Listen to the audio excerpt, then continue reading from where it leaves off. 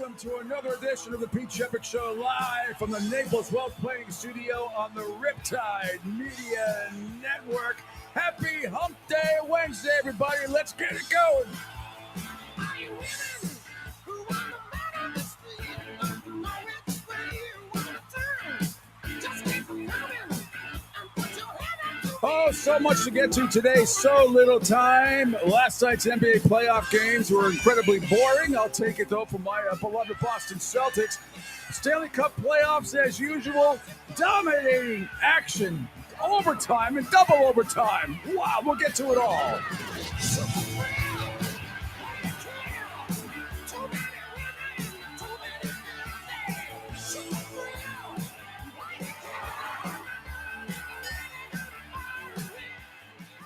Oh, it is already May 8th. We are 8 days into the month of May. How's everybody doing this morning? I can tell you this, in Southwest Florida this morning, and Angel Martinez is standing by as well. It is freaking muggy as shit out there. I mean, wow. I mean, you go out and you start sweating in about 2 seconds. And, of course, still people all around the country and all around the world that may be, people listening in Siberia would love to have a day like that. But man, was it muggy this morning. And I left my house at 4:20. And it was, wow, tough to breathe out there today. Anyway, hope your Wednesday is off to a great start. I had a great sleep last night. I don't know why. I usually have really good sleeps anyway, but I had an excellent sleep last night. It wasn't because the Celtics just kicked ass over Cleveland as expected. I did not expect Dallas to get wiped out the way they did. They might as well have been playing in Cameron Indoor Arena where Duke plays. And people, if you've never seen Oklahoma City play at home before, it's like a college atmosphere. It's insane. And the fans seem like they're right on top of you. But what a performance last night by OKC. And then the Stanley Cup playoffs were outstanding last night. Doesn't matter if what fan of what team you are. That was outstanding. The Rangers winning in double overtime. Colorado with an incredible comeback, wins in overtime as well over Dallas. We're going to get to it all. We got some media news to tell you about, and I will address it because I don't hold back now. The cat is totally out of the bag in a lot of this stuff. And it's not just because another radio company had to lay off 7% of their staff yesterday, including some of my friends, which I saw coming many months ago, which is why I left. And then Greg Doyle, that jerk-off jackass for the Indy Star, apparently he's been in the midst of a 2-week suspension for those creepy, idiotic, stupid remarks he made about Caitlin Clark. You got to wonder if he's even going to have a job. But creepy Greg Doyle. Just absolutely horrible. He's been suspended. Anyway, lots to get to today. My guest, Bill Spiros, senior betting analyst at bookies.com. Fresh off his appearance, by the way, on CBS, talking about the Kentucky Derby. We'll break that down with him because this is the most watched Derby, most bet Derby of all time. We'll get his thoughts on that and all and everything else. Also, Boston Herald columnist. And my buddy Glenn Ordway, the Round Mound of Sound, the new inductee to the Massachusetts Broadcasters Hall of Fame. He will join me at 9:30. Waking up early out there, 3 hours difference out there. And he will be waking up early and joining me at 9:30 Eastern time, 6:30 Glenn Ordway time. And hopefully he set his alarm or somebody will wake him up. I'm sure he will be. But we'll look forward to that. We'll get Big O's thoughts on what's going on in the NBA. The Jamal Murray thing, I have a post up there, a poll up there at Twitter, at pshep326. Just put it up there about a few minutes ago. Should the NBA have suspended Denver Nuggets guard Jamal Murray after tossing a towel and then a heating pad? So far, again, I just put it up there 5 minutes ago. 90% of you say yes, and 10% of you say no. So it is the Pete Sheppard Show. We are live from the Naples Wealth Planning Studio on the Riptide Media Network. You can text me or call 727-858-6650. Angel Martinez, executive producer and host extraordinaire, has done an amazing job of getting the phone system back up to snuff. As far as calling in, you can watch the show on Twitter X, as I said, at pshep326. My Facebook and Broad Street South Facebook and YouTube pages run both LinkedIn, Spotify, and, of course, on Sports Radio 102.9. And lots to talk about today. In the world of sports, the media world of sports, MLB rundown and absolutely horrific. One of the most horrific predictions pregame I've ever heard in MLB. Ever. That's saying a lot, but it might be the worst prediction ever. We'll play it for you. In fact, I'll show you. Not only play it for you, we'll show you the video of how it went down on the MLB network last night. And some really good stuff, some TNT shenanigans going on. And finally, I learned a new phrase last night, Angel Martinez. I learned a new phrase on TNT. It's called OTBSing, which we'll get to. It's OTBS, maybe apostrophe N, maybe not. OTBSing. You ever hear of that before? Okay, well, you will. You will, and it will be, the definition will be revealed by the one and only Shaquille O'Neal, who came up with it. I think he just came up with it on the spot last night during halftime. I think it was halftime of the Denver game. Not the Denver game, the halftime of the OKC Dallas game. Because I watched all the pregame and I watched the halftime and postgame show of the Celtics Cleveland game and watched. I went to bed at the end of the first half of the Dallas game. Anyway, good morning, Angel. How are you? I'm good. Apparently, Odyssey called me up yesterday and they told me I was laid off too. And I'm like, wait, I didn't even work for you guys. He's like, well, we needed a minority to be let go, so we figured we'd call you up. I'm like, oh, gee, thanks. But yeah, I was part of that action. No, it's just. Listen, for those who didn't see the writing on the wall for a lot of things when it comes to this stuff, including other companies. Well, this was Beasley Media. Yes, this was Beasley Media yesterday. Odyssey's already in the midst of laying off. Odyssey had a $2 billion debt. Beasley Media had close to $300 billion debt. So you knew this was coming. To be quite frankly, Angel, I'm surprised it was only 7%. It's going to be a lot more. It's going to be a lot more. A couple of my friends down here where I used to work over at ESPN Southwest Florida. I mean, I saw. One of the reasons why I left, my contract was going to be up. Now I can talk about all this shit because I really don't care. It's not, you feel in this business and being 38 years, I mean, they always say you haven't made it in this business until you've been fired. Well, most of us have been fired in this business more than once. And you're not fired many times, not because of your performance or the ratings. It's because of simple cutbacks, which was a lot of the case with me when I first got canned, even though they rehired me twice. Glenn got fired there. I mean, you couldn't ask for higher ratings. They fired Glenn Ordway, too. They hired us both back twice back in the day. And then I left on my own terms. But one of the reasons why I got out of the terrestrial radio business is because you could just see the writing on the wall. The priorities for a lot of these media companies just aren't there anymore. I was there. I witnessed meetings and hearing corporate people talk about at my old place of employment how ratings don't mean anything. It's about clicks. I got threatened with my job. They were going to take my job away from me, fire me if I did not continue to write at least 2 posts a day for the webpage. I had no problem doing it, except they were only going to bonus us like a microscopic amount of money compared to the work that was being put into it. And we figured it out. Even the people that are still there know this to be true, that it comes out to about $2 an hour what was going on. Goodness and then I find out that their upper management people, some of them anyway, are making more bonus money that was kind of cleverly hidden. But people like me in the business and others find this stuff out very easily.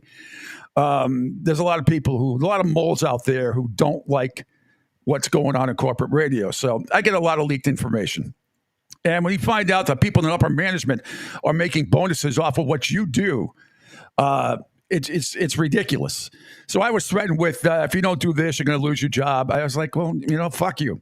I want this, and this. This was 3 months before my contract was up, and all I got was a lot of BS. And trust me, if I was still there, I would have been part of the 7%. The minuscule raise they were going to give me was not incentive enough for me to stay at my other place of employment. For BMG. There's a lot of good people that are over there. There's a lot of good people that work there. There's a lot of good people that I respect. But it's just the lies and it's not just that company. Odyssey, the same thing. They're going through it. as well, and others will too. You just feel bad for the good people that were there. Tommy C., who was the program director there, took over as program director, not only for what we did at ESPN Southwest Florida, but also on Sunny 106.3, which was a pretty successful radio station. He just moved here from Vegas. This is all public knowledge, so it's all on the web pages and everything. And they canned him. And I tried to warn him. I told him when I left in October, I sat down with him before. He's like, God, I hate to lose you. I was like, Tom, I said, I know this place. I know what's going to happen here. I've seen it too many times before. The writing is on the wall.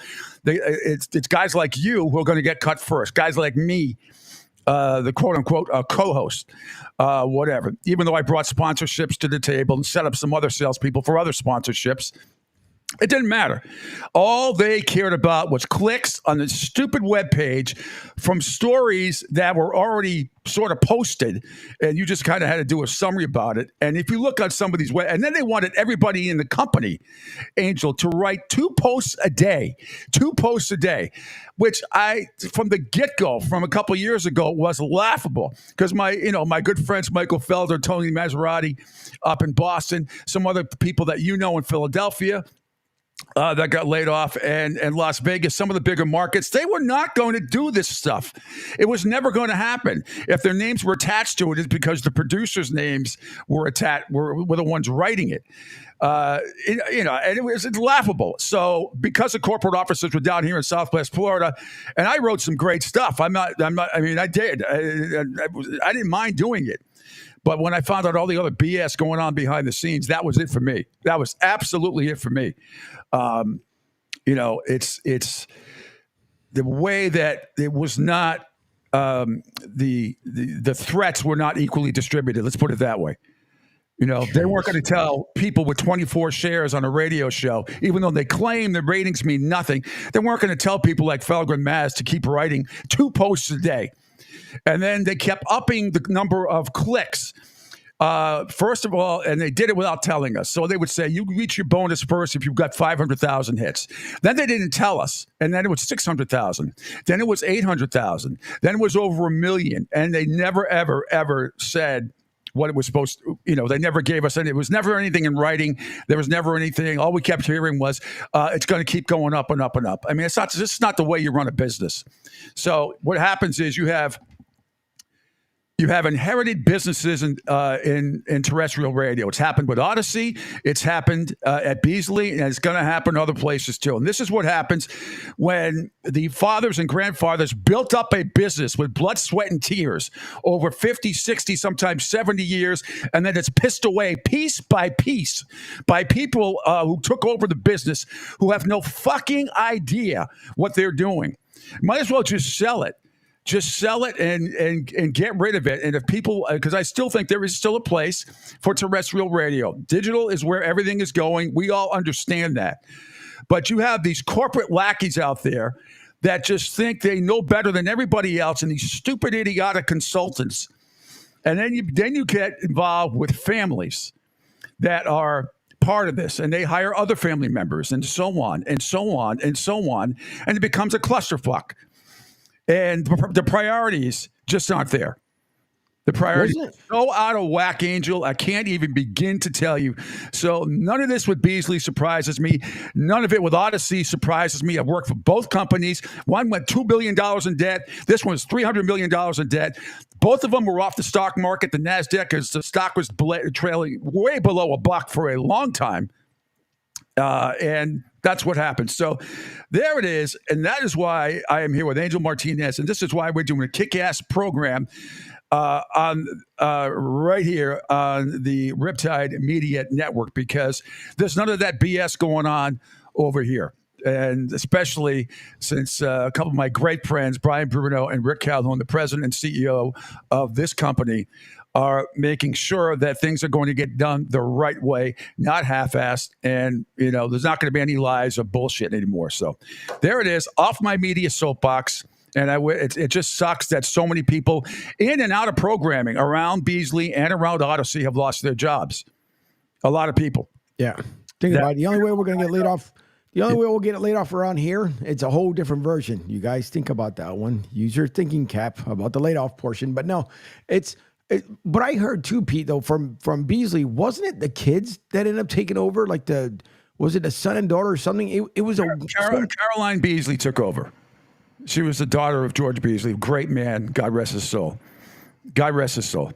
And then all the other, and they had a bunch of family members that are involved. And I understand that. It's just, let's put it this way. Some of the family members that are in Fort Myers area in this market wouldn't last a day in Philly or Boston or Vegas. It's because, and this is why, because I was down here in Southwest Florida where the corporate offices were. I mean, I got to hear all the BS and everything else. And just, I loved working with Craig and Chris, I mean, for a time. But then when you have family members who get thrown into positions that they're not ready for or are being held back to try to do their positions, like this guy, Tom, who was there, Tom Calcucci, Tommy C., he's just thrust into a situation, then just piled on more work and more work. Then they told him to be program director at 2 radio stations. Jesus. It's ridiculous enough to be just involved with 1. Now here's 2.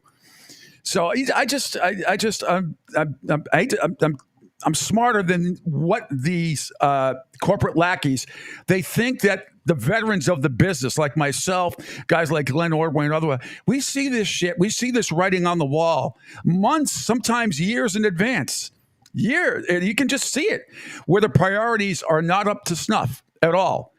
And when you have a radio company that's more interested in you writing stories than they are ratings-wise, it doesn't matter. I've heard them say it. Ratings don't matter. We want written material on the webpage. Right there. What's the attention span? Everybody know this is not a secret, folks. You guys know it. There's a lot of people. Hang on a second. I know what you're going to do, but we have to. Here we go. Hang on.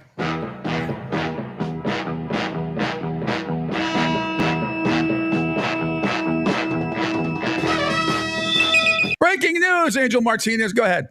There's just the attention span of folks is less than a measly percent. Because how many people actually sit down? It's like the newspaper, right? You and I, back in the day, we loved it. You read the articles. It was a newspaper, separated from what we do now. But you have the people when they'll look at something like scroll. Interesting for a second. Scroll. So not many people want to read much of anything anymore. It's just, I'm sorry, folks. It's what it is. And it is, Angel, too. They would tell us to scroll. Make sure that you tell your friends to scroll all the way down to the end of the to the end of the column. Otherwise, you don't get credit for it. So you had a lot of people working that would scroll all day, especially some of the DJs. That can have that kind of time. When you're doing a 4-hour talk show, it's very different than doing a music show. And so much of that stuff is formatted already. As you, what do you call it? When it's, music shows on the radio.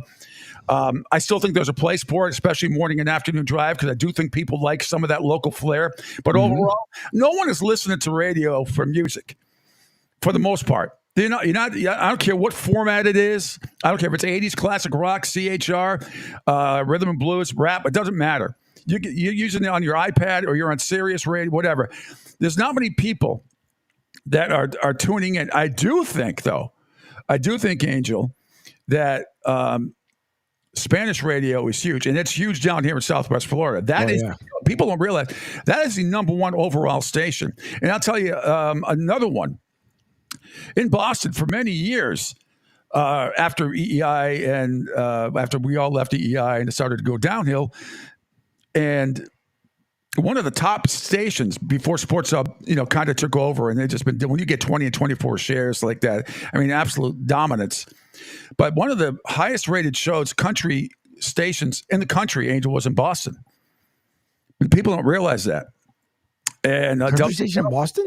102.5 WKLB, which used to be Odyssey, and now it was bought by Beasley when they took over 98.5, the Sports Hub. One of the highest rated country stations in the country in Boston. This guy, Jackson Blue, got fired yesterday. They're all saying the same thing. I'm sure do you know Jen Scordo out of the Fanatic at WPEN in Philadelphia? She got canned yesterday. She had worked in country, sports, classic rock, radio, and TV for the better part of 25 years. She got canned yesterday. They're all saying the same thing. All our program directors are telling us You're some of the best we've ever worked with. You've done a great job. Yeah. The corporations don't care. It doesn't. They do not care about the ratings. On the whole, they don't care. They say they do. They're lying to you. They don't care. They care about clicks on the web pages. Yep. And so all these people that were cut from Beasley yesterday, Philadelphia, Boston, Fort Myers, Charlotte, Vegas has already had their cuts as well. There's going to be more coming. And it's people inside and outside of programming, people who work in traffic. And I don't mean traffic like out in the street. I mean traffic, people who do a lot of hard work putting the logs together. Sometimes one person is handling 5 or 6 different radio stations at once, has to do all the logs, make sure everything is coordinated properly. And by that, I mean not having 2 car dealerships going back to back. You don't have 2 restaurants going back to back. You got to know where to plug in the promos and the public relations announcements that you have to have, mandatory and that kind of thing. It takes a lot of coordination. It's like putting together a football schedule, which we'll get to that after too today, which is also seems to be very more complicated. But you know what I'm saying? I'm going to get off my media soapbox, but there's just a lot of people, unfortunately, have lost their jobs in this business in the past, in the present, and in the future because of incompetent management. And they'll talk about numbers and all they want. These are the same people in corporate that keep giving themselves raises while you ask for just a minuscule raise as a talent, people that are making the money for you. And they look at you like you have 3 heads. So no, and that's you brought up an excellent point there for a second, because that's the whole thing. I have friends that are back home that I believe are still in. One guy actually went back into radio, which I'm kind of surprised, because that same place where he went back to is the place where they just made cuts. But it's funny how you guys used to ask for it, and it wasn't something humongous as far as a raise. Yeah. It just makes me laugh that they would just turn around and say, well, wait, I'm doing X amount, so I'm going to give myself $20,000 more, and I'm just going to give you an extra $5. $1 million. I've seen. It's just unbelievable. And then you have presidents or people in corporate, and they love to make these little chintzy little phony baloney appearances from time to time. You never see them except a couple times a year, like when there's a hurricane or when there's something in the Northeast going on, something where they get to snap a picture with the staff, and that's supposed to make them look good, like they actually give a shit about what's going on or even have a clue about what's going on. They look at clicks on web pages and everybody else gets kicked to the curb. That's what it comes down to. And I would have been happy to stay where I was, but not for the way I was treated and the way I was lied to countless times and caught them in lies countless times in meetings going, oh yeah, what about this, and this? Oh, crickets. Oh, what about this, and this? Then some lame ass excuse. I'm like, okay. Good Lord. I go, this person's going, that person's going. And I sat down with a few people over there and I told them back in October, middle of October, last October, the writing was on the wall and just get ready. Some people looked at me like I had 3 heads and I'm like, how can you guys be in this business and not see the writing on the wall? They are going to cut. I said 10% back then. It was 7%. It'll be more than that. Odyssey will be more than that. Beasley will be more than that. So this is only the beginning. So all I can say is, people out there, get your resumes ready if you are in terrestrial radio, because D-Day is coming sooner rather than later for most of you. And I don't care what the ratings are or how big your station is. Neither do they. They don't care. So... all right, now I'm absolutely off my soapbox. Angel Martinez. It happens. Hey, it's better to get off your chest, because I'm pretty sure you've been holding that in for a while, because it cracks me up every time they say, oh, well, he's going to their competitor, so he can't say anything. And then once they get to the place where they are and they get comfortable, that's usually when you get to hear all the nice, lovely, gritty stories of what happened and why the companies went awry. Yeah, absolutely. But anyway, all right, we digress. So, all right. So, off my soapbox and on to the NBA. Last night, a boring game. The Celtics jumped out to a 10-2 lead last night. They actually fell behind for about 22 seconds. But let's do some highlights from the Celtics and the Cavaliers. Lots to get to today. Jaylen Brown started it off early. maybe the last couple of weeks of the regular season, they desperately need him to have a huge series. Well, they need him to have an impact on winning. And one thing about the shooting is Jaylen Brown with a nice step back for that triple. 2 possessions, 2 threes already for Boston. You can see, though, they're going to get opportunities here. Just that's almost too easy. Strus has got to do a much better job off that pin down. Yeah, it sure does. Great stuff by Greg Anthony. I guess the game kind of dictated. That was the first basket of the game. Celtics went up 3-0. They would continue in the first quarter, even though it was still sort of close. There was tremendous pressure, because there was so much uncertainty as to what would materialize had they ended up losing that series. And Jason Tatum there, just the great ability to hang through that contact, aggressive to attack.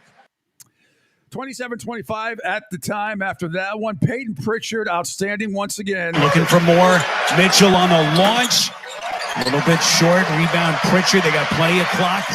Looking for some daylight. Elevate. Splash!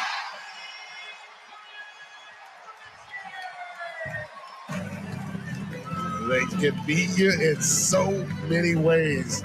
Peyton Pritchard hadn't had his best stuff, but boy, does he come through in the moment. Absolutely did. And the Celtics go on to win 120-95. Derek White post-game on limiting the Cavs to 95 points. Derek, a very business-like approach from you guys. How are you able to hold this Cavs team to just 95 points? Competing at a high level. We got to be a lot better. We know they're going to be better for game 2, so we got to be better. And a lot of mistakes we made, so we got to be better. What do you mean? Transition, just giving them easy looks, losing matchups, stuff like that. It's just you can't happen in this level. So we'll be better. Offensively for you, no rust, hit 7 threes. What did that rim look like? Just trying to get good looks, get good shots, and knock them down when I take them. So just got to keep going, and a lot of credit to the team. Good enough to hear Derek White chants multiple times in this arena. How did that feel? And I love it here in Boston. I love the fans, and they're amazing. How big was Jaylen Brown coming out, setting the tone in this game for you guys? He was great the whole game. Just made the right play, competed defensively. He was a big reason we won tonight, and he was amazing. And you get the 25-point win without Kristaps Porzingis. Luke Cornett coming off the bench. Why was he barking at you guys? Luke was amazing. I think he changed the game. Offensive rebounds, his energy, his infectious spirit is amazing. He was amazing today. No question. I think you were too, Derek. Thank you so much. Congrats. Appreciate it. That's wonderful. Celtics, again, that was with Jason Tatum didn't have a great night shooting the ball. He was 0 for 5 from 3. But that's the thing. The Celtics are so deep that doesn't matter. They don't need their top players to have 30 points or plus every night. Like Donovan Mitchell had 33 last night. He needed it.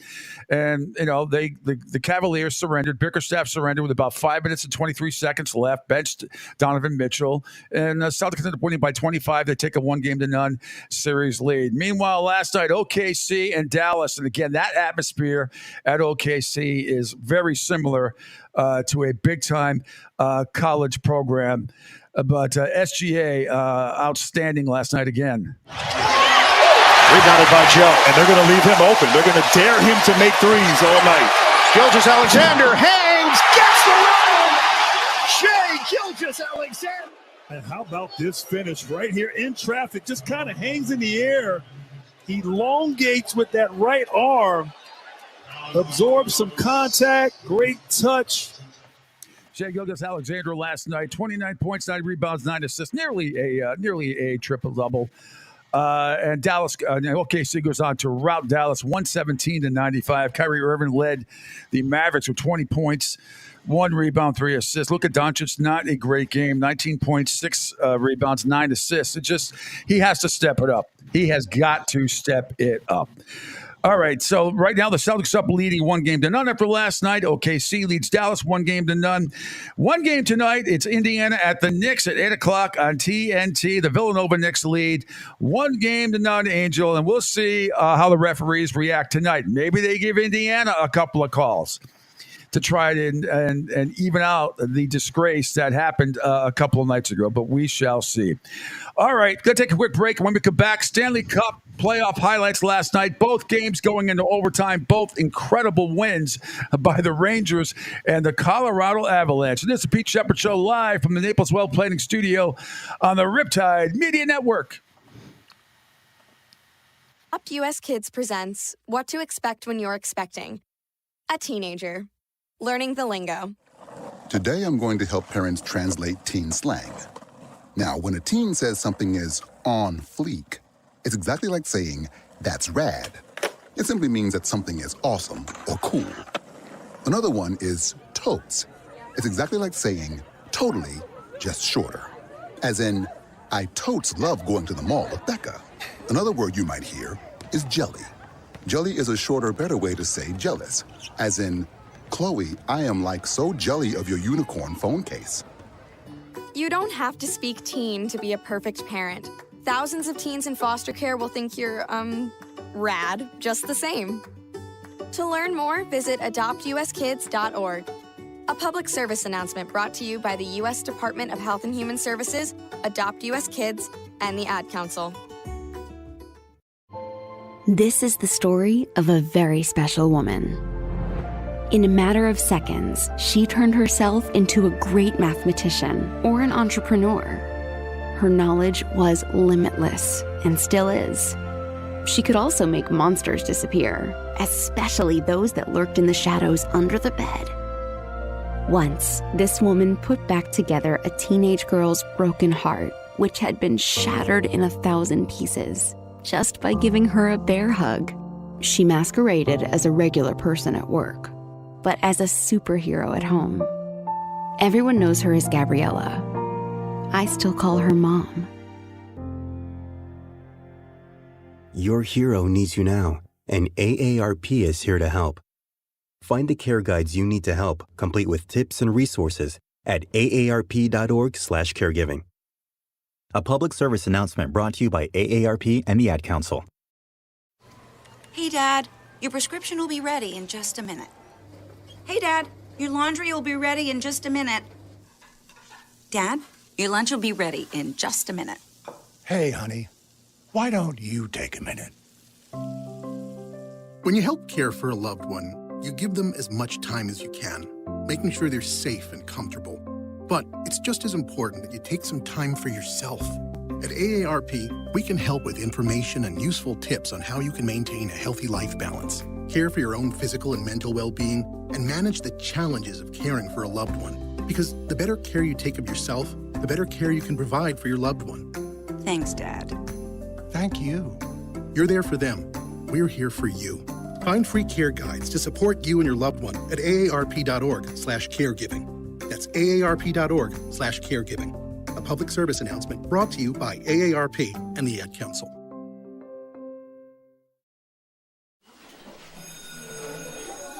All right, class. Let's hear what everyone did this weekend.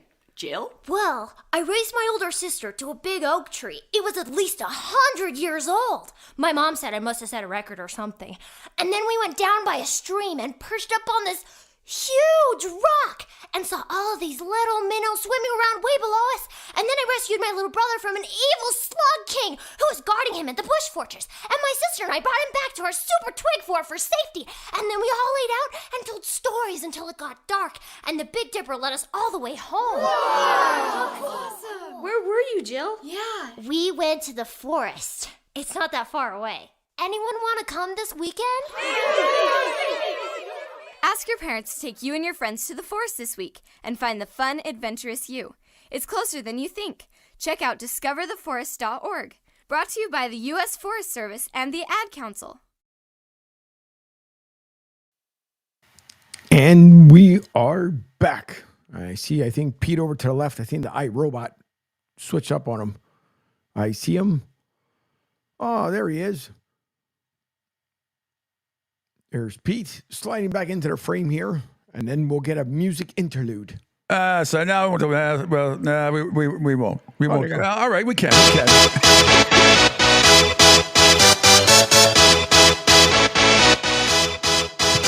As this is playing, we're getting banned in Belarus and Russia again. Pretty much. Y'all ready for this?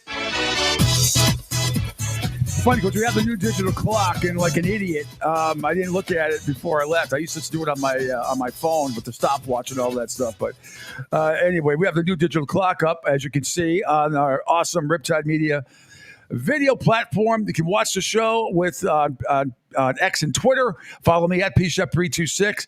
My Facebook and Broad Street South Facebook and YouTube pages, Rumble, LinkedIn, Spotify. There's a Pete Sheppard Show again till 10 a.m. We are live here at the beautiful Naples Wealth Planning Studio. And Stanley Cup playoffs last night, as usual. Exciting games. Both of them went into overtime. Rangers and Carolina. What a game this was. The Rangers got it going early in the first period. His flip knocked down by Trouba. And a pass intended for Wenberg, just a little bit too hot for him to handle. He might have been in alone. Wenberg trying to walk out of the corner. Pressured by Chatfield. Miller drive. That's blocked out in front by Kotkaniemi. They score! On the follow-up. Alexis Lafreniere makes it 1-0 New York. Sean McDonough and with the call on ESPN last night. Later on in the period, the Carolina Hurricanes tie it up. And he's had the Canes as their head coach in the playoffs 6 years in a row, and they've won at least one series in each of those 6 years. Jake Gensel couldn't get away from Miller, so Svechnikov there to help. Now he's trying to shed Schneider. They had D'Angelo alone in front. Aho scores! Sebastian Aho, it looked like a changeup, but it got through. Might have been deflected out in front. Jake Gensel out in front with the tip. Gensel, that tied the game at 1. The Hurricanes were not done. We're still in the first period. They won Game 7 in Raleigh. This time around, it's home ice advantage for New York. Aho with 15 seconds in the period. And nobody up high at the point. Shea has it back for Orlov. And they score with 5 seconds to go in the period. Dmitry Orlov, the defenseman, hanging around the net. With the tip-in, a couple of tip-in goals against Shesterkin. And the Canes lead 2-1. Oh, man, right at the end of the period, usually that can just, you go into the locker room, especially with 5 seconds to go, you feel like caca. But the Rangers would not back down. They came out in the second and tied it. Deflected wide by Ryan Lindgren. Natchez flipped it toward the corner. Played away by Lafreniere, who has the Rangers goal. Panarin cuts to the middle. Drops it off for Fox. Bodies out in front, they score. Beautiful pass by Adam Fox. And the second goal of the game for Alexis Lafreniere. Again, ESPN with the call. Sean McDonough. Later on in the second period, Carolina regains the lead. His flip knocked down by Trouba. And a pass intended for Wenberg, just a little bit too hot for him to handle. He might have been in alone. Wenberg trying to walk out of the corner. Pressured by Chatfield. Miller drive. That's blocked out in front by Kotkaniemi. They score! On the follow-up. Alexis Lafreniere makes it 1-0 New York.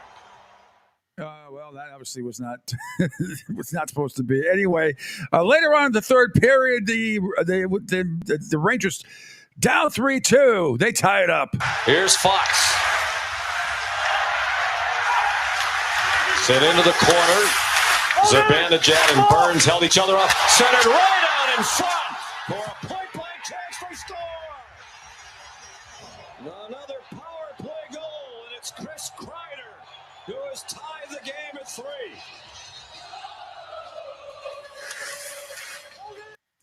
And then the game went into overtime, and then it went into a second overtime. Ran into Zibanejad. Kreider wound up with it. Panarin shot blocked by Slavin. Follow-up is free. They score! Vincent Trocheck wins it in overtime for New York. Yeah, Vincent Trocheck does it, and the Rangers win 4-3. They go up 2-0 on the Carolina Hurricanes. There's been a bunch of goals in this game and this series already in 2 games that I didn't think they'd equal the whole series. So the Rangers up 2-0 on the Carolina Hurricanes. Meanwhile, in Dallas last night.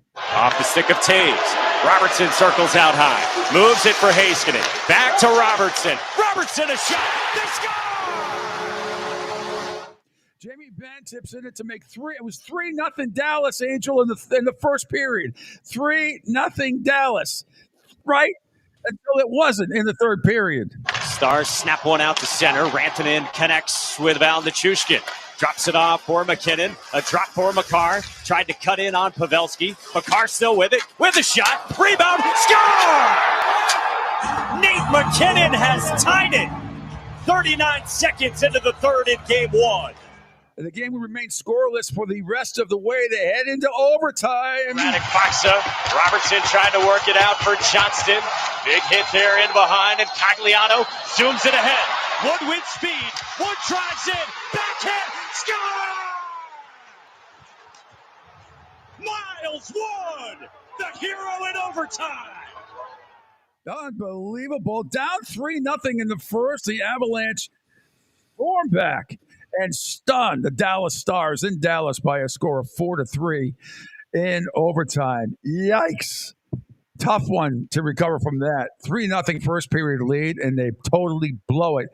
But that series is going to go 7. But an amazing night of hockey, Angel. Once again, Stanley Cup playoffs, totally outdueling the, as far as entertainment-wise, the NBA playoffs. And I say that happy my Celtics won by 25. Amazing stuff last night. Yeah, it was. That was I think, I'm trying to think if I ended up falling asleep on that one. I think I did because it seemed like Dallas was going to end up running away. And then, matter of fact, I did because then when I woke up and I looked over at SportsCenter, I'm like, what happened? But the speed of Colorado. Yeah, they're an excellent hockey team. They really are. So tonight you got the Bruins at Florida once again. Bruins tried to take a commanding 2-0 lead at Sunrise at 7:30 on ESPN. Then Edmonton is at Vancouver tonight in Game 1. This is a really, really interesting series. Vancouver dominated the regular season, Angel, winning all 4 games, 4-0 in the regular season. And guess who's favored in this series? Edmonton. Because of Connor McDavid. And you know what? I kind of agree with it. Because the Vancouver Canucks, despite them playing well against Nashville without their top goalie, I think I want to pick Edmonton in. How about this for Edmonton in 5? Edmonton in 5. Huh. I just think they're going to get rid of that stigma of losing 4 in a row this year. Of course, the Bruins have beaten Florida 5 in a row.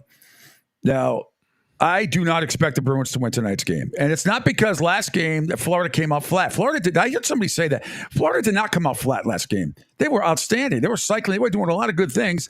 Swayman stopped, had that toe skate save early on, and then the Bruins just played better. They played probably the best game they have played all in the postseason. Now, I hope they come out the same and win tonight, but I expect this series to go 7, and I do not expect the Florida Panthers to lose 2 in a row at home. But stranger things have happened. Home ice is not a huge thing in the Stanley Cup playoffs. Meanwhile, in the draft lottery last night, the San Jose Sharks get the number 1 overall pick, Macklin Telebrini. Was it, and he didn't know what Zillow was. Here with 17-year-old Macklin Celebrini. I got top than you. Have you been on Zillow every night thinking, where's where I gotta live? No. Wait, what's Zillow? Oh, my goodness. All right, so you know you're going to be one of these teams. Unfortunately, he's going to the San Jose Sharks. What a great hockey player, a Frozen Four participant this year as well. That's 17 years old and off to San Jose he goes, and he will make an immediate impact with them next year. I will be stunned if he's not in the AHL. He should be. The number 1 overall pick will be playing for the San Jose Sharks next season. There is no doubt about it. All right. The phone number is 727-858-6650. Bill Sparrow is going to join me at the bottom of next hour from senior betting analyst at bookies.com and also Boston Herald columnist Glenn Ordway, newly inducted into Massachusetts Broadcasters Hall of Fame, will join me at 9:30 as well. Angel, if we could, getting back to TNT basketball tonight is going to be, it's just one game tonight in the NBA. It's Indiana at New York game 2. But we had some interesting shenanigans once again last night on the NBA on TNT that I want you people to see and hear. And then we have some other entertaining stuff. But first off, I told you earlier, I learned a new term last night, OTBSing, OTBS-ing, OTBSing. So if you can click down or scroll down a few, Angel, to Shaq had to let Kenny know he was OTBSing. Oh, hold on. Yep. And I didn't know about any of this until it actually happened. So here's what happened last night. Shaq, what are you doing over there? He couldn't understand the analogy. Go ahead. He's like, this is what he did. You know, when he drops his pen, when we say it's out. He's all Gronk. Go ahead. He's all Gronk. Go ahead, Shaq. You saw First of all, Gronk won't punch you in the face. I'll punch you in the face. There it is. See, I told you. Because you're over there. Because first of all, when Ernie asked you a question, you're OTBSing. You're over there BSing around. Answer the question. OT? Yeah, over there. BSing. OTBSing. Yeah. OTBS? I'm not over. Answer the damn question. I'm not BSing. I'm OTBS. Kenny, you're right. You OTBSing over. Answer the damn question, man. I did. How are you going to defend him? Thank you. But that's what he's asking. No, he ain't talking about he's talking about defense. Thank you, Ernie. Yeah, I'm saying. Jeez. a little bit later on, I'll have we'll have another moment from NBA on TNT last night in the studio. Really, really interesting. Some interesting analysis from another athlete that shows Kenny how to properly run to the big board without tripping over himself or tripping down the steps or anything like that. That's coming up a little bit later on. But Angel, could we scroll down again to? It's from Awful Announcing, but that this is what happened, and the MLB Network last night. There was Greg Amsinger, one of the MLB, Major League Baseball TV analysts. Right before the Dodgers and the Marlins were getting ready to go at it last night. I don't know if you see it, Angel. Listen to this, and then look what happened after. This was the worst prediction in the history of sports. But we are already. We start that again because I talked over it like an idiot. Sorry. Here we go. Don't take this the wrong way, but we are already a no-hitter alert. Yoshinobu Yamamoto, before he throws a single pitch tonight against the Marlins, we have a no-hitter alert. Okay. Enjoy what could be a no-hitter from Yamamoto. You know Jazz swing your first pitch. Right here on MLB Network for Harold. See why I'm Greg. We have a no-hitter alert. Enjoy this game live on MLB Network. Boy, you're crazy. It's in the major leagues to establish himself as that guy. Dodgers looking for a 6th straight win and a 13th out of their last 15 after they took the first game 6-3 last night. Yamamoto comes home and off we go. What a ding dong. Swing and a high fly ball and a home run. What a dope. Chisholm on the first pitch. Don't take this the wrong way. Good Lord. What a dope. Oh, my God. It doesn't get any worse than that. Meanwhile, okay, so that was the only the Marlins ended up getting a De La Cruz solo home run later on in the game at the top of the 6th. But this was the big hit. Also in the bottom of the first inning. But this was for the Dodgers. Crack the other way. Gordon's going back. This guy's got a chance. It's a grand slam. Muncie's 9th home run of the year goes to the opposite field. Something that he'd only done 3 times the last 2 years. He's done twice on this homestand. He gets a hard pitch away, and he stays right on it. It was great planning by the Dodgers. 4-1 at the time, thanks to Spectrum Sportsnet. Dodgers go on to win easily by a score of 8-2, Angel. And just you can't get over that. There are a lot of runs scored last night in Major League Baseball. Meanwhile, your Philadelphia Phillies continue to have the best record in baseball. And man, oh man, they got it going early in this one in the bottom of the it's in the bottom of the second. And that one is hit deep to right field. Forget about it. A 2-run home run for Cody Clemens. He's homered it back-to-back big league games. And the Phillies lead it 3-0. They do lead it 3-0. And then coming up in the bottom of the fourth inning, Clemens strikes again. Runner goes. Pitch lined out to left center field. On the run is Kiermaier. Leaps up. He can't get it. That might be a homer. homer. Man, watch this trickle along the warning track. Sosa will score. Clemens going to third. He'll be held there. It'll be an RBI triple. Oh, man, what a night for Cody Clemens. But the big boom came from Bryce Harper in the fourth. And a high fly ball to deep right field. Springer's going back toward the wall. It is gone! Grand slam, Bryce Harper! Second grand slam this year. It's the 8th of his career, and it just had enough. You can just tell that Bryce was locked in. That's why he's one of the great ones. To get the bases loaded after Witt strikes out, to make it 2 outs, and then to slam. Well, 10-1 final. That wasn't even their A lineup in there last night for the Phillies. They continue to impress. They have the best record in the majors. Also at MLB yesterday, the Cubs and San Diego in a close one. Drilled in the air, right field. Bush has walked it off. First pitch of the ninth. Drive safe. How about that? Michael Bush wins it on the first pitch. And this place erupts. Cubs win. Cubs win. Michael Bush with the walk-off homer there, bottom of the ninth. Cubs 3, San Diego 2. Meanwhile, the Tampa Bay Rays keep on winning. And they did it again yesterday against the pathetic White Sox. And a high shot deep into left. That baby's got a chance. It's gone. Home run. Randy Arozarena with that deep count hits his 6th home run of the year. 363 feet. It pays to see a lot of pitches. Yes, it does. And then finally get a hanger. Arozarena fell behind, battled, ran a deep count, and hit one out. Yes, he did. Final score, Rays 5, White Sox 1.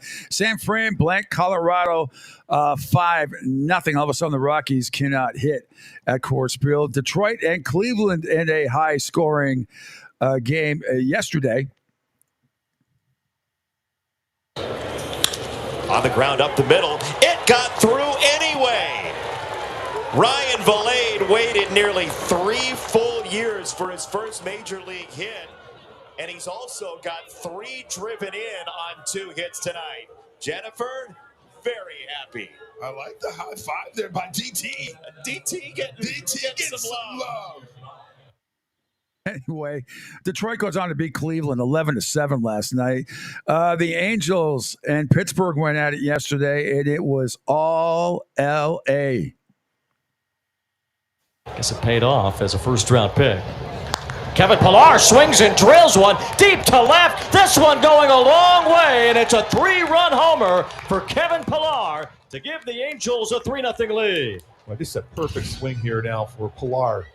This ran back in. A sinker was supposed to be away. See those two seams grip inside and brings his hands in and lifts that baseball out. Thanks to Bally Sports West. Pilar wasn't done, though. Let's go to the top of the 7th.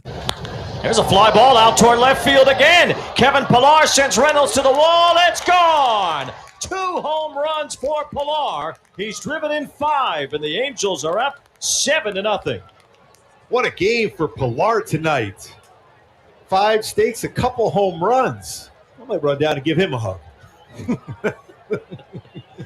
102 off the bat for Pillar. Home run halo fits for Pilar. Fits so nice, he's got it twice. Think that was written down? Sure was. Angels blank Pittsburgh 9-0 yesterday. Milwaukee and KC in a tight one. Let's see. Let's pick it up late in the when did this happen? In the top of the ninth inning. Fly ball, left field. It is back. It is gone. A 3-run go-ahead home run for Willie Adames. What a shot in the arm for the Brew Crew. Willie Adames with the biggest swing of the year for him. A 3-run blast to left field. We're just talking about the pitch selection to walk Gary Sanchez through a slider. 3-1, walked him.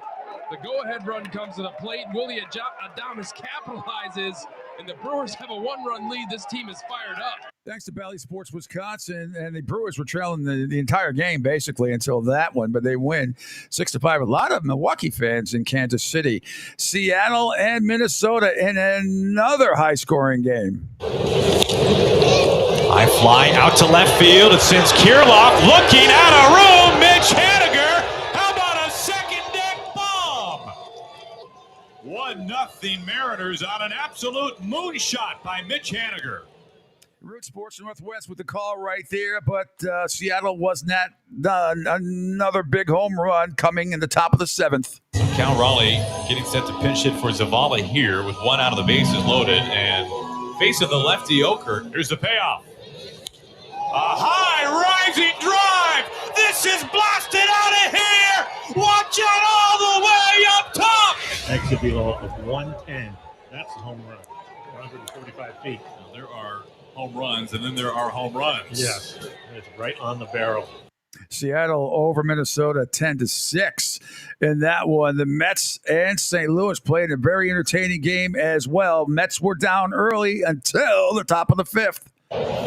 Nimmo uncorks one to deep center field. Back goes Ciani at the wall. It's out of here! Brandon Nimmo strikes again. A 3-run homer to tie the game. The go-ahead home run last night, the tying home run tonight. Number 5 for Nimmo, and it's 3-3. 440 feet to dead center field. Crushed it. And this is a bomb. Wow, that went way up there. SNY Network with the call, and then in the top of the 5th, Pete Alonso had a go-ahead 2-run double, put the Mets up 5-3, and Alonso then came to the plate in the top of the 9th. And Alonso drives one deep left field, headed back toward the wall. It's out of here!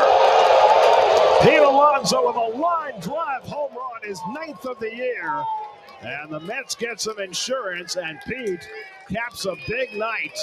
His 2nd extra base hit, his 3rd RBI to break out of the doldrums, and the Mets now lead at 7-4. Yeah, they do. The final would be 7-5. The Mets win. Another high-scoring game. Football scores coming up last night. Texas and Oakland combined for 23 runs. First pitch swinging, and Semien sends it deep out to left center. It is gone! And there's a good start to the afternoon. Today, at long last, the Rangers score first. 6th of the year for Marcus Semien. 3rd leadoff home run this season, Marcus Semien. 27 on his career. Yeah. He went 4 for 5. Semien did yesterday. Had that home run and 5 RBI. The A's had a bunch of home runs too, but too little too late. Kyle McCann, Seth Brown. They scored the last 6 runs, but it was Texas 15. Oakland 8. I told you about the Dodgers in Miami. Dodgers beating Miami 8-2. And in case you missed it earlier, this was the first pitch of the game after people on MLB Network said a no-hitter might be thrown by the Jazz Dodgers. again in that top spot. First pitch swinging. Jazz with a high fly ball. Deep right center field, and the Marlins are on the board first. Wasting no time. Didn't we say about the Stars coming out in Hollywood? Get me over fastball, 95. That was crushed. Skip talked about it before the game today, knowing that Jazz likes playing on a big stage like Los Angeles. 1-0. Well, he jumped all over that first pitch. Yeah, but that was too little too late. At the bottom of the first inning, Muncy hit the grand slam. I played it for you earlier. Grand Lux had a 2-run homer back in the bottom of the third. That put the Dodgers up 8-1. That's all they would need. They beat Miami by a score of 8-2. It was Arizona over Cincinnati by a score of 6-2. Washington blanked Baltimore 3-0. Yankees and Houston, another high-scoring game. Houston gets it going early in the top of the first. That ball's drilled. Tucker watches this one go. Second deck shot. One away for Tuck to start the road trip. Home run number 10 on the season. And King Tuck gives the Astros a 1-0 lead. Tucker connects on a solo home run. He is now tied for the American League lead in home runs. Yes, he is. Later on, though, in the bottom of the first inning, the Yankees strike back. 3-2. Drilled to right field and deep. Going back, Tucker, turning, looking, see ya. 3-1 Yankees. 3-1 Yankees at that time. Bottom of the fifth, Giancarlo Stanton gets into the act. Yankees a 6-1 lead over the Astros. Bottom five. Justin Verlander still out there. Right-hander delivers to Giancarlo Stanton, who drives it into left center field. Stanton got a chance. Left center field wall and gone. Goodbye. Oh, it's a Stanton laser into the left center field bullpen.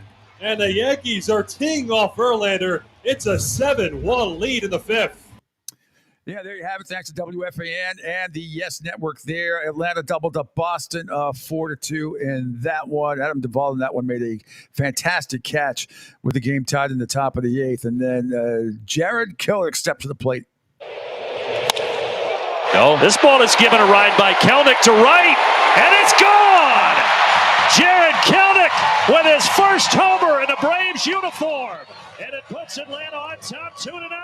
How good is that to see here for Jared Kelenic? This has been maybe Kevin Seitzer's favorite kind of player / project to be able to dig into. Last year he got off to an amazing start, started to struggle, got hurt, and he's been hitting the ball pretty well, but kind of waiting for that first bomb, and it's nice to get it here at home. Yeah, so Dana Raphael actually had an RBI single for the Red Sox in the top of the sixth that tied it at 2, but the Braves went on to win as Marcell Ozuna had the go-ahead RBI single bottom of the eighth. Thanks to Bally Sports, Southport, that call. All right, a little late, quick break. When we come back, more shenanigans. Lots to tell you about. We are going to get into the NFL, the schedule. What in the wide, wide world of sports, Angel, is going on with the NFL schedule? Why the delays? Why? Pourquoi? Okay, we'll answer it all in all different languages. Tell you all the what we know right now about the NFL schedule. I'll tell you about the NFL schedule. When we come back, it's the Pete Sheppard Show until 10 a.m. right here live from the Naples Wealth Planning Studio. I'm telling you right here on the Riptide Media Network.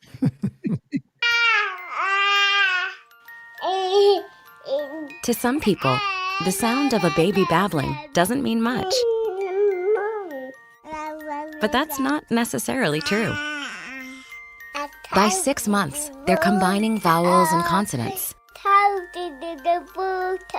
By 9 months, they're trying out different kinds of sounds. And by 12 months, their babbling is beginning to take on some meaning. Especially if there's no babbling at all. Little to no babbling by 12 months or later is just one of the possible signs of autism in children. Early screening and intervention can make a lifetime of difference and unlock a world of possibilities. Take the first step at autismspeaks.org. A public service announcement brought to you by Autism Speaks and the Ad Council. The following is made possible by Dad. Why was the basketball court all wet? Because the players kept dribbling all over it. The dad joke. Corny, grown-worthy, but also one of the simplest ways to share a moment with your kids. Why do you have to be careful when it's raining cats and dogs? Because you might step in a poodle. And kids that spend more time with their dads grow up to be smarter, more successful. Can I tell you a cat joke? Just kidding. And, with any luck, funnier adults. Why didn't the skeleton go to the dance? Because he didn't have anybody to go with. Dad jokes rule.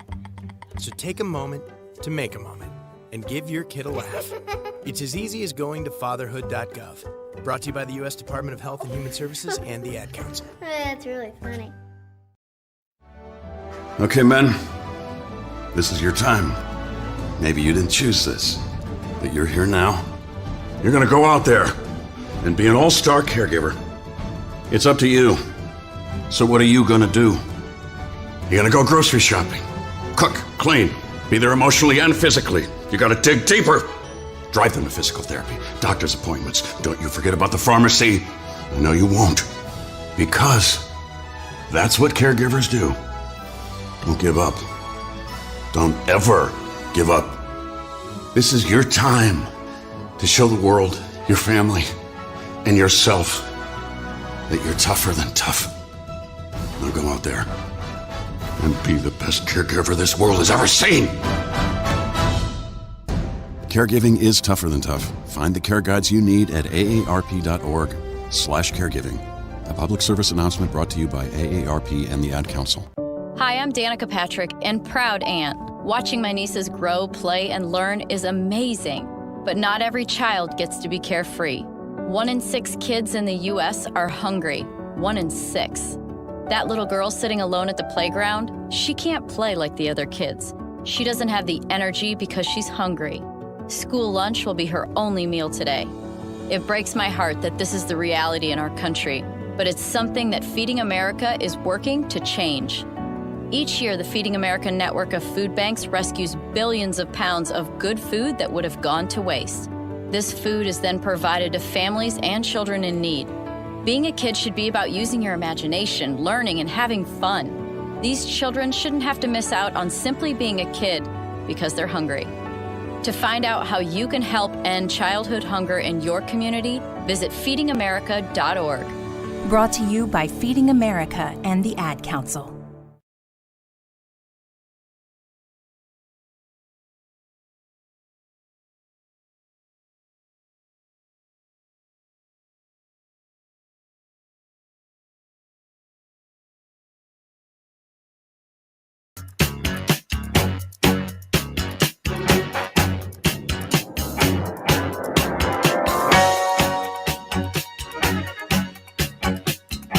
Welcome back. It's hour number 2 of the Pete Sheppard Show.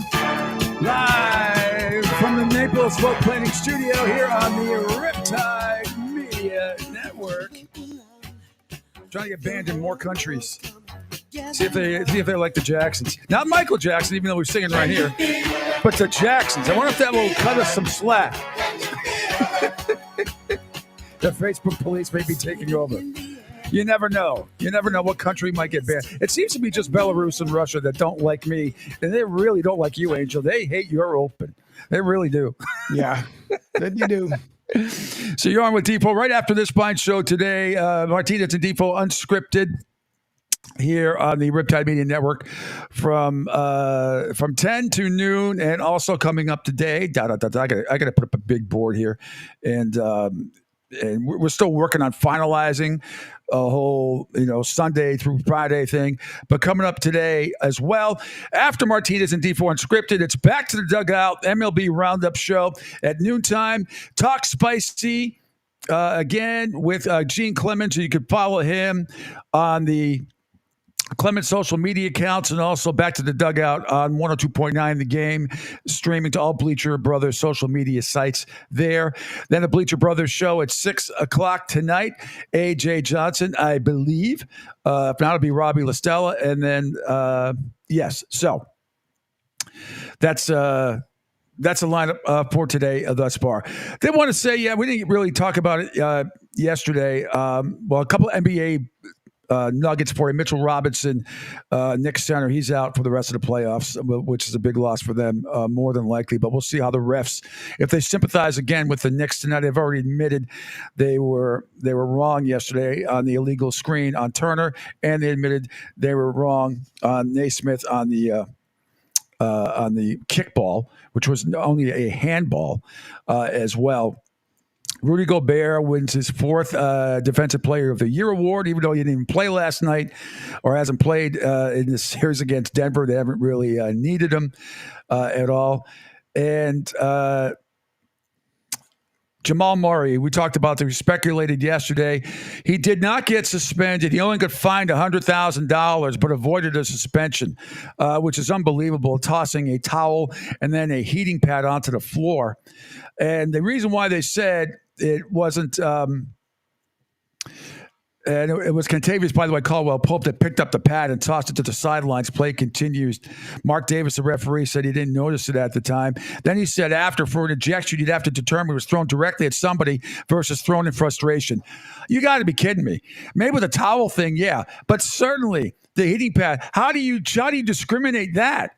That's very subjective. He should have gotten, and you can tell, Angel, he was trying to get thrown out of this game. I've come to the conclusion he was trying to get thrown out of the game, as was head coach Mark Malone. It was one of those games where you try and spark the team. It happens all the time in sports, or particularly in the NBA and Major League Baseball. Mark Malone went flying onto the floor, screaming at Mark Davis early on in the second quarter. That would be an ejection 99,000 out of 100,000 times, and they didn't do it. They didn't do it.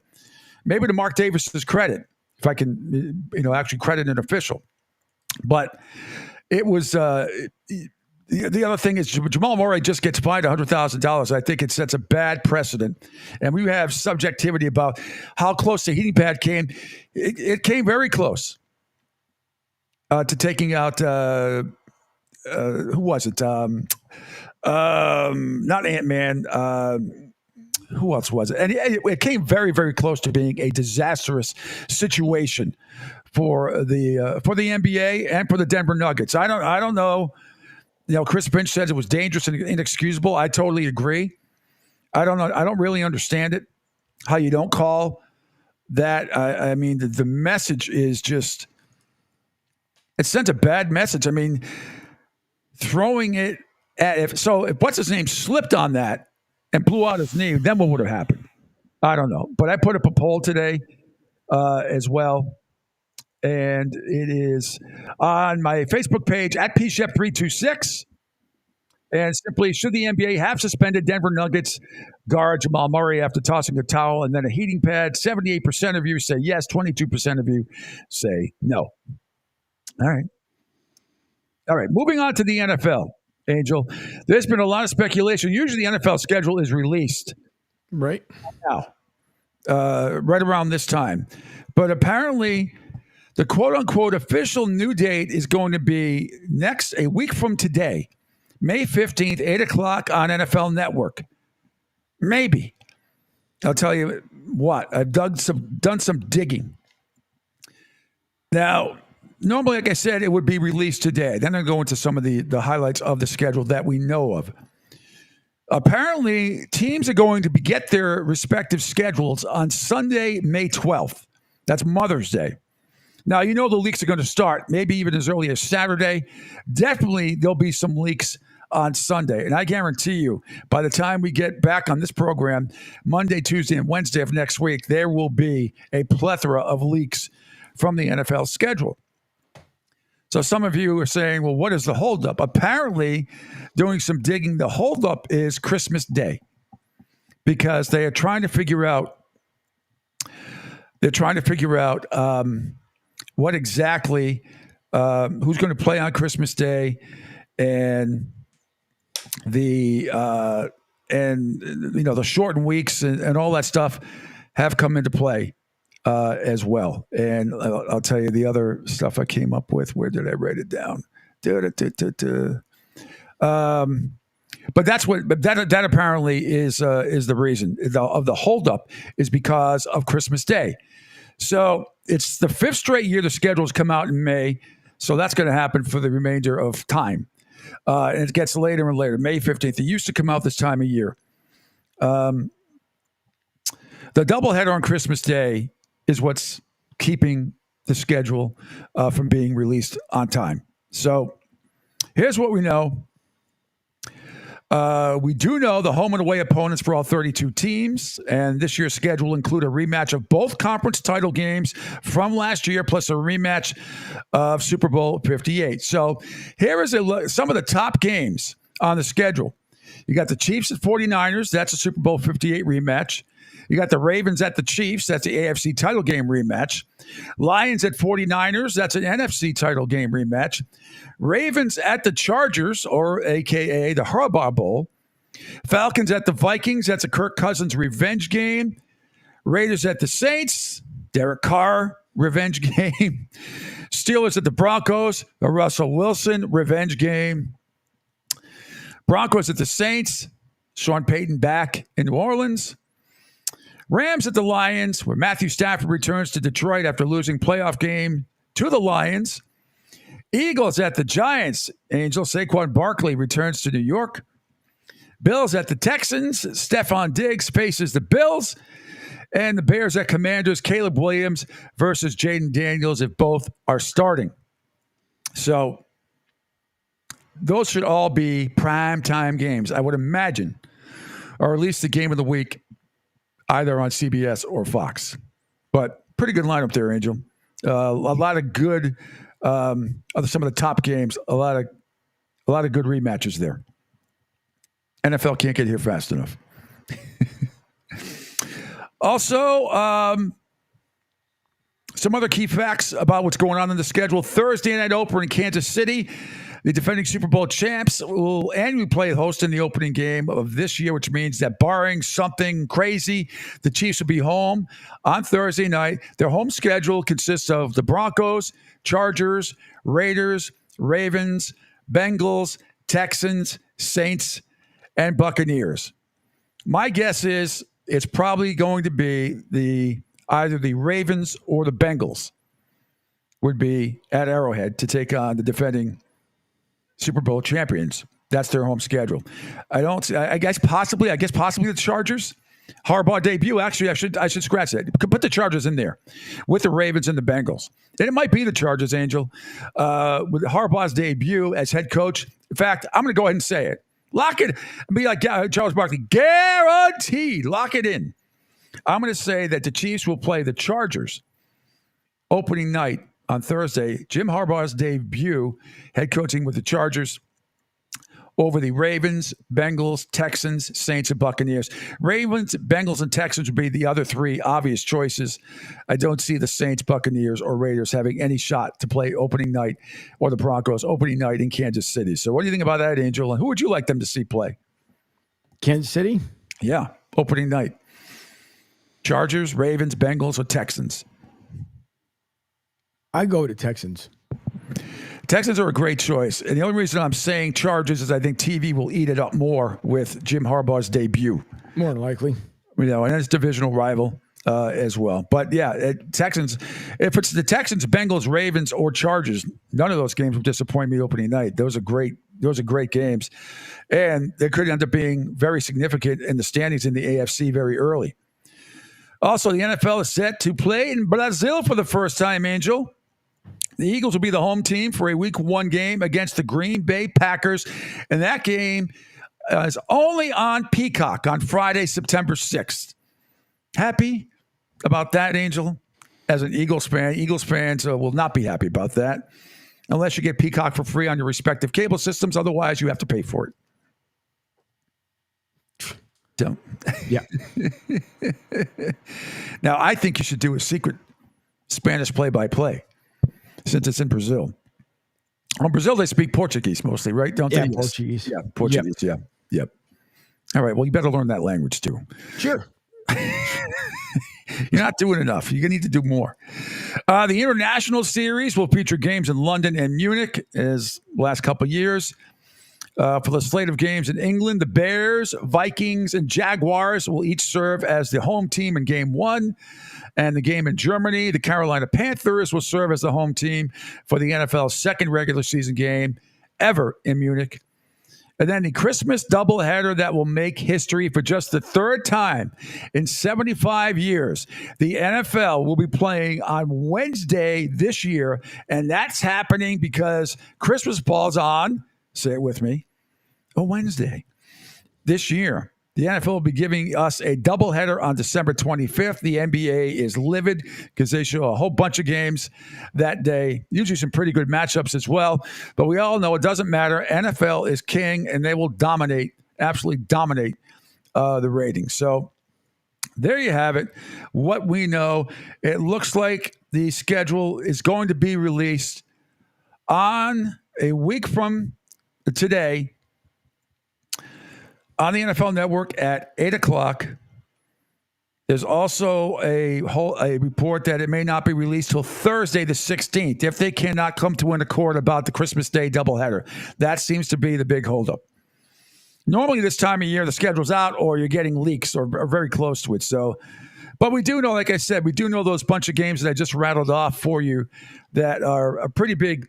We know those are absolutely going to be the matchups. We just don't know the times or the days. And more than likely, all of them are going to be great primetime games or game of the week on Fox or game of the week, whatever you want to call it, on CBS. So there you have it. If any thoughts about that or want to know about your team, let me know because I have the schedule. Everybody that they're going to play, just do not have the days and times yet. So call or text at 727-858-6650. You can watch the show on Twitter, X at PShep326. Follow me on Facebook and the Broad Street South Facebook and YouTube pages, Rumble, LinkedIn, Spotify, and Sports Radio 102.9. Back to the NBA last night. In fact, Angel, if you could, a couple things I want to do. I want to scroll down from yesterday on Get Up about Brian Windhorst on ESPN talking about, said he'd be shocked if Jamal Murray is not suspended. And Windhorst said, I will not be shocked. So if we could play that video. We could play that video when you get to it. It's fine. This was Greeny on yesterday. And because Jamal Murray absolutely, first he throws a towel and then he throws the heating pad. Nearly took out a Wolves player. And you're going to see the video right here. And they debated it yesterday on Get Up on ESPN. So here we go. Me personally, I feel like he should be suspended for a game. That was an inch away from Karl Anthony Towns planting his right foot right on that thing. That could have hurt him. He could have been out of the game. I understand it's not precedent, but I think that was such an immature move by Jamal Murray, and that could have been a really hurtful, nasty thing to happen to Karl Anthony Towns. I'll be shocked if he's not, truthfully, because the two things can happen there. One, there's a lip on those things, about that big. Easily, somebody could step on that, roll their ankle, sprain an ankle. The other thing that could happen is you could step directly on top of it and have that thing slide out. Now you're talking about a groin injury potentially. Look at that right here. Look at the right foot. Look right there. Right in the middle of the paint. So I don't know how the league wouldn't suspend a player for throwing an object, like any object, onto the court in the middle of the lane when there's five guys actively playing. Me personally, I feel like he should be suspended for a game. And then that was an inch away from Karl Anthony Towns planting his right foot. Okay. But he wasn't suspended. He was only fined $100,000.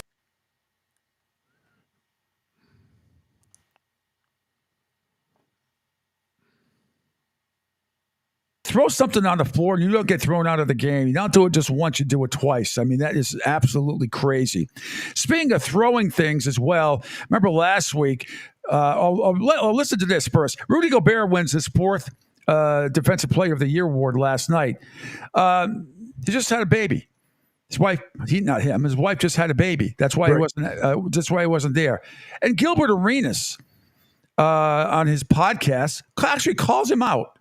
Right, I would imagine Minnesota guy. I don't know for sure. I'm not in that man's business like that. I mean, missing this game for that baby. I see you. It's the baby, bro. It's gonna be there when you get back. We hope. Right. I mean, I'm just saying. I'm just saying. The baby gonna be trust me, but unnecessary. The baby gonna. It don't know.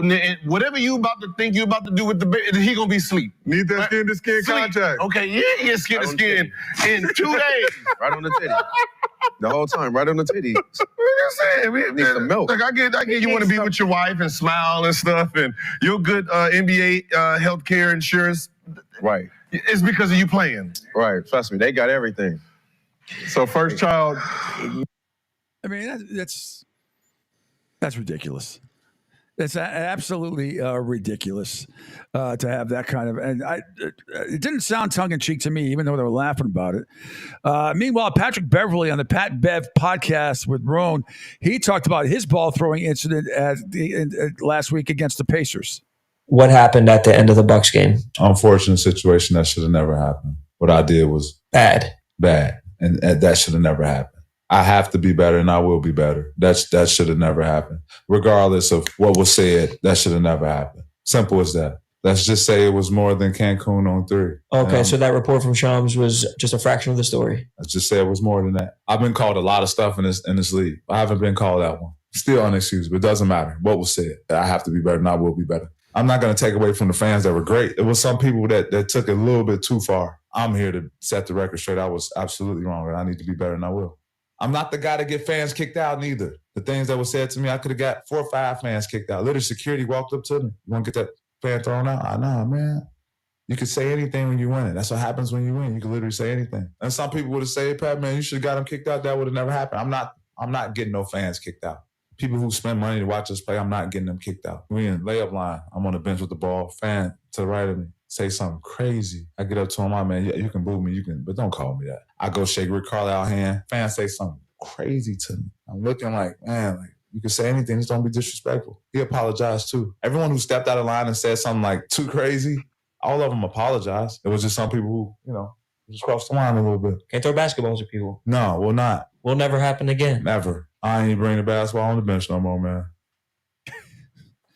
All right. Some what he says. I give him credit. Says he did the wrong thing. I'd like to know exactly what was said. Was it the N-word? Was it something else? Was it a reference to his possible family heritage? I don't know. The fact that no one else has come out and said there was anything that nasty, it's not to say that it didn't happen. Obviously, she said something, or somebody, if it wasn't her, it was somebody next to her that said something. So we'll probably never know. All right, quick break. Bill Sparrow is going to join me coming up next here from the senior betting analyst at bookies.com and the Boston Herald columnist. Always a fun time with him. We'll get his thoughts on a whole bunch of stuff, starting with the Derby, his great appearance on CBS last weekend, talking about the Derby and a lot more. It's all part of the Pete Sheppard Show, live from the Naples Wealth Planning Studio right here on the Riptide Media Network. Right now, our country feels divided, but there's a place where people are coming together. I gotta tell you, I was nervous to talk to someone so different than me. Me too, but I'm glad we are. Love Has No Labels and One Small Step are helping people with different political views, beliefs, and life experiences come together through conversation, and it feels good. Wow, your story is so... interesting? Yeah. When people actually sit down, talk, and listen to one another, they can break down boundaries and connect as human beings. At lovehasnolabels.com/onesmallstep, you can listen to amazing, life-changing conversations and find simple tools to start a conversation of your own.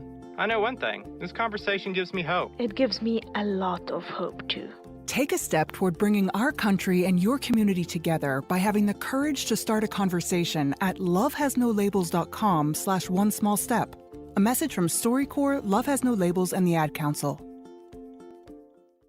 People do some pretty cool things in their 40s and 50s. Why should saving for retirement be any different? I mean, they go back to college, learn new instruments, start skateboarding. Whoa! Okay, maybe that one's not for everybody, but saving for retirement is. With aceyourretirement.org, you can get on track with your retirement savings no matter your age. Just have a 3-minute chat with Avo, the friendly digital retirement coach from AARP. You'll get personalized recommendations based on your input that are easy to understand and work with your lifestyle. It's quick, easy, and free. Plus, it's sponsored by AARP, so you know they got your back. Woohoo! Gnarly move, Dad. Thanks, sweetie. So wherever you are in your retirement savings journey, head to aceyourretirement.org and start chatting with Avo today. That's aceyourretirement.org. A message from AARP and the Ad Council. Adopt US Kids presents What to Expect When You're Expecting. A teenager. Learning the lingo. Today I'm going to help parents translate teen slang. Now, when a teen says something is on fleek, it's exactly like saying, that's rad. It simply means that something is awesome or cool. Another one is totes. It's exactly like saying totally, just shorter. As in, I totes love going to the mall with Becca. Another word you might hear is jelly. Jelly is a shorter, better way to say jealous. As in, Chloe, I am like so jelly of your unicorn phone case. You don't have to speak teen to be a perfect parent. Thousands of teens in foster care will think you're, rad just the same. To learn more, visit adoptuskids.org. A public service announcement brought to you by the U.S. Department of Health and Human Services, Adopt U.S. Kids, and the Ad Council. This is the story of a very special woman. In a matter of seconds, she turned herself into a great mathematician or an entrepreneur. Her knowledge was limitless and still is. She could also make monsters disappear, especially those that lurked in the shadows under the bed. Once, this woman put back together a teenage girl's broken heart, which had been shattered in 1,000 pieces, just by giving her a bear hug. She masqueraded as a regular person at work, but as a superhero at home. Everyone knows her as Gabriella. I still call her Mom. Your hero needs you now, and AARP is here to help. Find the care guides you need to help, complete with tips and resources at aarp.org/caregiving. A public service announcement brought to you by AARP and the Ad Council.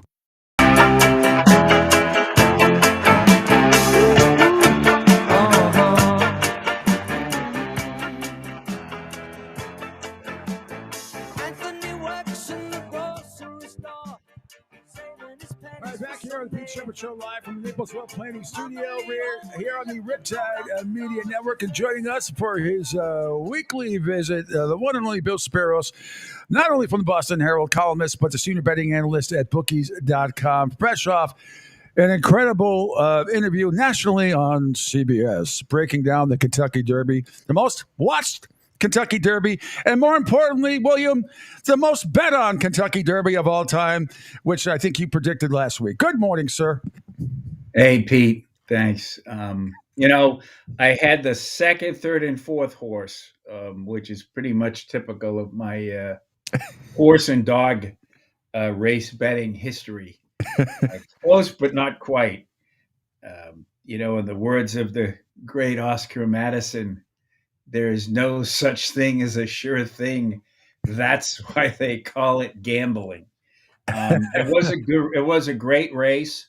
It was a really good day for horse racing. And I'm not being flippant when I say this. No horses broke down last week at all at Churchill Downs, which is really a big deal for horse racing, given what had happened last year. So it appears that through the federal regulatory agency, that actually there's some positive changes being affected. I think people were surprised when Encino was scratched because of a bruised foot. And that might have been something that, might have been let go in the past that could have been calamitous.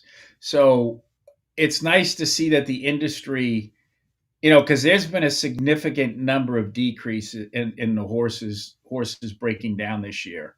So it's nice to know that they have seemed to, at least they're addressing the issue. They're working on getting a database together in terms of what's causing a lot of these problems. In the proverbial cliche, they may have perhaps turned the corner entering the home stretch in terms of at least stopping what was a out of control problem with the horses breaking down and the doping. I mean, Churchill Downs is doing really well. I don't know if they're ever going to let Bob Baffert back. I don't think they have to. I don't think he would add anything to that track. Their parent company did great, had great earnings report. They put $200 million into Churchill Downs. So obviously they're not going anywhere in terms of on-site racing. So it was a really good day for horse racing. It was a fun race. It was really fun to watch. And unfortunately, even though I looked good, I didn't make any money. which is normally not the case because normally I don't look good and I don't make any money. So this was a good sort of half step toward looking good and making money. Well, I tried to listen to you and my good friend Gus Alonso, who's been on with me before all three big races every year for the last 8 years between me here and my other place, former place of employment. And in the end, I went on Bovada because we couldn't do it here on the Hard Rock Cafe. And all I did was I bet one horse, Sierra Leone, to win place or show. There you go. So I got the place and the show money, and that's good. That's good enough for me. Well, he paid $640 in the middle because Fierceness wasn't on the board. That was a nice return. Yes. And I'm kicking myself because I should have done that. But I don't really bet horses a lot. And just so you know, if you care for the Preakness, I do. Or the Belmont, you can play Twin Spires or DraftKings horse in Florida. And actually, DraftKings horse is a pretty good sign-up bonus. So I would recommend if you're in the state of Florida and you want to bet the Preakness or the Belmont or horse racing in general, take a look at DraftKings horse.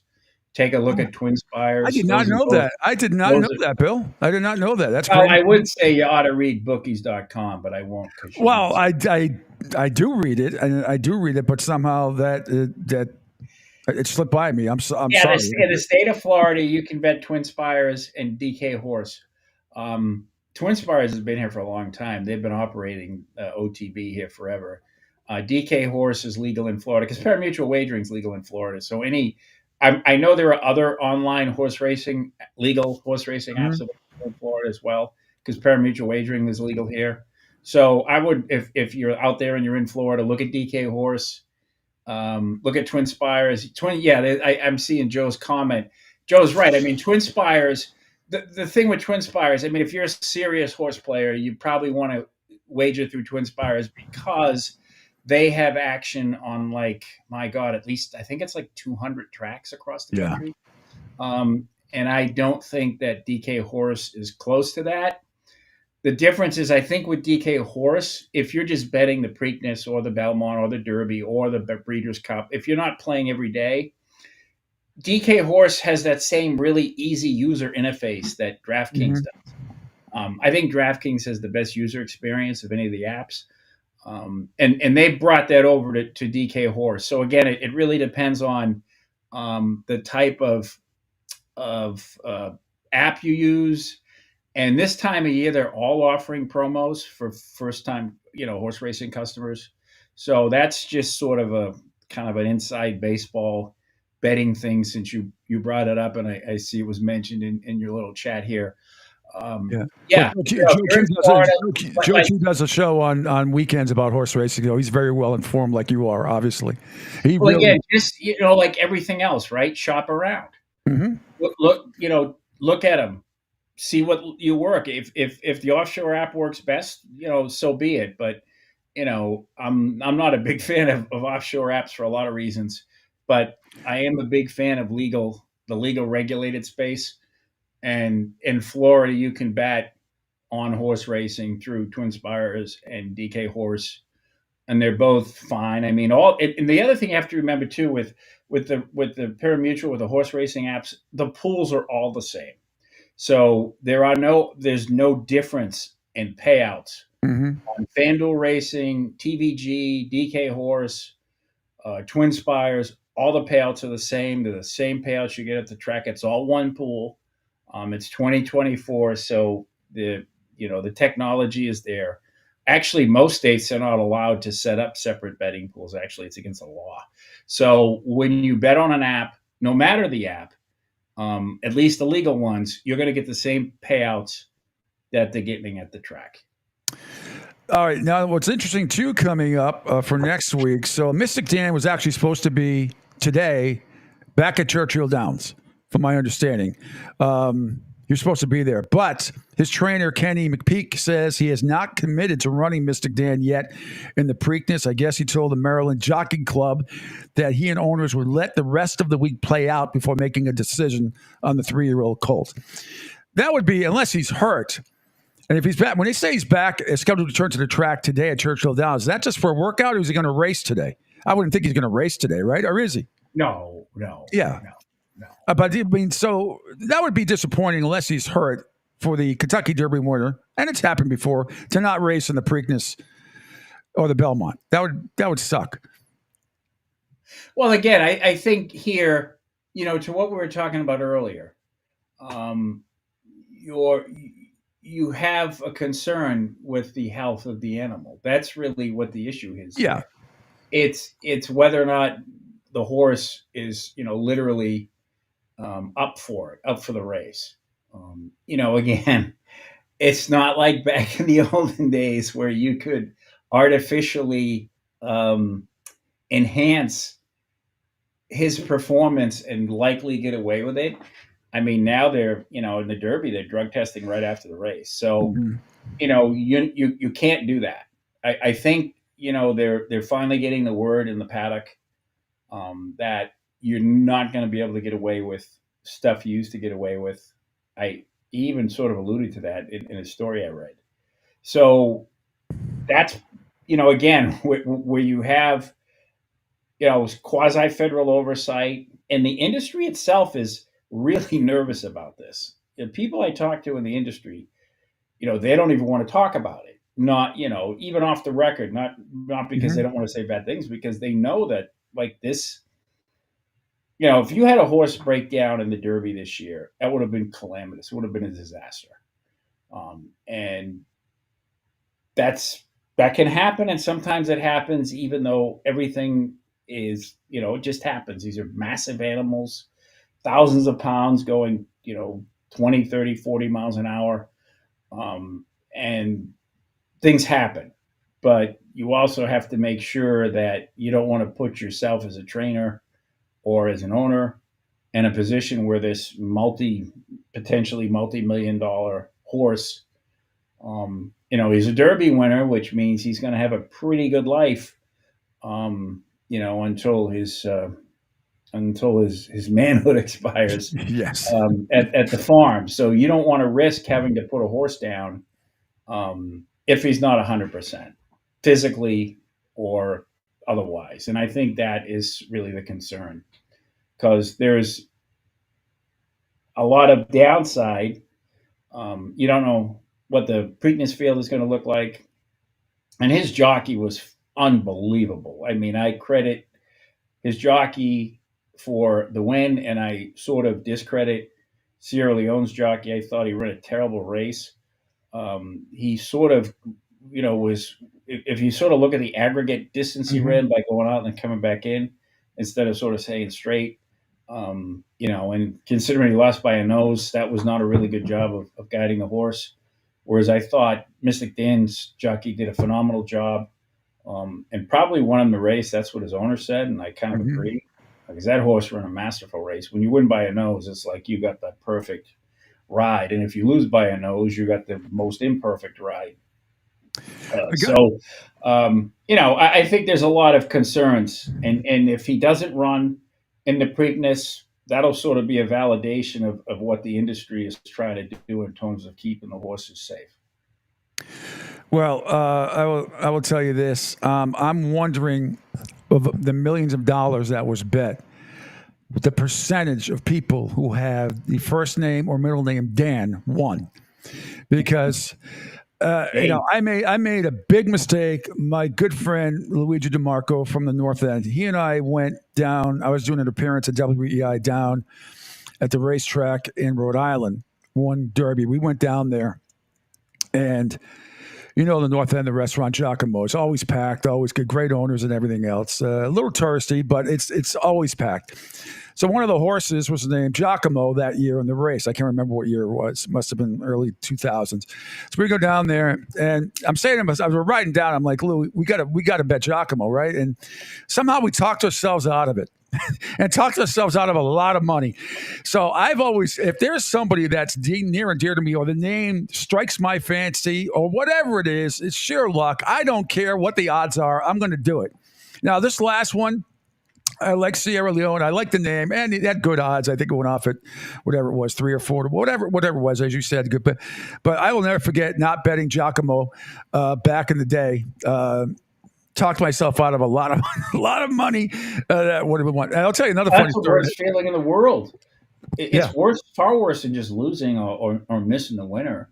I mean, you know, if my son was named Dan or my dog was named Dan and I didn't bet Mystic Dan, my friend Dan, who is a fellow degenerate, didn't bet Mystic Dan and he's still kicking himself.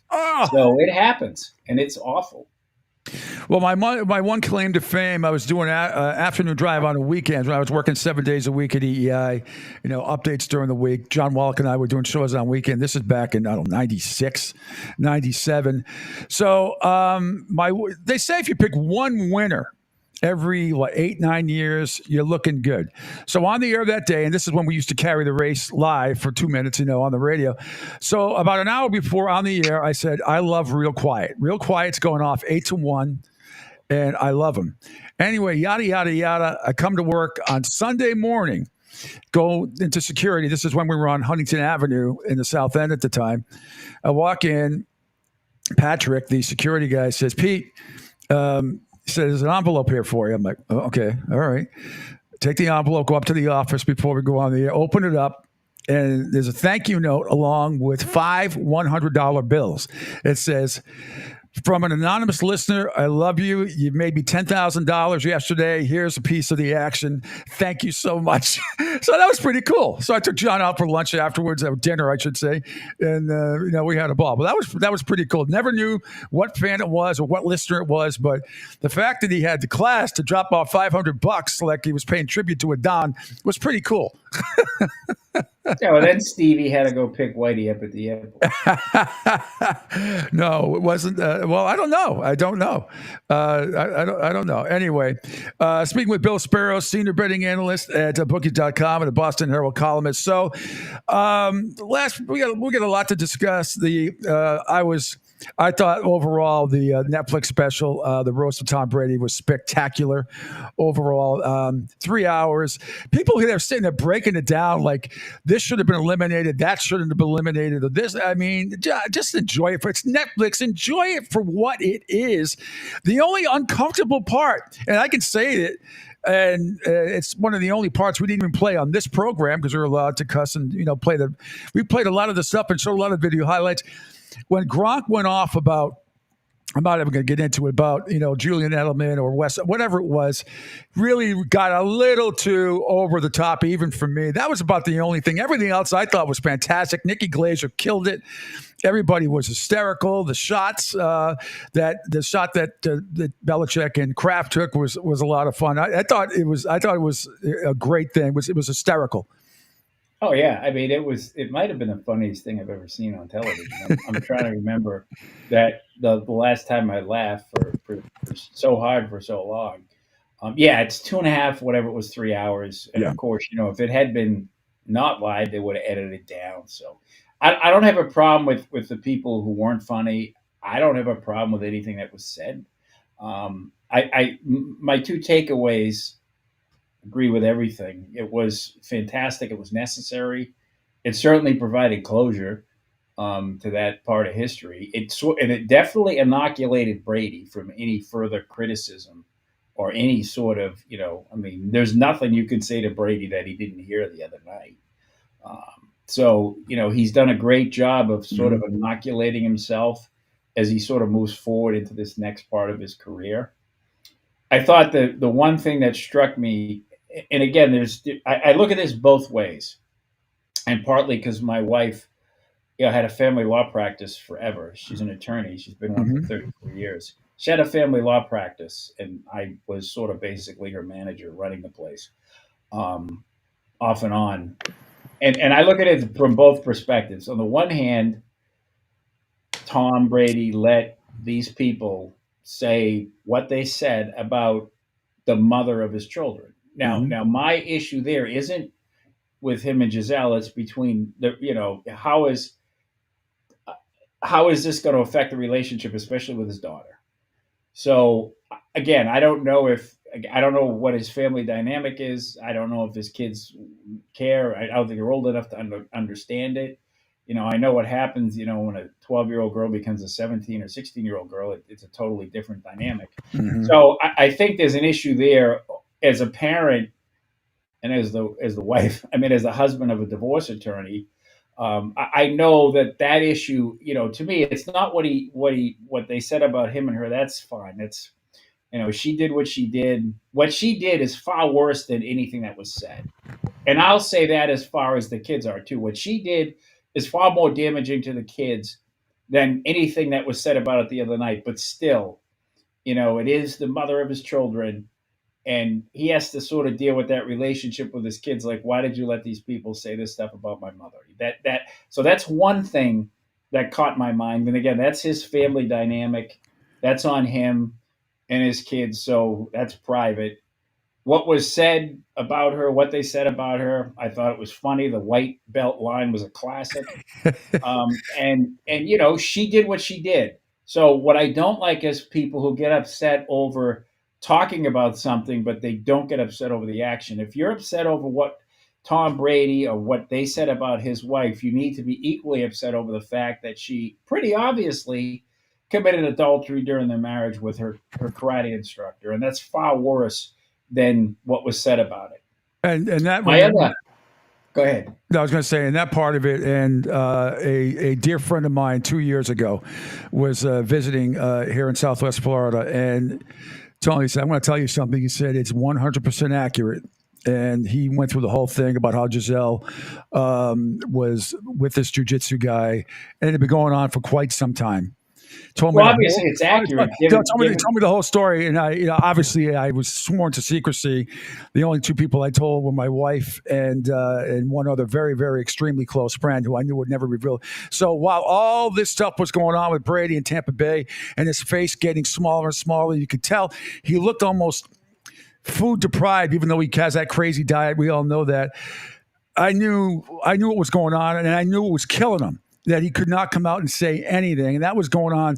I knew about 2 years in advance while it was going on. I can't even imagine what it was like for him to try, and football was his escape, to just not think about it. Well, again, that being the case, I can certainly understand why what happened the other night happened. And again, that to me is really the personal thing. But my big picture takeaway, the only downside of this was how the richest and most powerful person in the room was the only person who was immune to attack, and that was Robert Kraft.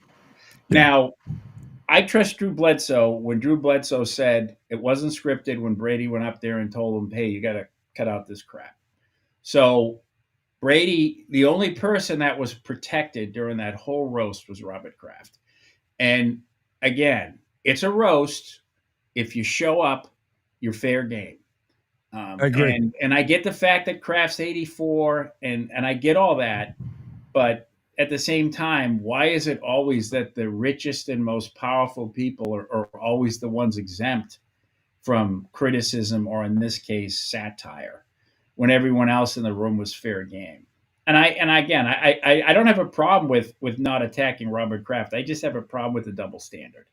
And I thought that was a pretty major double standard. There was certainly a lot of ground that I was glad Belichick got in that shot about the dynasty. Yeah, that was great. Because I looked at that special as sort of the truth. The dynasty was supposed to be the truth. I think that special was the truth about the dynasty. So it was kind of like equal time in addition to it being closure. So I thought it was fantastic on a lot of levels. I mean, just beyond the fact that it was just flat out funny as hell. And I think, especially for Patriots fans, it's really amazing to think, because the line Brady said about Deflategate, it's almost like he copped the Deflategate. And then the line about the ring, which was always my favorite Brady line, about now his favorite ring is the camera that cut Belichick leaving that girl's house. I mean, that stuff was all hilarious. Yeah. And it sort of, put everything in perspective, that it was just, what it was. It was just sports. It was just a game. And the fact that the people who went through it and, Bennett and, played and hurt themselves and all that, the people that were in the middle of it actually had the balls to come out and make those jokes about it, and to not take themselves so seriously, I thought was terrific. Save for, Kraft, who apparently is immune to criticism. But it was great on a lot of levels. It was great to see a lot of subjects that were you don't hear. So many things are supposedly off limits. Of course, in comedy, nothing's off limits as long as it's funny. There are no off limits. If the joke is good, you can joke about anything. Yep. And we saw that the other night in a lot of ways. They hit a lot of things. I never thought I'd laugh so much at Aaron Hernandez jokes in my life, but I did. So it was really cool. I thought it was great on a lot of levels. It sort of cleared the way for the next chapter in Brady and Belichick's life, which I'm sure they appreciated. And it was just funny. No, I agree with you. I agree with everything you said. And, I've seen the video even before of, Bill coming out of the door. I was trying to figure out what neighborhood it was in, or was it on Martha's Vineyard or I don't know. Nantucket. It didn't matter. The video is hysterical. Bill, great stuff as always. Thanks so much. I told you not to worry about the Bruins in Toronto, and don't worry about it. And let's see if they can go up. If they can win this one tonight, that'd be awesome. I still think the series will go 7. Well, I'm in love with the goaltender. I think he's fantastic. It's too bad that this wasn't a year ago. I think if they had gone with him from the start a year ago, they would have got out of the first round for sure. Well, we'll see if they can make it 2 in a row tonight. Celtics are off to a great start as well. Red Sox losing Atlanta. But we digress. Bill, thanks so much as always. Always a pleasure. Bill Sparrows, the senior betting analyst at bookies.com. Great columnist for the Boston Herald. And if there's any schedule leaks that you find out about, I'm sure you will tell me before next Wednesday. Oh, my. Or even possibly Thursday, they're saying, because they can't seem to figure out the Wednesday, Christmas Day doubleheader schedule, which has been the big holdup from everything I am reading about, but we shall see. Oh yeah, because that means a 3-day. Yeah, that has to, and plus they had layoffs too at the NFL. So yes, absolutely. So even with AWS and all the computing power of the world, sometimes common sense still wins. It's reassuring. It does. Bill, great stuff. We'll talk to you next week. All the best. Thank you, Pete. All right, thank you. That is the great Bill Sparrows joining me again, senior betting analyst from bookies.com and the Boston Herald. Always a pleasure. All right, Angel Martinez, we are going to take another quick break here. Coming up next hour, we will rehash some of the stuff we've already been talking about, the NFL schedule, highlights from the Stanley Cup playoffs last night, which were outstanding, and the NBA highlights from the NBA playoffs last night. Those games were not outstanding, but nevertheless, I will recap some of that for you and a lot more before Glenn Ordway joins me at the bottom of the hour from Phoenix at 9:30 a.m. And this is Pete Sheppard Show live from the Naples Wealth Planning right here on the Riptide Media Network. Right now, our country feels divided, but there's a place where people are coming together. I gotta tell you, I was nervous to talk to someone so different than me. Me too, but I'm glad we are. Love Has No Labels and One Small Step are helping people with different political views, beliefs, and life experiences come together through conversation, and it feels good. Wow, your story is so... Interesting? Yeah.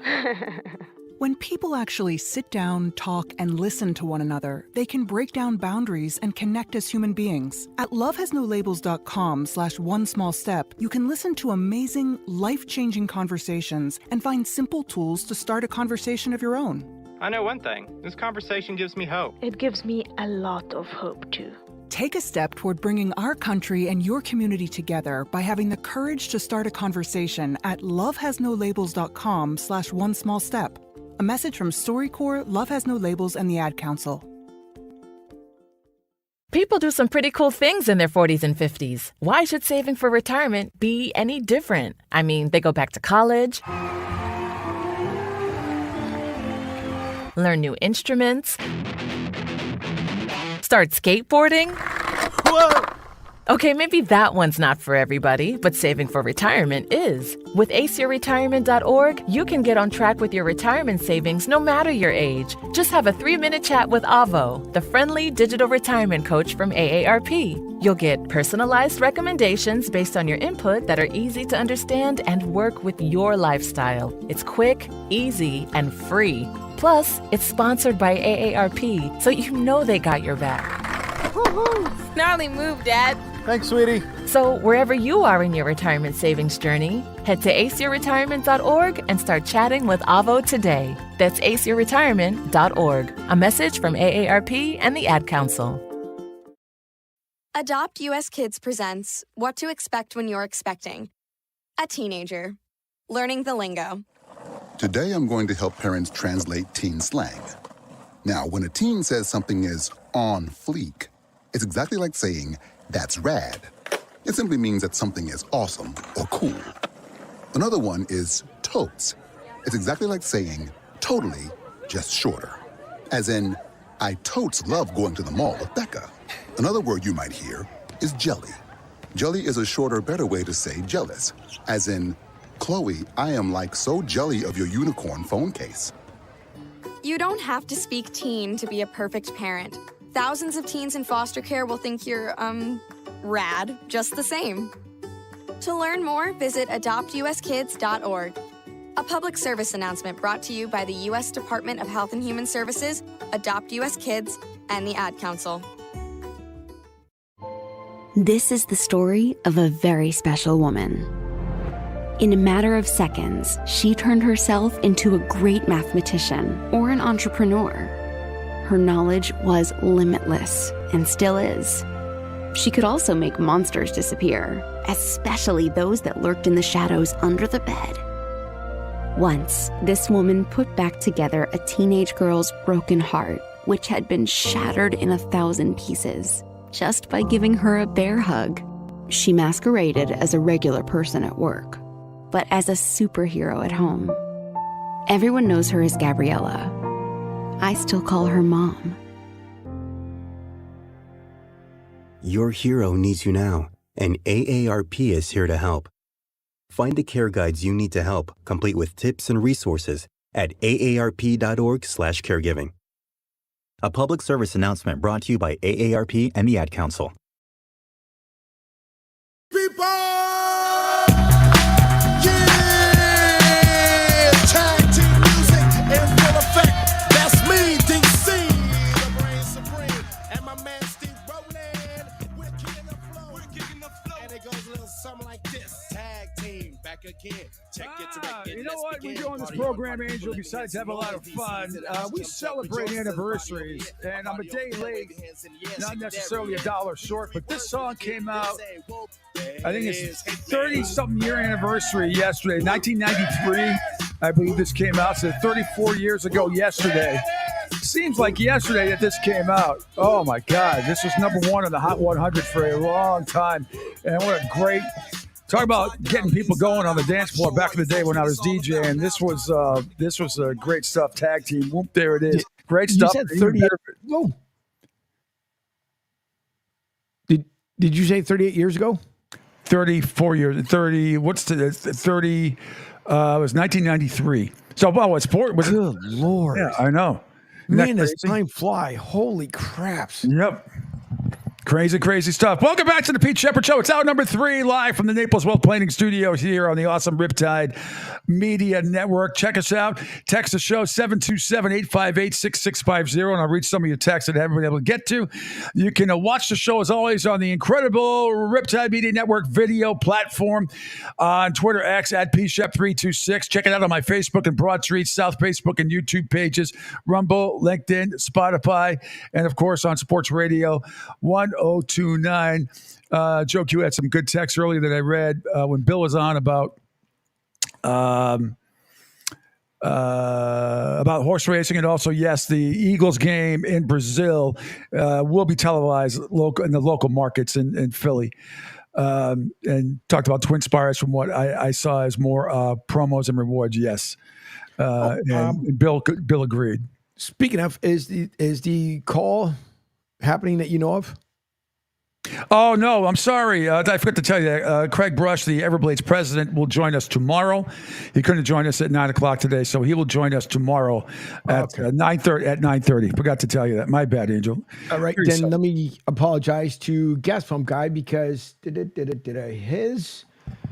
wanted to know, which I told him he was coming on at 9 o'clock, so he said, and by the way, Gas Pump Guy, if you're available, you can call back.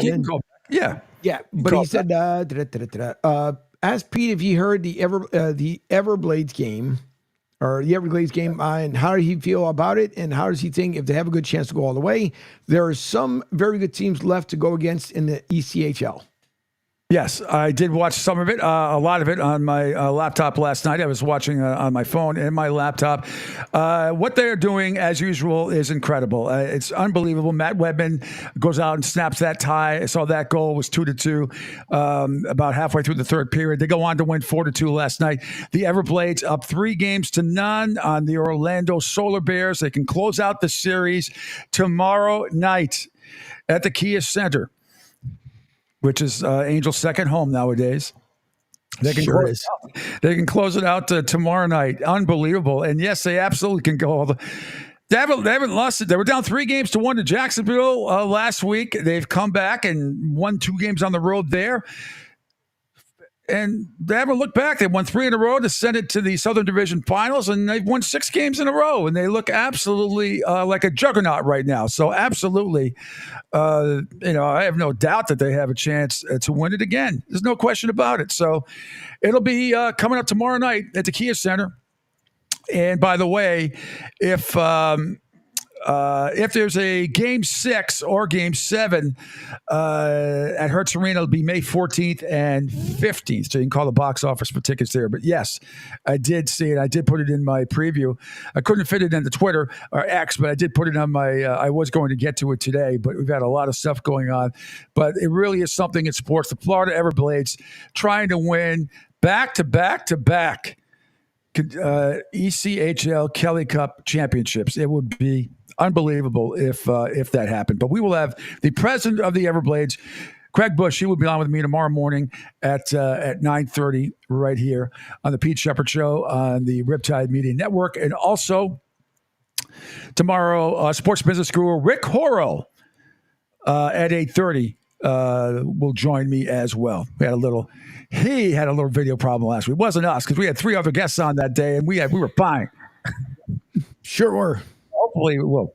Little NFL note: Patriots are interviewing former Carolina Panthers director of player negotiations and salary cap manager Samir Sloyman today for a football executive job. Adam Schefter reporting that. They're also continuing their visit today, Angel, with your Eagles director of scouting, Brandon Hunt.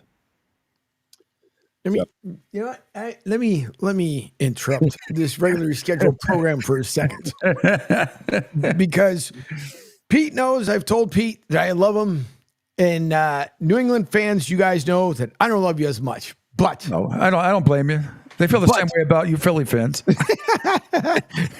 No, but what drives me bananas is So I went back and Debbie and I finally caught the roast for Tom Brady. Yep. And you can see, by the way, it seemed just a tad bit uncomfortable between Belichick and Robert Kraft, but they still went up there and did their shots anyways. And by the way, is Robert Kraft, and I don't know this, I'm just throwing up, he doesn't have Parkinson's, does he? That we know of? No. But as he's gotten older, his speech has slowed down a little bit. And it's not because he was hammered at the event or anything like that. No, that's just I can't say for sure, but over the last, let's say, year and a half, it's kind of how he talks, even even being interviewed before games and everything else. But continue. Because Gronk I like, because he's just a goofball. No matter which way you look at it. Yeah, it drove me nuts because they almost came back to win out there in Minnesota. But it's making my skin crawl even saying it. This team, when they were together, it was a team that you hated, unless you were a New England fan. Don't get me wrong. I understand Bostonians. You guys had a hell of a run. But now going through a roast and then seeing how all these guys are towards like Tom and Bill and obviously Robert Kraft, who put a lot of stuff together.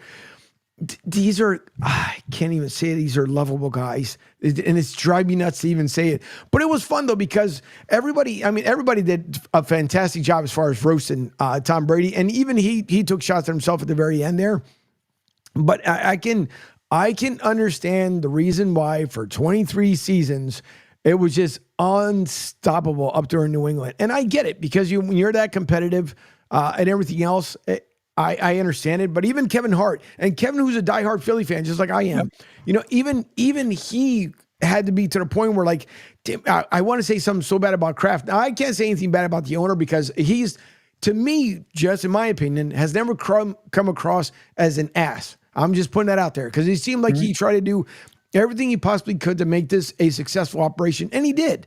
The only one that I really had the problem with Bill, because again, it was different for you being at EEI, where you guys got the opportunity of getting to know him behind the scenes. All we got to see was next question. No, we're talking about the next game. But it was just, I think, truthfully, we got to see a whole different side from the Patriots altogether. And even Randy Moss, which I think they took a bunch of shots with him as well. Then he kept saying about the rings. It was a good time. So I get it. I understand New Englanders, and it's a different side that I didn't get to see. Well, back in the day before Robert bought the team, and it was rumored they were going to this place, a Hartford, or probably that place. You know who else was interested in buying the Patriots? It came really close. You know who it was, don't you? No. Your owner. They came close. Yes. Yeah, his name was bantered about too. About buying the Patriots back in the day. Instead, he bought the Eagles.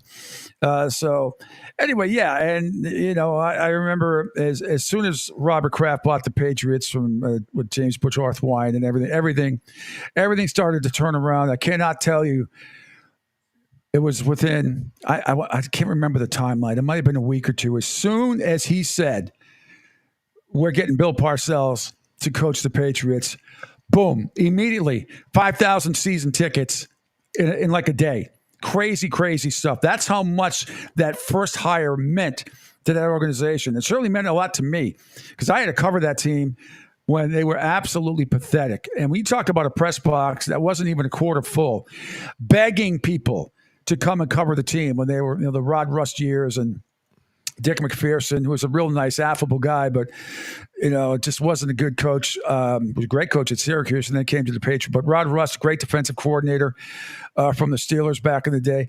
It was just awful. 1-15, 2-14. Those teams were awful to cover. You throw in the Lisa Olsen incident where she used to sit a couple seats from me, going through what she went through with women in the locker room and all that stuff. It was rock bottom, a high school, basically locker room where the press was like falling over weights in the interview area. It was absolutely brutal. Robert Kraft changed all of that, and really built it up and everything around it too. So anyway, can't say enough about it. I will say this. All the great sound you hear on this show, most of it is from Total Sports Prep. So for the best articles and audio, there's only one source that provides everything you need 365 days a year to satisfy your sports crave. It's Total Sports Prep. The staff combs through the best articles and audio so you don't have to. Sports and non-sports kicker stories will leave you laughing all day long. To get your free trial of Total Sports Prep, contact them at info@sportsbroadcastingcoach.com. You see it up on the screen. Info@sportsbroadcastingcoach.com. Total Sports Prep. The name says it all. Yeah, I just thought the roast was terrific. It's, again, the Gronk stuff when he started talking about, he got a little graphic even from me about some of the things he was mentioning, which I'm not going to mention. Tom? No, about Julian Edelman. Yeah, Julian Edelman. Oh, yeah. And, insinuating a sexual relationship. That's all. You can take it from there. I think that was the one part I could probably cut out. Other than that, everything was fine. No holds barred. No subject was off limits.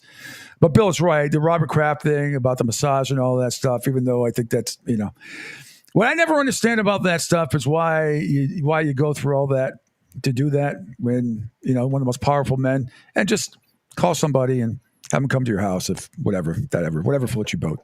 All right. Great stuff on the Stanley Cup finals, and not Stanley Cup, the Stanley Cup playoffs last night. Both games went into overtime. The first one was double overtime. Rangers got it going in the first period. Sean McDonough with the call on ESPN. His flip knocked down by Trouba. And a pass intended for Wenberg, just a little bit too hot for him to handle, or he might have been in alone. Wenberg trying to walk out of the corner.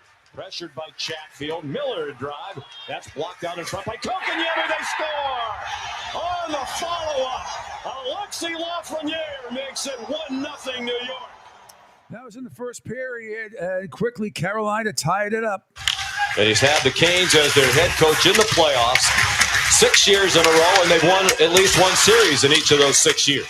Jake Gensel couldn't get away from Miller, so Svechnikov there to help. Now he's trying to shed Schneider. They had D'Angelo alone in front. Aho scores! Sebastian Aho, it looked like a changeup, but it got through. Might have been deflected out in front. Jake Gensel out in front with the tip. That tied the game at 1 in the first period. Still in the first period, Hurricanes take the lead. They won Game 7 in Raleigh. This time around, it's home ice advantage for New York. Aho with 15 seconds in the period. And nobody up high at the point. Shea has it back for Orlov. And they score with 5 seconds to go in the period. Dmitry Orlov, the defenseman, hanging around the net. With the tip-in, a couple of tip-in goals against Shesterkin. And the Canes lead 2-1. Oh, you get a pit in your stomach if whatever team you're on and the other team scores 5 seconds before the period ends. Carolina goes into the locker room up 2-1 in the first intermission, but the Rangers come right back in the second. Deflected wide by Ryan Lindgren. Natchez flipped it toward the corner. Played away by Lafreniere, who has the Rangers goal. Panarin cuts to the middle. Drops it off for Fox. Bodies out in front, they score. Beautiful pass by Adam Fox. And the second goal of the game for Alexi Lafreniere. Yeah, Sean McDonough with the call on ESPN. That tied the game at 2. And a little bit later on, though, the Hurricanes retake the lead. His flip knocked down by... My bad. Oh, my bad. Under 2 minutes to go in the period. Bad pass intercepted by D'Angelo. Sebastian Aho. He took a little nudge. Centered one, they score! Beautiful pass. And Teravainen is giving Carolina the lead. Gensel again, 3-2 Carolina in the second period. But the Rangers in the third period, they tie it. Here's Fox. Sent into the corner. Zibanejad and Burns held each other up. Centered right out in front for a point-blank chance. They score! Another power play goal, and it's Chris Kreider who has tied the game at 3. It would stay that way through the end of regulation, and it would stay that way through the end of the first overtime until Vincent Trocheck ends it. Ran into Zibanejad. Kreider wound up with it. Panarin shot blocked by Slavin. Follow-up is free. They score! Vincent Trocheck wins it in overtime for New York. Thanks again. 4-3. The Rangers win. They take a commanding 2-0 lead over the Carolina Hurricanes in that one. Meanwhile, the other game was almost as exciting. Dallas jumps out to a big first period lead. Off the stick of Taves. Robertson circles out high. Moves it for Heiskanen. Back to Robertson. Robertson a shot. They score! Yes, thanks to ESPN once again. Jamie Benn tipped it in. That made it 3-0 Stars in the first period. Not enough. Here comes Colorado in the third to tie it. Stars snap one out to center. Rantanen connects with Val Nichushkin. Drops it off for McKinnon. A drop for Makar. Tried to cut in on Pavelski. Makar still with it. With a shot. Rebound. Score! Nate McKinnon has tied it. 39 seconds into the third in game 1. Yeah, the Hart Trophy finalist, Nathan McKinnon. It's 3-3, right? This game heads into overtime, and Colorado completes the comeback. Radek Faksa. Robertson trying to work it out for Johnston. Big hit there in behind, and Cagliano zooms it ahead. Wood with speed. Wood drives in. Backhand. Score! Miles Wood, the hero in overtime. Oh, my goodness. Dallas, 3-0 a lead in the first period. never enough. You don't take your foot off the gas pedal, but credit the Colorado Avalanche. They stormed back and went 4-3 in overtime. Devastating loss for the Dallas Stars. Angel Martinez, devastating loss. But that it was because you figured that Colorado looked like they were going to be out. And it's funny because Joey B, I don't know if he's listening, because I know it's 2 hours behind, 7:18 in the morning out there in Colorado. But he had mentioned, he said he figured there would be a dark horse in the playoffs. And if that's the case, then they may have proved it last night, because you're up 3-0 and then to lose it 4-3 to a team that you thought you had to end up guessing out. They got their legs going in the second or in the third, and then obviously, what was it? The overtime win, was it not, or was it in the regulation? Yeah, overtime. Yeah, overtime. Yep. But obviously, they got their legs in there. 3-0. They were up 3-0 in the first and lost 4-3 in overtime. But when you have a Hart Trophy finalist like McKinnon, who's an awesome player, and Colorado is they're an excellent hockey team. So it doesn't. They're not going to give up. No. You would have a great player like McKinnon on your team. Now we will see the psyche of the Dallas Stars tomorrow night. What will happen there? Again, Boston, New York, Dallas. 3 teams left playing hockey and basketball at the same time. Arena availability. I'm lucky this week because all my teams are playing every other day. I don't have to wait 2 days. It's fantastic. Bruins tonight, Celtics tomorrow night. Bruins Friday, Celtics. So it's pretty good. Speaking of the Celtics last night, they got it going early. Really never looked back. Maybe the last couple of weeks of the regular season, they desperately need him to have a huge series. Well, they need him to have an impact on winning. And one thing about the shooting is Jaylen Brown with a nice step back for that triple. 2 possessions, 2 threes already for Boston. You can see, though, they're going to get opportunities in here. That's almost too easy. Strus has got to do a much better job off that pin down. Yeah, thanks to TNT once again. Jaylen Brown had 32 points last night, 6 rebounds and 2 assists. But also last night, another big-time game for the one and only Derek White. He was outstanding once again. If I can find the cut. Where are you? Where are you? I guess not. Well, we'll hear from Derek White post-game on limiting the Cavs to 95 points. Derek, a very business-like approach from you guys. How are you able to hold this Cavs team to just 95 points? Competing at a high level.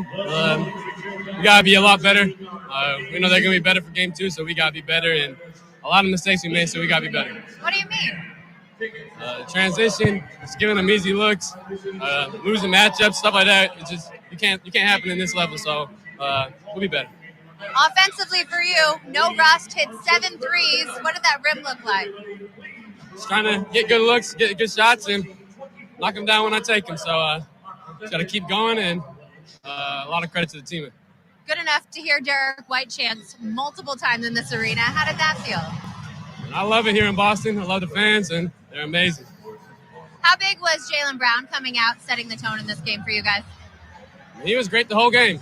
Just made the right play, competed defensively. He was a big reason we won tonight, and he was amazing. And you get the 25-point win without Kristaps Porzingis. Luke Cornett coming off the bench. Why was he barking at you guys? Luke was amazing. I think he changed the game. Offensive rebounds, his energy. His infectious spirit is amazing. He was amazing today. No question. I think you were too, Derek. Thank you so much. Congrats. Appreciate it. Far be it from me to criticize sideline reporters. Good Lord. There was so much to ask there that wasn't asked, besides Donovan Mitchell containing everybody, defending the 3 early on was tough because Dallas, because Cleveland looked like initially in game 2 looked like they're going to put up a whole bunch of threes like Miami did in game 1, as like Miami did in game 2. But quickly that settled down because all that was every 3 that Cleveland threw up early on went in. It seems so. There's a couple other questions I would have asked it, but nevertheless, Derek White has just been absolutely phenomenal for this team. And without Jared Allen in the lineup for the Cleveland Cavaliers, they're dead meat. I gave him 1 game. I don't know if it doesn't look like Allen's going to be able to play in this one, still with that rib injury. So the Celtics, unless they really shoot themselves in the foot here, they should probably win this in 4, but 5 at the most. Meanwhile, I don't know what team has looked worse the last 48 hours, the Dallas Mavericks or the Denver Nuggets. I'll still go Denver Nuggets, but the Dallas Mavericks looked like they might be cooked as well from that college environment last night at OKC on their floor. They just clobbered Dallas 117 to 95. Absolutely crushed them.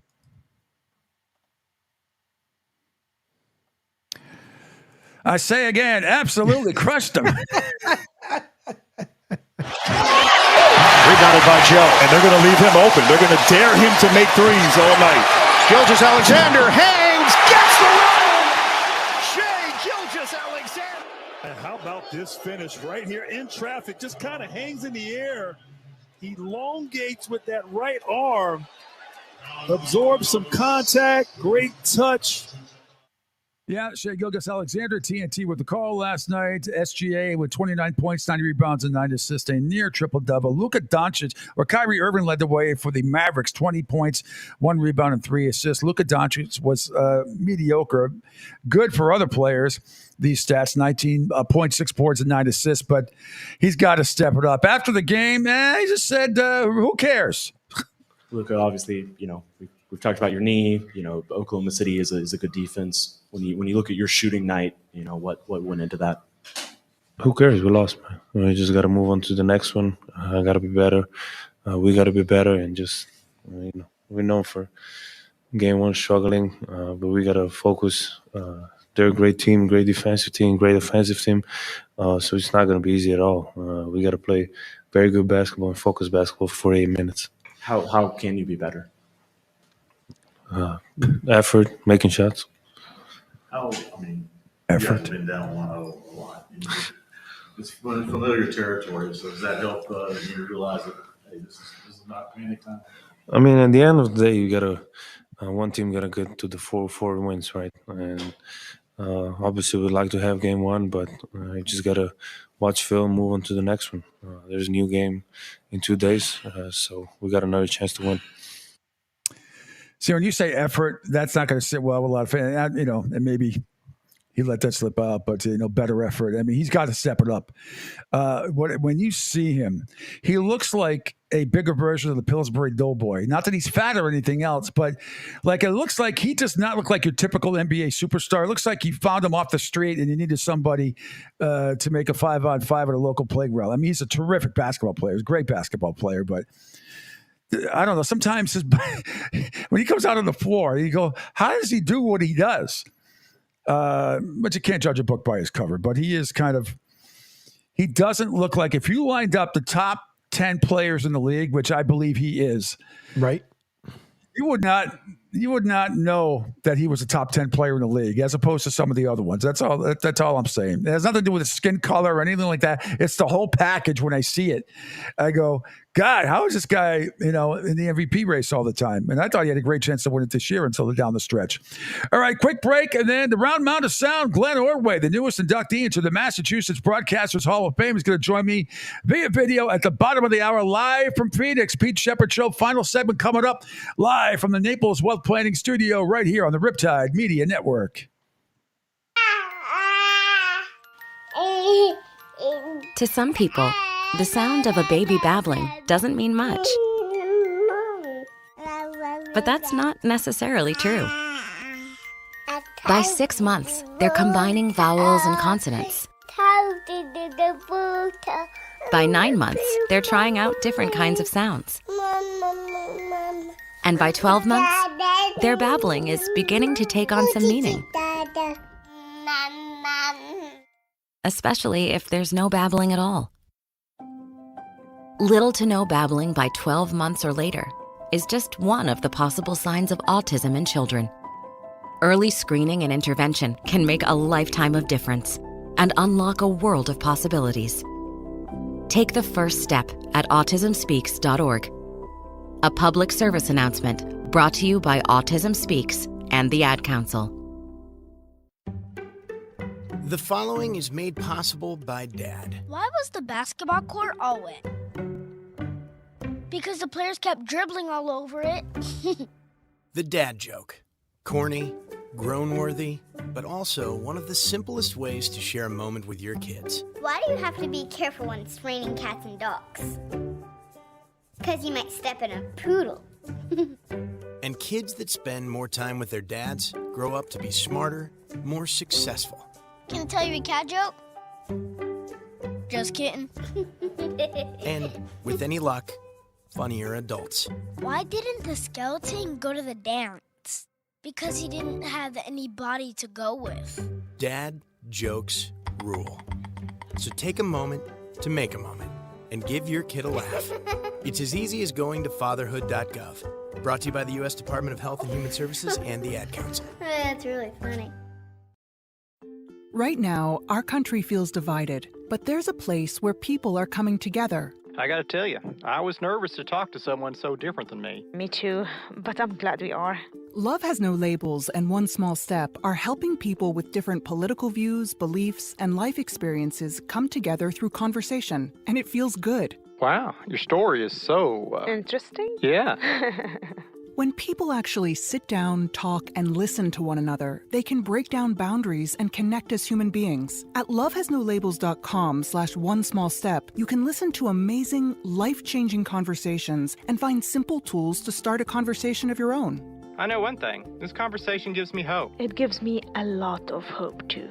Take a step toward bringing our country and your community together by having the courage to start a conversation at lovehasnolabels.com/onesmallstep. A message from StoryCorps, Love Has No Labels, and the Ad Council. People do some pretty cool things in their 40s and 50s. Why should saving for retirement be any different? I mean, they go back to college, learn new instruments, start skateboarding. Whoa! Okay, maybe that one's not for everybody, but saving for retirement is. With aceyourretirement.org, you can get on track with your retirement savings no matter your age. Just have a 3-minute chat with Avo, the friendly digital retirement coach from AARP. You'll get personalized recommendations based on your input that are easy to understand and work with your lifestyle. It's quick, easy, and free. Plus, it's sponsored by AARP, so you know they got your back. Woohoo! Gnarly move, Dad. Thanks, sweetie. So wherever you are in your retirement savings journey, head to aceyourretirement.org and start chatting with Avo today. That's aceyourretirement.org. A message from AARP and the Ad Council.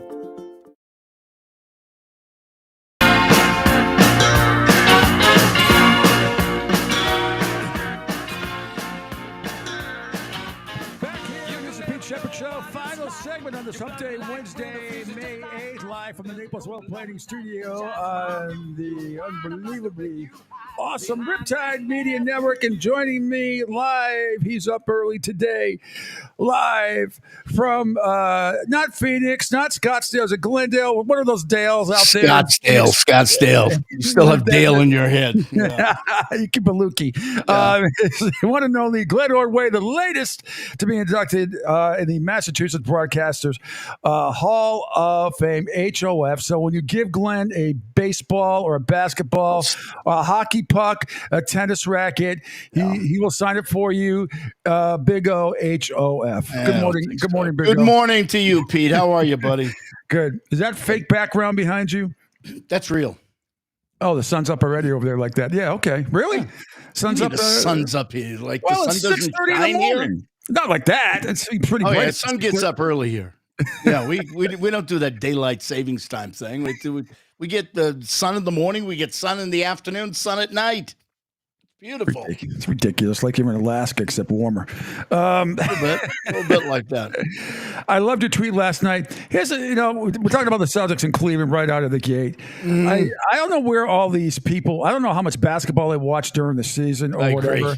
And you see that Tatum gets 18 points, 10 boards, 5 assists, and 3 blocks. Okay, he was 0 for 5 from 3. And it's like, the world is crumbling behind you. And I've been saying it all the time. Look, they don't need their superstars, any one of them, to go off for 30 or 33 points like the Cavs need Mitchell to do that. This team doesn't need that. That's how balanced they are. So when they say, like, I don't know what people expect out of this team, Glenn. It's like if they don't win by 20 every night or everybody isn't perfect, then something is wrong. They're reaching. They are reaching so much. You know what Felger said the other day? No. He said he came on the air. This was told to me. He said he came on the air after the latest Celtics win over Miami. Goes, we're not talking about the Celtics today. I only like talking about them when they lose.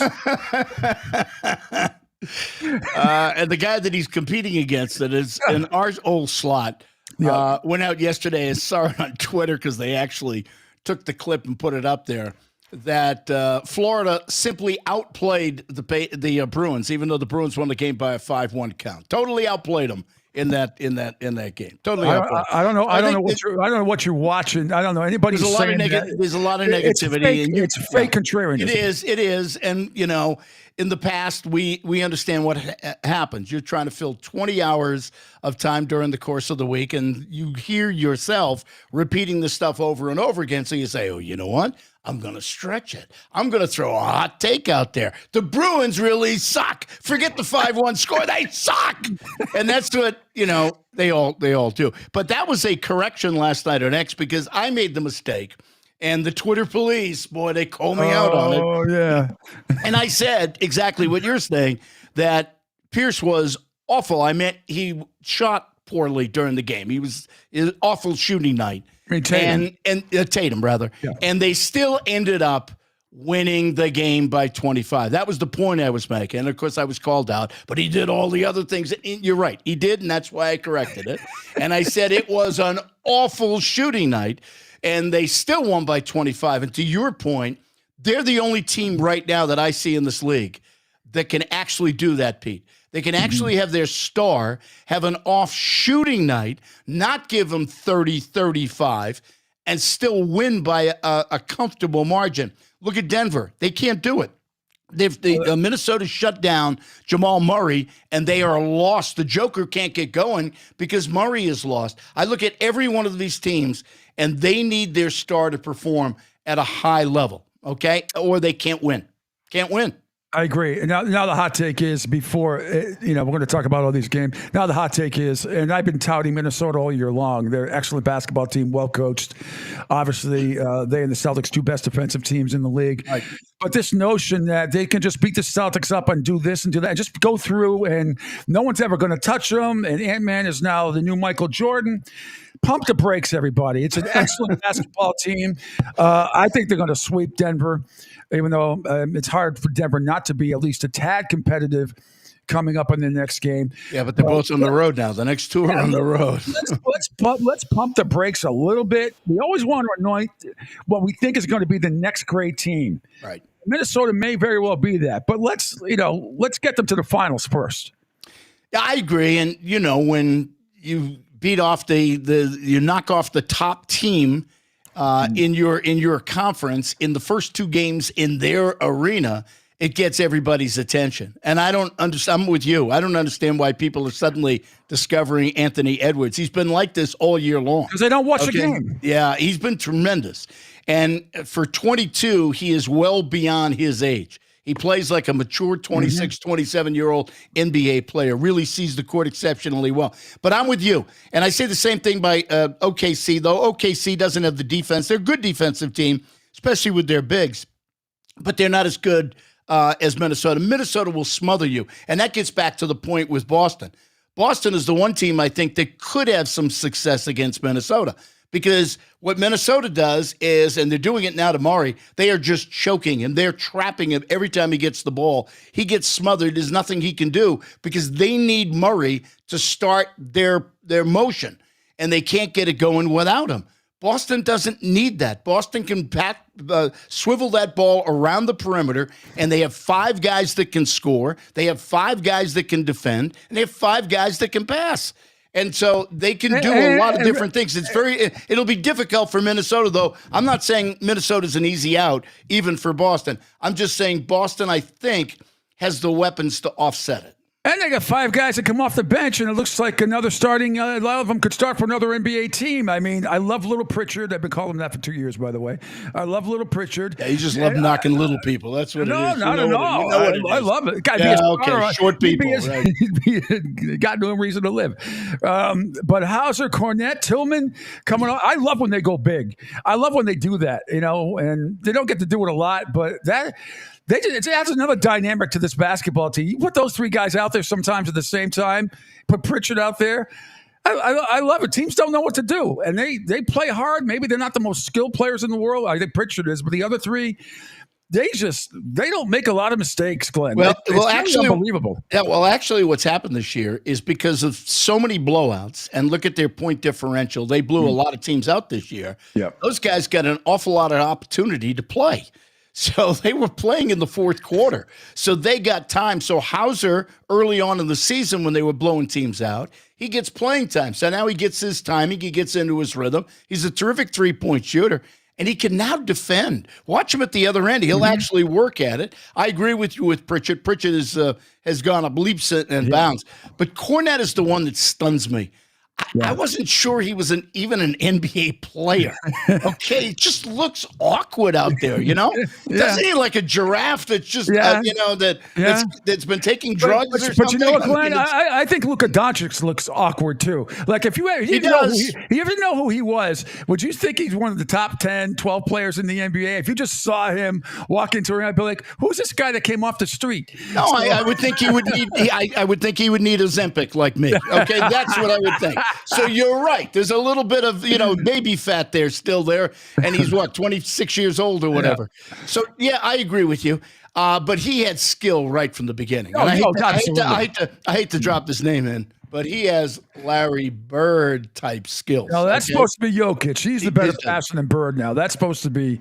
But I would say that Luka has a lot of the traits that you saw with Larry Bird, the body movement, and everybody said the same thing. Oh, Bird's not athletic. Oh, bullshit. Yeah. He's got great eye-hand coordination. He sees the entire floor, and he's much better athlete than you think, because everybody thinks athlete is speed and jumping ability, okay? And they don't think there are other aspects of it. Well, then how do these dudes do it out there on the floor? And don't tell me they're just smarter than everybody else, because that's bullshit as well. Magic was extremely bright. He might have been the smartest basketball player I've ever seen on a basketball court, and look at some of the stuff that Larry was able to do against him. So that equation doesn't work for me. But no, Cornette is a guy that I thought was a waste of minutes out there on the court, and he's doing some stuff. But I agree. I don't know what people were watching with Cleveland. Unfortunately for Cleveland, they need Mitchell to score 40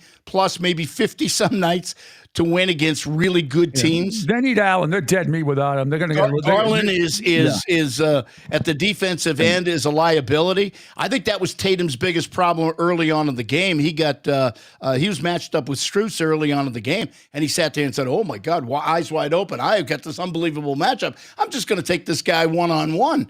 And of course, he kept on missing, and he was kind of forcing his offensive game. But they're not a good defensive team, Cleveland. And without Allen, they're missing another guy up front, Pete, which is another problem for him, a rim stopper. But I could see them winning a game in Cleveland. They light it up the way Miami did in that one game with the record-setting three-pointers. They could win one game. I just don't see it going beyond 5. I don't. I don't either. I thought maybe if they were going to, the way they were hucking them threes and they're all going in the first half last night for Cleveland, I go, oh no, it's just going to be.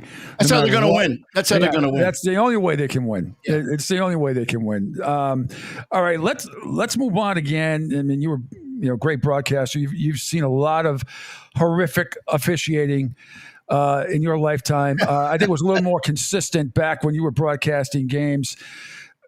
I can't believe what I'm seeing, how many times that we have to go to the well, how many times we have to hear crew chief Zach Zarba in a 2-minute report.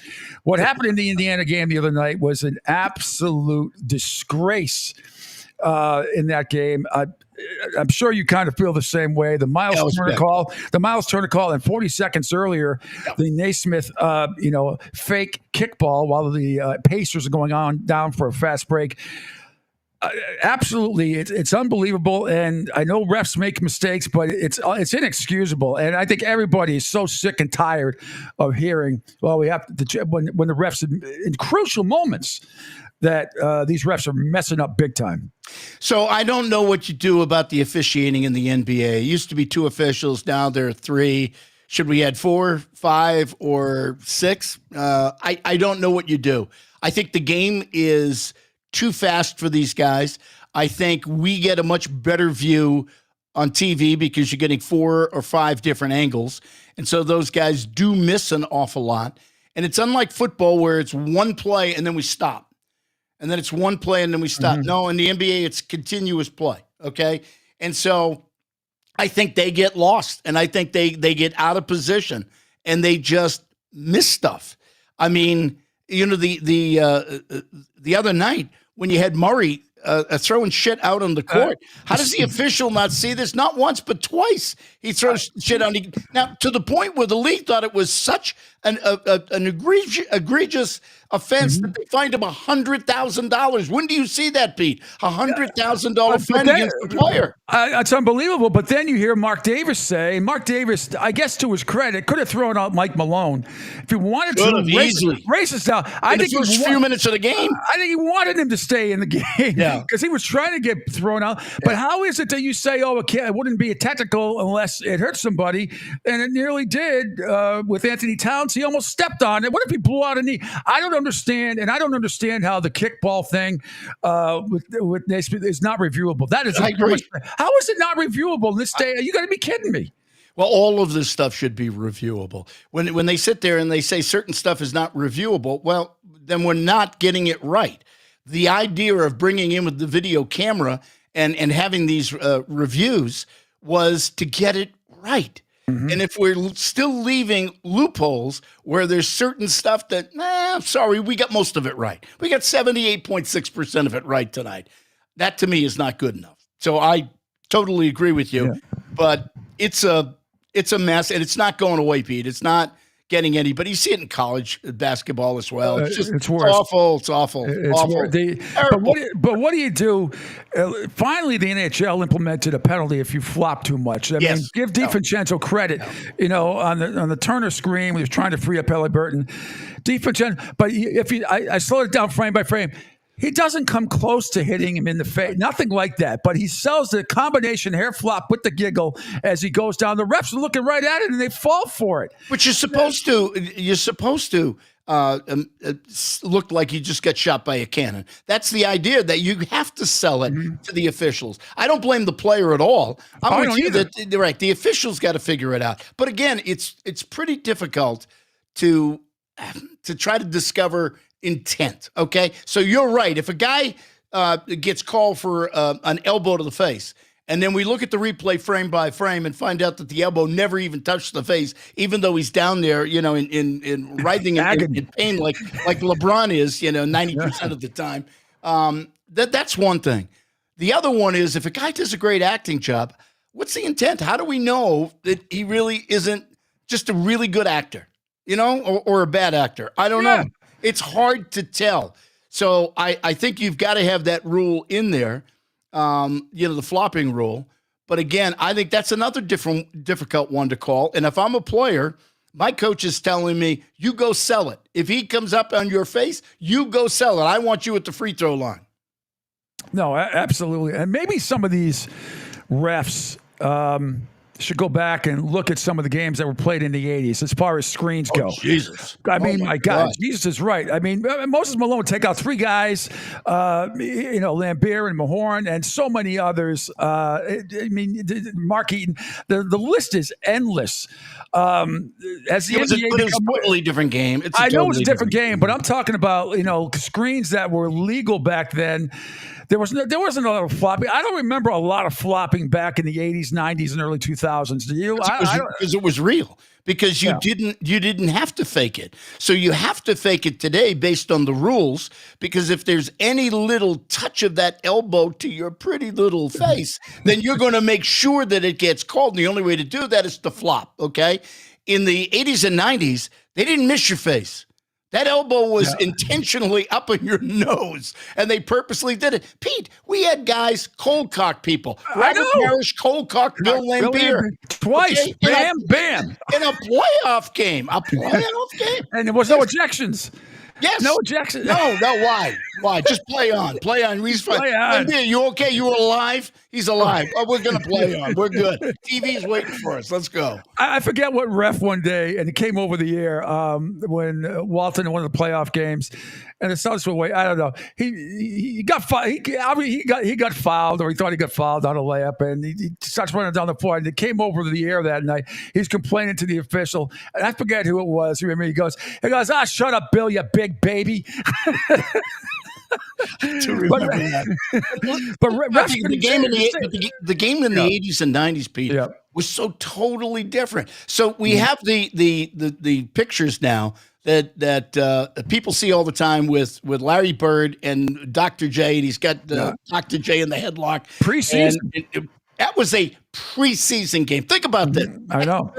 Game doesn't count. Now, you're doing the game. Let's talk about that. You're doing the game that night with Johnny, right? You're doing the game. It's a preseason game at the Garden. Maybe it wasn't even sold out.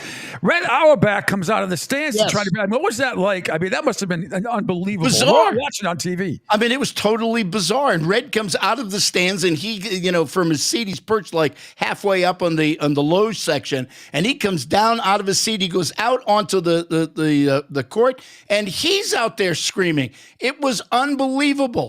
But in those days, they hated each other. These players don't hate each other. These players all have the same agents. These players all spend time with each other during the summertime. They play basketball in the summertime. They do different things in the summertime. And they all, as I said, the bond is with the agent. A lot of them, or they know the player from college. Now, the guys in the 80s and 90s knew a lot of the players from college, but suddenly when they became a Detroit Piston, they hated them. So there was a different feeling amongst the players. They disliked each other. They really did. And only after their careers are over do they now do all of these TV shows where they reminisce about what happened in the 80s. At the time, they hated each other. They love each other now. Absolutely. And the other thing that frustrates me is about today's media, and a lot of them were covering games back in the late 70s, 80s, 90s, 2000s. This notion that a team, no matter what it is, you better win by 5. You better win in 5 games. You better sweep. You better not win in 6. You better not win in 7. And I always bring up the 81 Rockets. I'm like, they took the Celtics 6 games. They barely made the playoffs. I have 4 or 5 games under 500 if it wasn't for Malone back then, way before. How would today's media look back then? They'd be like, what? The Lakers lost to Houston in a mini-series? How was that possible? I mean, these are professional athletes. It does happen. Teams like the Houston Rockets back then were under 500, got to the finals. I'm wondering how today's media would have been able to handle that. I don't think they would have. I think they would have lost their minds. Yeah, I don't. I'm not sure I understand it either, because once you get into a competitive 7-game series, it really becomes, how can we exploit the weakness on your team? And you might be able to do it for a game or two, but in a 7-game series, that other team can now make the adjustments, compensate, and now bully your weakness, okay? And I agree with you. I was having a conversation with somebody the other day, and they were saying, I don't know, this was after the Miami loss, the game two loss. The guy said, I don't know.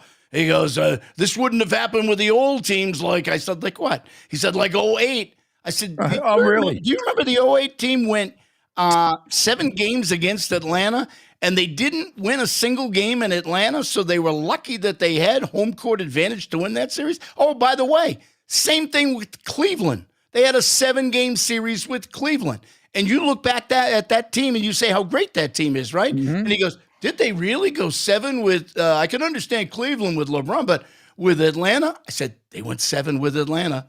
I will never forget that game, Big O, because they were losing big on the road. They were losing big on the road, and Game 7 was no easy wash either. That was on Mother's Day of 2008, and I remember because I was at a restaurant with my ex-wife and family, and I had to get the hell out of it. I want to hear what that conversation was like. Go ahead. Excuse me, I went to the bar. I said I got to watch this for work, which wasn't that far. That's why she left you. Go ahead, please. But it was that game was close until maybe the last 5 minutes, if I remember correctly, in Game 7. Then the Pistons, the next series was close too.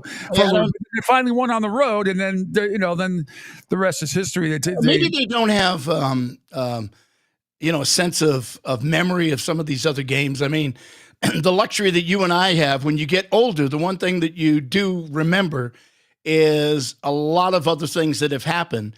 in history, so that when something happens now in history, and not just in sports, in anything in life, you can look back and say, okay, I remember when this happens, this is what's going to happen. This is going to be the result of it. And I think some of the younger people don't have that. They'll get that. They'll 30 years from now, 40 years from now, they'll understand that. Maybe that's part of it, Pete. I don't know. Maybe the media, because they're younger, they haven't experienced, and so they're looking at different things. These are tough series to win. They're very difficult to win a 7-game series. None of it is ever easy. We're talking about Cleveland and saying that Boston will. I'm saying that Boston will win it in 5. I'm not saying that every one of these games are going to be easy. Of course not. Of course not. Because Cleveland's going to show up. They're going to play hard. In the end, in a 7-game series, that's a large enough sample to determine what is the best team. And personnel-wise, talent-wise, Boston is going to show that in a 7-game series. And I'm predicting it'll happen sooner rather than later. But it is not. None of these series are easy to win. None of them are. No, they're not. And that goes to the Stanley Cup playoffs as well. But I was sticking with basketball because, I have mixed emotions about Pat Riley for a lot of different reasons. I mean, just from a competitive standpoint, all that stuff. But one thing he is definitely, he's a great executive. There's no question about it. You got to have respect. A great coach too, a great executive, and he doesn't take shit from anybody. He told LeBron to go stick it when LeBron wanted to have Spoelstra fired. Yep. I've said this to you before. The word culture in sports is so overused, but not in the case of the Miami Heat. And I thought it was pretty telling what he said the other day about Jimmy Butler. And you got to wonder, and you got to hear the long version of it, because it got worse as it went on. And I don't know if he wants this guy around anymore. I don't know if that's going to be good or bad. I'm sure Miami Heat fans, the legitimate ones, which are like 10, will be outraged. But it's going to be an interesting to see what happens with him. He just got 2 years left on this contract too, doesn't he, Glenn? I think he does. He does, yeah, and it's big money. Yeah. But I had the same reaction that you had, is that Pat Riley's sitting there saying, "Okay, let's start making some calls. Let's see if we can unload him and get rid of him." And I don't think it's just the playoff situation, Pete. The reason they end up in such a low seed, and they're a talented team with him on that team, and we've seen them as a low seed have success. But you can't continuously do that. You can't continuously say, okay, we're going to concede the regular season, which Jimmy Butler does. He'll shine in the big games, but I'm going to concede the regular season. So how many of those games do you think he missed where maybe he could have played, where maybe they could have won 4 or 5 more games and had a higher seed and not have to face Boston in the first round of the playoffs? And then, of course, he gets injured and they're done.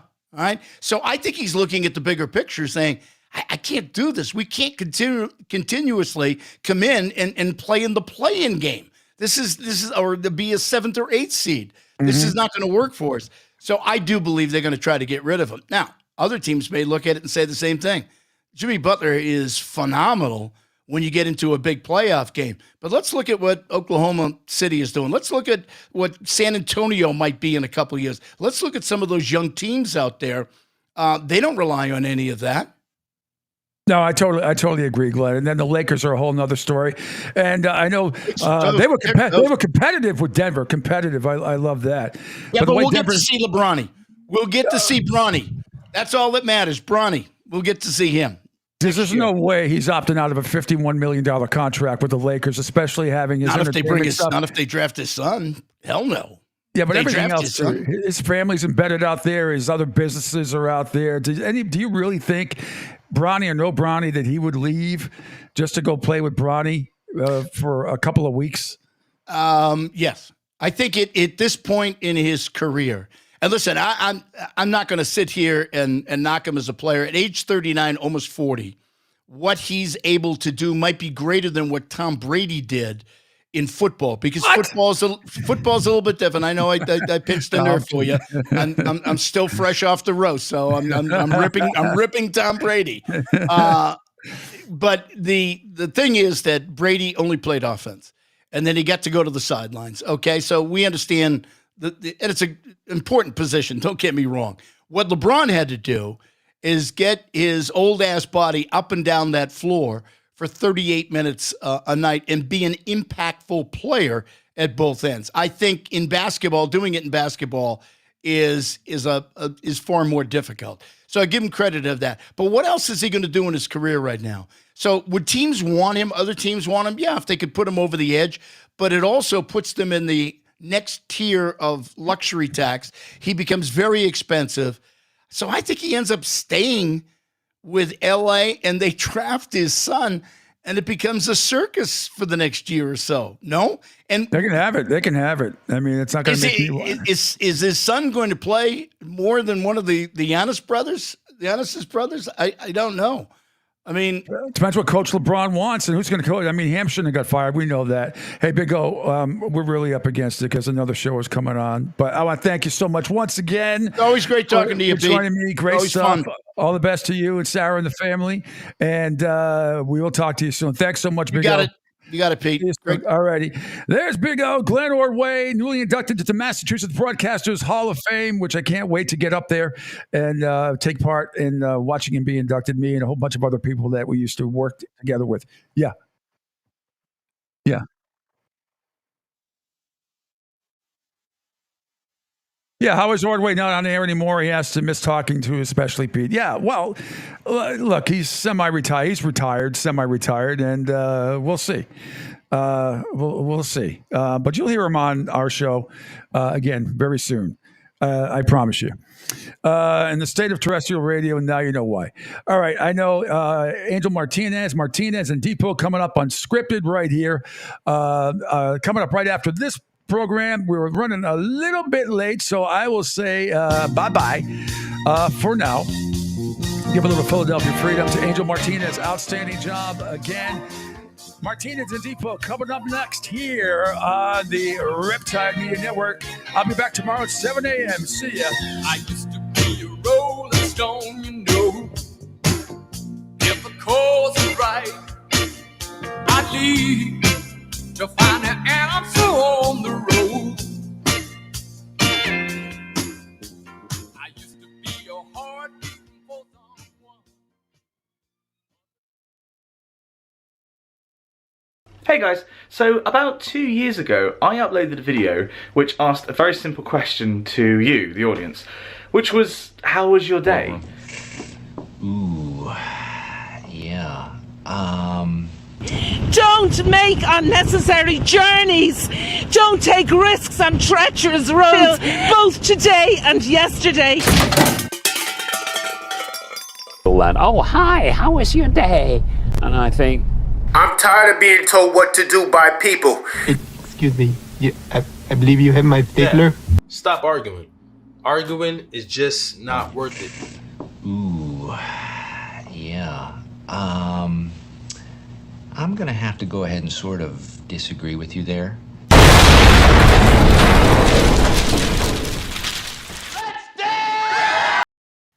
Good morning and welcome as we make the quick transition from the Pete Sheppard Show over to Martinez and Defoe Unscripted. I am Angel Martinez. He is Jeff Defoe DeForest, and we are live here from the Riptide Media Network and, of course, on Sports Radio 102.9 FM The Game. And Defoe, it's another night of other NBA action, NHL action, all kinds of action. But I'm wondering, was there any action in your neck of the woods last night? Well, there's a lot of stuff going on. I think I told you in a text, I don't know if we mentioned this on the show yesterday, that I have to withdraw from the French Open this year. I was going to be paired up with Roger Federer in the seniors doubles, and I have to scratch because turned out I have a torn Achilles tendon. Oh, boy. And the guy told me, let's see, I got the diagnosis. It's kind of funny, Angel. I hope that you never have to deal with any kind of medical shit. I don't know. You look to be a completely healthy young man. Obviously, you're running on fumes because you're doing a zillion different things, producing all the shows here, performing on shows on the Riptide Media Network, a growing enterprise that just continues to pick up steam exponentially in terms of viewers, listeners, and overall reach. And that's great. And then you're doing this thing with the Predators. And as we said, I mean, I'm hoping for the best on that one because I do love sort of fledgling leagues, and this would be fledgling in the sense that while it had some measure of success and seemed to have, I don't know, is this the league stable? What happened? COVID shut this thing down? What was the deal with that? Is that where they sort of retracted and reversed backwards a little bit? Because it seemed like that they had found their niche, no? Yeah, it seems like it. It definitely found their niche to come back. But yeah, COVID shut it down and they brought it back. Which there's still certain things that are being worked on to bring it back fully. But yeah, hopefully it'll get better. By the way, Joey B says good morning, Jeff DeForest and myself. Joey Bean's our biggest fan, man, right now. I mean, we need to obviously establish a few more people like this, but no, we really appreciate the guys that are in here during the neophyte stage of the unscripted era here with Angel Martinez and me, and it's great having you guys with us. So anyway, yeah, getting back to this thing. So I get the diagnosis, and everything is so fugazi now in the medical world that you really don't know what to do. Now, the guy told me that my Achilles was hanging by a thread. And immediately he gave me that look that doctors give you when they say, well, one way to fix this is surgery. Right? And they love to drop that in there because I guess, I don't know, there has to be some kind of premium on the amount of money that a guy would make if he was doing a surgery. I don't think this guy was really pushing that so heavily because prior to the diagnosis coming off the MRI, he was saying, hey, maybe 4-6 weeks in a boot. Whatever. And he handed me this shoe, which I don't know if we talked about this, Angel, but you're familiar with the movie Face Off? Yeah. Face Off with Travolta and Nick Cage, right? So they put Nick Cage as Travolta or whatever, or Travolta as Nick Cage. He's in this hideous, absolutely draconian prison, right? Where they put these boots on your feet and then you can't move. You're completely immobilized. And that's what this boot looked like to me. So I asked the guy, I said, well, is there something maybe like a little more customized that, I'm thinking maybe just put a little piece of plastic over the area that you're not supposed to move and immobilize it. Does that not seem logical, Angel? What do you think? I mean, would you think that you'd have to wear something? I know the, the tissue or the nerves, they're all connected all the way up to like your brain from the Achilles tendon. It seems to be one of the most impossible things to deal with. And we saw many greats succumb to Aaron Rodgers last year, right? Yeah. Out for the season. Third fucking snap. The Jets get it. You know how much money went up in smoke, speaking of gambling, when Aaron Rodgers went down? Because people were convinced last year, Angel, and I'm not sure if you were among them, that the Jets were actual contenders to win the Super Bowl. People were so blind. I mean, they're looking at Aaron Rodgers at 40 years old, and I don't know, is he at the point where he was in some level of decline anyway? Well, what would you say to that? No, I seriously friggin', I doubt it. And I even forgot all about that they were picked to win the Super Bowl just because they picked up Aaron Rodgers, which, how did that turn out for the Jets? But not they were counting on Mickey Becton to block for Aaron Rodgers. I mean, their offensive line was a sieve. Just ask Zach Wilson. I mean, Zach Wilson is no great quarterback or anything, but what was he not? Ben Gazzara City? He was running for his life the entire time. What was going to happen to Rodgers? A far less mobile quarterback if he was going to play behind this offensive line. People were betting their brains out on the Jets to win the Super Bowl last year, thinking that they had made the move that was going to put them over the top. But the Achilles put him right out of action because nobody knows what to do. That's the thing. And he did immediately went and had the surgery. So, but he's in a better position than I am to go ahead and incur that because A, I'm old, and B, I'm not getting paid $50 million to sit out the season. Yeah. We got to get out there and hustle, Angel Martinez. This is not an easy position to be in, is it? Late in life? No, it's not. By the way, Joey B says TiVo's got to do shrooms now, like Aaron Rodgers for recovery. Well, yeah, I mean, I would consider it if you were dealing with the crisscross of medical information that you get and the theories regarding treatment. So anyway, I ended up going to this place yesterday, and they were supposed to fit me for this custom thing that the guy had recommended, which wasn't as cumbersome as the boot that he had originally handed me, which I've yet to wear. So I'm 5 days into this diagnosis, and I've really yet to do anything about it, right? I mean, I'm practically running stairs in the stadium instead of doing the things I should to get this thing healed. So they gave me the contraption yesterday, and I'm walking around in this thing, and I'm thinking, geez, Angel, this is not going to be pleasant. Because it was very, very awkward to walk around with this. You're almost tempted, and I don't know how you feel about this. Would you get one of those little scooter things that you put your knee on? You know, where you're like walking on one leg, but you have your leg completely off the ground, so you're putting zero weight on it. Is that something. When you see people that are doing that, how do you feel about that? Do you feel like asking them how the surgery went, or I don't know? I mean, You does almost it look a kinda little strange to you, that whole contraption and the apparatus? No, you almost want to, and I'll answer that in a quick second here. As Gas Pump Guy says, "Good morning, fellas. Two of the best morning shows out there right now ready for a great show with you guys." And Gas Pump Guy has been. It's nice because he's been making a crossover from the Pete Sheppard show over to us, which is I can't thank him enough, and for constantly sending messages in the morning. I do appreciate it, but no, I'm the same way because you feel bad. You almost don't want to say something default because it's like. And I've said I've made this fatal error before when I was standing in a grocery line, and the lady was behind me, and the baby was in the car seat, and inside the grocery. Oh, cart. in the cart, yeah. Yeah. So I turned around and I thought, okay, I'll just say something about the baby. So I just kind of took a moment and I said, "Oh, by the way, congratulations on the newborn." And she said, "Thank you very much." I said, "Oh, it's hopefully soon things will just, kind of go back to normal, and then, everything will be fine and wonderful again." And I meant it as in, hopefully she'll be okay. She'll get back to bouncing around, do all the other fun stuff. And she got it, she just gave me this look like, so I'm having another one, and I would appreciate you not calling me fat. I'm like, that had nothing to do with anything. So I don't do that anymore. Yeah. But the one time I did want to say something to somebody when it came to them with a cart. Oh, really? You didn't realize the second baby was on the way? I know, especially when it was a newborn. And I'm thinking, boy, you guys are quick. But nonetheless, when the cart thing is, I think it helps, obviously, which I think is better than the crutches. But yeah, you kind of feel bad by saying to someone, "So, how did it happen?" And then because you don't want to hear either A, the answer coming back, or two, they're going to call you some sort of sarcastic name. Well, yeah, I mean, you're really not that interested in listening to what the person's story was. I mean, somehow they got fucked. That's the way it goes. I gave you one worse on the baby thing, and I still can feel the depth of embarrassment that I experienced at the time.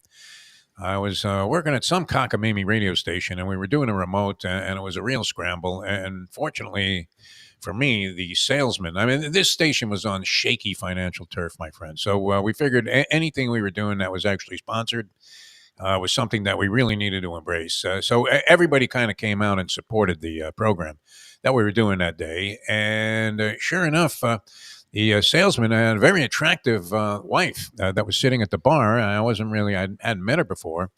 And so I asked the guy, I said, when's the baby due? And because she looked to be, honestly, Angel, I would have thought it was due any minute. And the guy looks at me with a very awkward face and says, "Oh, she's not pregnant." Oh, boy. And I'm like, "Oh, fuck." Oh, boy. Okay, could you make a more insulting remark to a guy that you were trying to get yourself, a little bit familiar with and feel like, hey, we're all a team here. We're fighting against enormous odds of this radio station having success. And sure enough, I make a comment like that. And so never again will I ever mention anything about babies. Regarding women, it doesn't matter how obvious it is that they're about to drop that foal. I'm not mentioning anything about babies anymore, and I would imagine your experience has led you to the same conclusion that no comments about weight and or babies ever again to some stranger with a shopping cart that happens to be behind you. Yeah, no, but now the one thing I will say, as my mom and my sister and even Debbie, when the big thing is, like, if you're going to ask me if it's something that you're wearing, because you hear it, you have friends that'll tell you, how do I look in this? And obviously for the women, it's like, how do I look in this dress or shirt or whatever? Do I look fat? That's the worst question to answer. Yeah. Well, for me, I don't want Debbie to go out there and look ridiculous if it's something that doesn't look good on her. And you would tell her that she looks like a clown? I've told her, wow. No, I've told her before, like, if there's something, because she always asks me, like, how's this look? Man. Yeah, and then I'd rather do that, because what's the worst thing? It's like going to the beach. If you go to the beach and you're not feeling good in your swim trunks or your bikini, why would you lie to them and say, "Oh no, yeah, you look perfect," and then you go out there, because people are they're gonna say something, and I really don't care what they say. But at the same time, too, I'm not gonna have my lady looking ridiculous on the beach either. So I stuff like that sometimes drives me a little bit nuts. You're going to learn. I mean, like I told you before, everything changes after she says "I do," Angel. You're not going to get away with this stuff anymore. You're going to incur months of silent treatments whatever psychological ploy she can use to convince you that you should never do this again. And that is, I mean, a woman asks you, hey, do I look fat in this? I mean, the last thing you want to say is, oh, man, I tell you what, I've seen beached whales that look better than you. No. There we go with the beached whale theory again. Wasn't that one of my theories that, the Panthers should have put a beached whale in front of the pipes instead of Bobrovsky during that one stretch, which that goes again tonight. How can you beat that?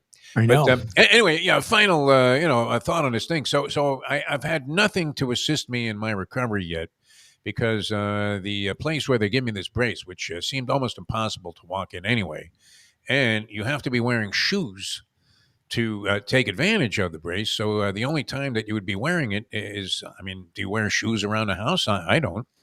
And I've got stairs in this thing. I may have to capitulate, Angel Martinez. And I never thought that I'd be one of these guys. But do you remember that commercial where the old guy is taking some cart that he's riding, a little platform that he's riding up the stairs? Yeah. And it looks so, I mean, nothing against people that actually need some kind of apparatus like that. But and everybody can't put an elevator in their house. But I mean, the last thing you see yourself doing in your lifetime is being in need of one of those things to get up the stairs. Is that, wouldn't you think that it was over at that point? I think so. I would think I may so. need one. I don't know, Angel. Yeah. If this thing's going to heal properly, I don't think I have the wherewithal to get one of those things installed. I would imagine they're not cheap. But I got a lot of stairs in the place I'm in. A lot of stairs. There's no way around them here. If you want to take a piss, you're going to have to take some stairs. Oh boy. Well, you've heard people too when they say they've depending on what it is. I know my friends, for example, up in the Northeast, when they've had any kind of operation, they normally stay on the first floor because they don't want the whole thing. They don't want to do the up down stairs thing. Minus obviously heading up to the bathroom, but they'll do the same exact thing. By the way, Rick says. Had a snap in my knee while working on Saturday and went to the comp doctor who requested an MRI, but doing physical therapy first without diagnosis. Yes, always good to have no idea what you're trying to fix, but try to fix it. Yeah. Well, it's Imagine they did this in the NBA. I mean, the lawsuits would be flying back and forth. Are you kidding me? They used to do that in the NFL. I had friends that played in the NFL that I work with in the business and I got to know. And I mean, the cockamamie doctors, I mean, you're talking about medical malpractice all over the place, right? It was almost like Any Given Sunday, where they had James Woods was the doctor for the team. He was the team physician. And he was like telling LT, yeah, he can play.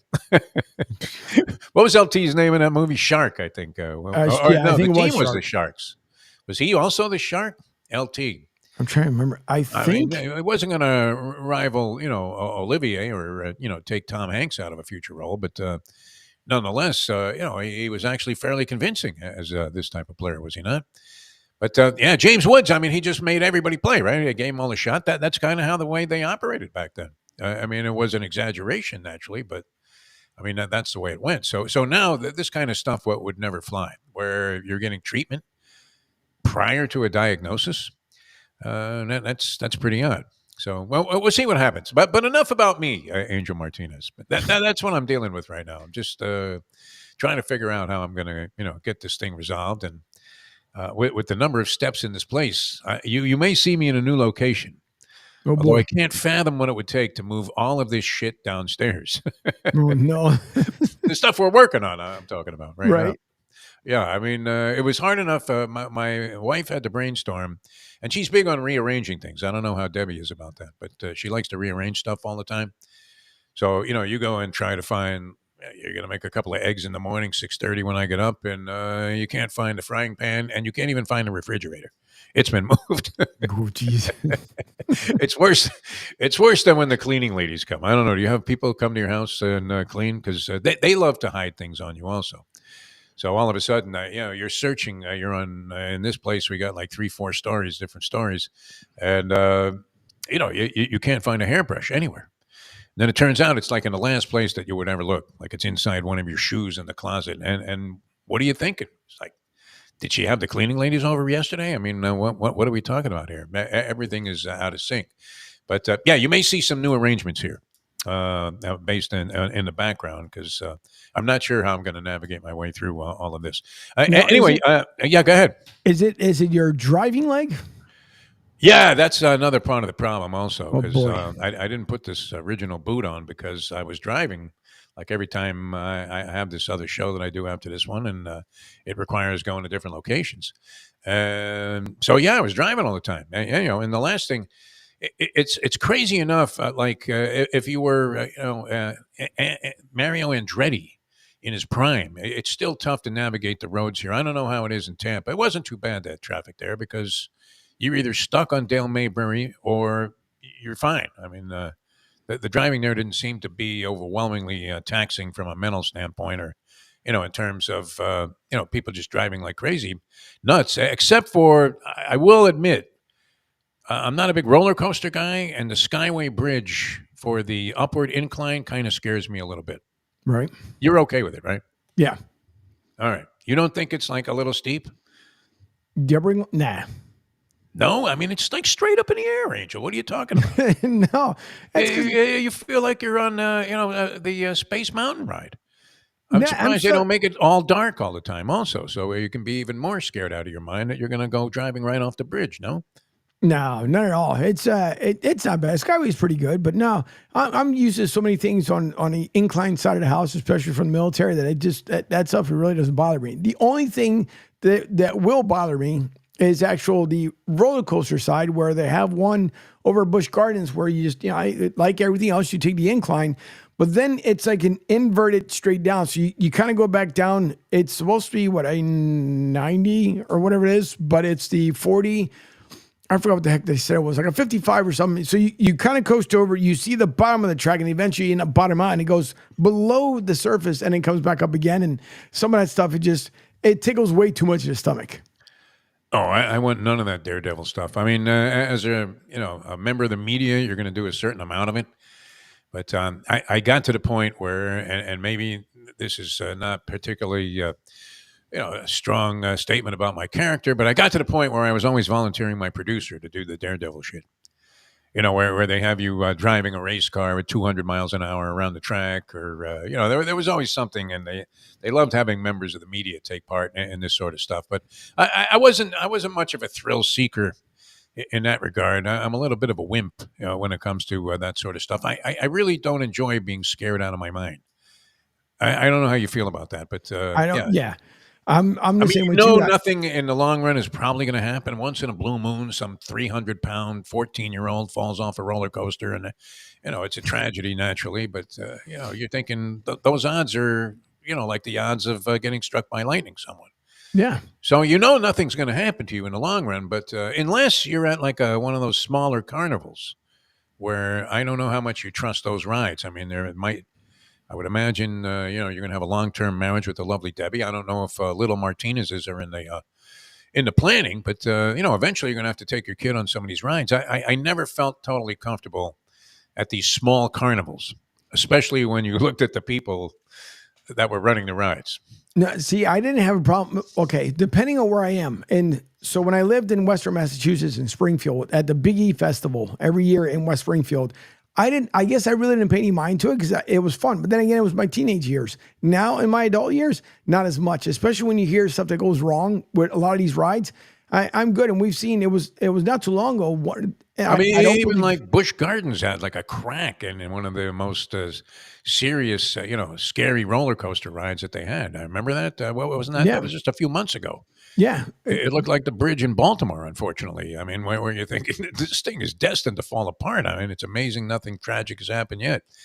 No more for me. Am I an asshole for setting my producer up, for possible elimination from the human race by always, I had them like be the one that like went in there and boxed 2 rounds with Lennox Lewis, that kind of thing. Right. And they're saying, I want no part of it. No part of any of this daredevil stuff. But so that's where I stand, Angel. I don't know. I'm a mess from a physical standpoint. I was just fine a couple of weeks ago. Couldn't have felt any better. And it shows you how quickly things can dissipate and leave you in a position where you feel like what? Like the Indiana Pacers, maybe? Do tonight, going into this game, getting 5 points from the New York Knicks for you degenerate slime out there like me that think that the only way to enjoy a game these days is to have at least a couple of bucks on it.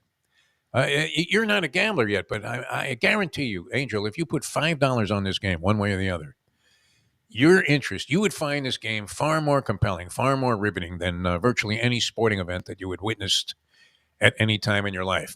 I keep encouraging you. Is your future bride going to be very angry with me for trying to bring you down the sordid path of degenerate gambling, No, unless drinking, drugs, swearing? I mean, no, she knows how strong I am on. you have high on, standards, kid. You really do. Yeah, well, because you have to kind of keep it that way. At least in my opinion, you do. But nah, she knows I wouldn't gamble. But if I had to gamble, Defo, Let's then get a mythical 5 going tonight, because one of the other things about this business is you don't want to look like a bozo and be wrong all the time. We can't all be A.J. Johnson. Let's face it. Correct. That's a remarkable run, the likes of which it's like George Brett flirting with 400. Can it happen? Yeah, maybe, but it's not going to happen. Right? You get to that last couple of weeks of the season, the bat starts to feel like it was a log that you were rolling up a river somewhere, or maybe a telephone pole. And it's hard to bang out hits going 4 for 10 every night. It just is. But a remarkable run there. But if you had a mythical 5 on the game tonight, 5, you don't even have to take it out of your pocket. Do you think just because in this business you want to be right about these things? Yeah, you want to look like you're asking the audience to buy into things that you say. Does it not help add to your credibility if you have a pretty good opinion about games? Yeah, I'm going to put $100 virtually down that the refs will give the game once again to the Knicks. Unless, just like Debbie says, unless you're up by 20, I'll put $100 that if there's 8-point differential within a minute left, the Knicks once again will walk away with the game. Because do you have, by the way, any chance on the New York Post or somewhere where it shows who's officiating the game tonight? Because they don't give you that. I think it's kind of like the Trump witnesses. They don't want to release them in advance because of the potential for harassment. I do have. I'm glad you referenced. You're leading me into everything. I mean, are you starting to read my mind a little bit, Angel Martinez, Yes. after only 2 weeks? Yeah. In this endeavor together. That's what we do. I wanted to bring up both and I'm not one. I mean, people will find this, if you're not familiar with what we've been doing over the zillion years we've been doing this, new to Riptide Media, of course. And I dig the fact that we're on an Hispanic station in Orlando. This really completes the career for me. It was a lifelong dream, and I'm very happy about that development. But yeah, I mean, I wanted to get into. I'm not one to bitch about officials. Like 48 hours worth.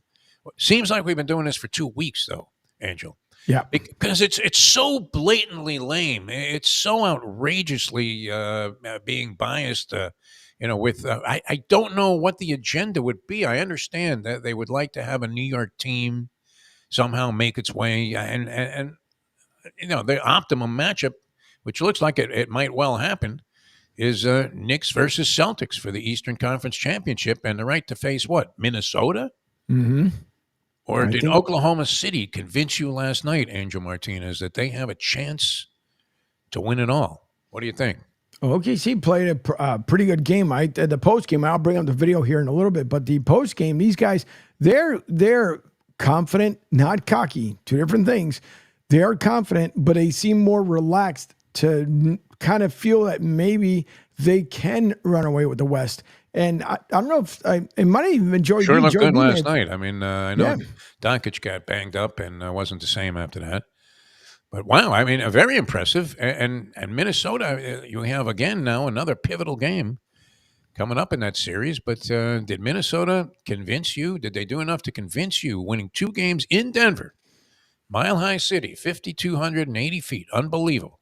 Straight up in the sky. And they don't hesitate to remind you. They have like oxygen tanks by the visitors' bench. And they have people just passing out in the stands all around them, just running out of breath. And they're they Mile High is on the uniform. They're telling you, listen, you're going to run out of fucking gas in this game. Guaranteed. And what happens usually? You see Denver closes games very, very well. Yeah. A, because they're a really good team, and B, because they do have this advantage. Have you ever run around? I mean, I won't say I have tremendous experience doing it, but I have been to Colorado and places that you would consider to be of altitude.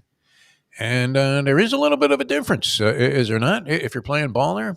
No, there is. And you figure when Debbie and I went last year, because beginning of New Year. So last year we went for a wedding, and we went for a walk from the hotel room to where we were, which is already obviously hill-ish. And we ended up taking a walk, and we didn't feel. I'm trying to think when we felt it. It might have been. I think it might have been the stairs as we were going up the stairs in the hotel. You're gasping for air. My God, there's no Rocky Balboa finish to that. Yeah, Where you start throwing imaginary punches, at guys while you're dancing around at the top there. Exactly. No, but I think that was the only time that we actually felt it was going up the steps. And other than that, I think we're pretty good, because even when we made it up to Pikes Peak, and maybe because it's such clean air up there, you couldn't feel it. You can feel the obviously the cold air, and you can see the snow, but you didn't feel like out of breath. I'm almost certain it wasn't until we actually hit the steps, because even when we walked around downtown, we must have went up this one stairway right in the heart of downtown. Must have been about 20 steps just to get up to the platform to come back down another 20 steps. And you can feel it there. But for athletes, you can, because if you remember, Defo, just not too long ago when the Lightning played the Avalanche, just a couple seasons ago when Avalanche won the Stanley Cup that season, the Lightning were gassed out by the beginning of the Florida. third. Are you kidding me? We're at sea level, for God's sake. Yeah. Sea fucking level. I mean, you can't get any lower unless you're underwater. That's it. Jacques Cousteau is the only guy that knows what that's like. But, no, it does tire you out. I mean, I was out of gas when I was in Aspen for a couple of days. I was out of gas just going to the bar. I mean, that's how much of a differential is. So, I mean, if Minnesota was able to do that, Angel Martinez, you're thinking they look pretty promising here to maybe knock Denver out of that seat. And what we saw last night, Oklahoma City looking very viable against the Mavericks, because especially if Luka's banged up a little bit. So we might see a little bit of a changing of the guard there. And you're thinking, both of those teams, are they good enough to beat the Celtics, who I would probably give the edge over the Knicks if it ends up being Celtics-Knicks, because the officials will then switch positions and all of a sudden be overwhelmingly favorable to the Boston Celtics.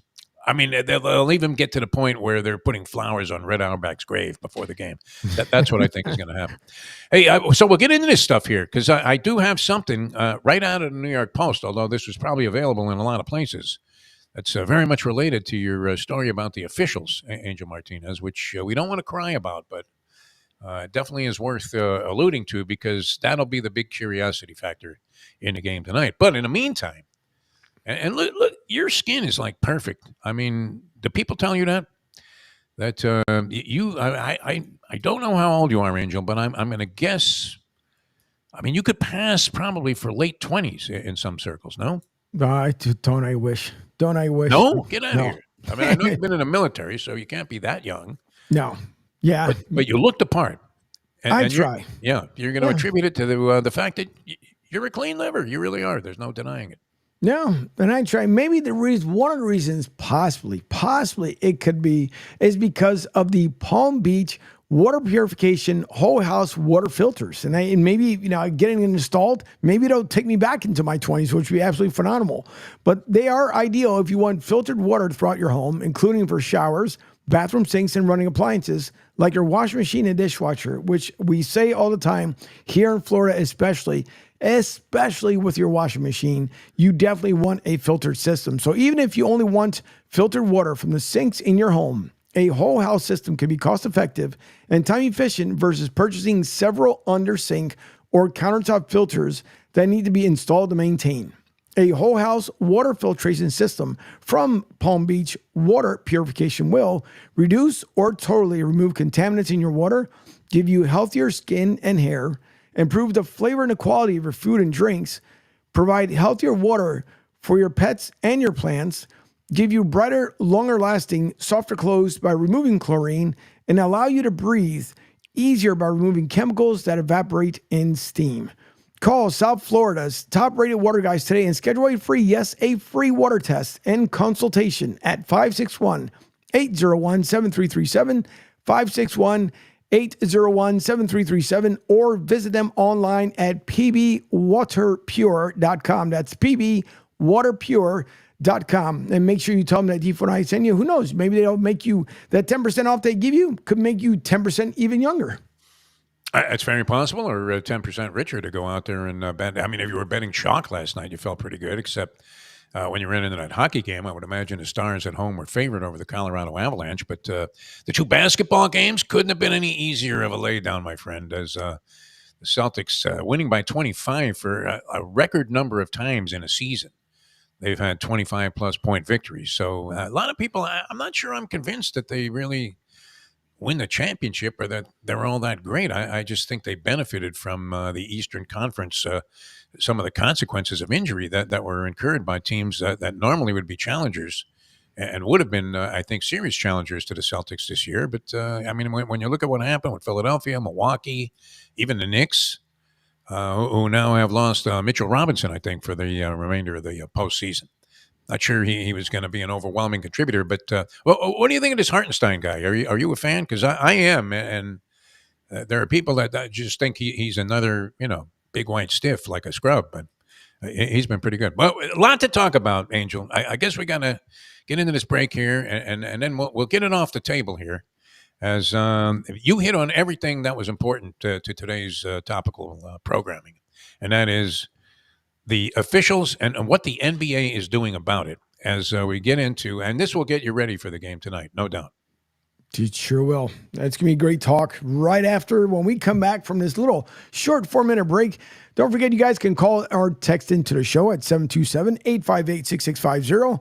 727-858-6650, and make your live comments here on the social medias. We'll read them out loud. Like when Rick Marcus, before we go into the break, said that the Skyway can be a bit nerve-wracking experience when cruise ships is going under it, and they're going under it. Yeah, it can be. But don't forget, you guys straight up in the fucking air, Angel. Admit it. I don't know. I guess you're used to it. But when you first, I mean, once in a while, like when you're driving on the Pacific Palisades, just a beautiful scenic thing that everybody should do in their lifetime. Pacific Palisades Highway, as you're going from like LA to San Francisco. But as you are, leaving San Francisco to go south, you were going downhill on the most treacherous, winding mountain road that you could ever be on. It's something like out of one of the old Superman episodes where like Jimmy Olsen is driving a car that has no steering and he's trying to somehow navigate his way around the cliffs. And the Pacific is there. I mean, you're looking going, if I make one wrong move here, imagine you're wearing this boot covering a torn Achilles and you're trying to navigate your way through this. You're in the mouth of a sea lion, like some 4,000 feet below. Well, it's crazy. And the Skyway, it's not quite that. But it's right up there when they used to have, this as prior to your arrival in Florida, but I don't know if you ever drove down to Key West on the old 7-mile bridge at any time in your lifetime before they renovated it and made it, very, very safe and modern. But back in the day, man, this was like less stable than the bridge over the River Kwai. It was some serious bad news, like one of those bridges that's tied together with ropes where you see two guys get on there and they're all sinking almost into the river. And that's how you had to do it. And the Skyway, I think, is in that category. See, you're a Tampa, St. Pete guy, Clearwater, so you probably just find that a matter of routine. Yeah, it's to me, again, it's no big deal. Not if I ran it, like when they have every year they have the marathon that goes the Skyway marathon. Then get out of here! People run over that bridge. Oh yeah, they had two maniacs. They're all from Kenya and Ethiopia. What kind of people you find that can run over that bridge? The locals. My God. Yeah, the locals do it. I don't know. Straight up in the air. Yeah, you're talking straight up in the air. That would probably be the only time it would actually bug me, because then you would kind of feel like, and I don't personally ever feel the bridge move, but then depending on what kind of wind it shakes too. It definitely does. What are you talking about? No, but the locals here, they end up running it. I don't think. Well, who designed that bridge? Ron Popeil? Who came up with this bridge? I'm not too sure. I have to find out that info. It's just scarier bridges there is in America. You're figuring the Golden Gate probably, has a few things that should be looked at from a structural standpoint after all these years. But Skyway, I find it far more frightening than any bridge I've traversed. It's been a while, though. It's been a few years, so I doubt that it's changed, but it did collapse once, too, didn't it? The Skyway? Yeah.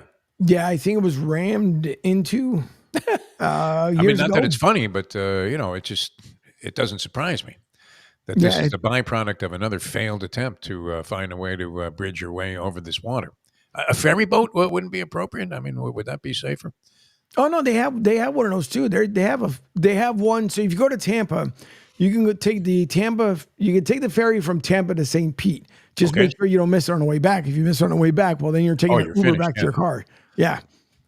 But every now and then I used to make a wrong turn and I'd have to go back over the Skyway Bridge for some reason when I was in Tampa for a while. Anyway, we should get this break done and then we'll come back because we have to our breakdown of what's breaking down in the NBA. How about that? Yes. For a segue. All right. Indeed. That's a good segue. All right. We'll be back after as you're listening to the Riptide Media Network on Sports Radio 102.9 FM The Game. Adopt US Kids presents What to Expect When You're Expecting. A teenager. Learning the lingo. Today I'm going to help parents translate teen slang. Now, when a teen says something is on fleek, it's exactly like saying, that's rad. It simply means that something is awesome or cool. Another one is totes. It's exactly like saying, totally, just shorter. As in, I totes love going to the mall with Becca. Another word you might hear is jelly. Jelly is a shorter, better way to say jealous. As in, Chloe, I am like so jelly of your unicorn phone case. You don't have to speak teen to be a perfect parent. Thousands of teens in foster care will think you're, rad just the same. To learn more, visit adoptuskids.org. A public service announcement brought to you by the U.S. Department of Health and Human Services, Adopt U.S. Kids, and the Ad Council. This is the story of a very special woman. In a matter of seconds, she turned herself into a great mathematician or an entrepreneur. Her knowledge was limitless and still is. She could also make monsters disappear, especially those that lurked in the shadows under the bed. Once, this woman put back together a teenage girl's broken heart, which had been shattered in 1,000 pieces, just by giving her a bear hug. She masqueraded as a regular person at work, but as a superhero at home. Everyone knows her as Gabriella. I still call her Mom. Your hero needs you now, and AARP is here to help. Find the care guides you need to help, complete with tips and resources at aarp.org/caregiving. A public service announcement brought to you by AARP and the Ad Council. Hey, Dad, your prescription will be ready in just a minute. Hey, Dad, your laundry will be ready in just a minute. Dad, your lunch will be ready in just a minute. Hey, honey, why don't you take a minute? When you help care for a loved one, you give them as much time as you can, making sure they're safe and comfortable. But it's just as important that you take some time for yourself. At AARP, we can help with information and useful tips on how you can maintain a healthy life balance, care for your own physical and mental well-being, and manage the challenges of caring for a loved one. Because the better care you take of yourself, the better care you can provide for your loved one. Thanks, Dad. Thank you. You're there for them. We're here for you. Find free care guides to support you and your loved one at aarp.org/caregiving. That's aarp.org/caregiving. A public service announcement brought to you by AARP and the Ad Council.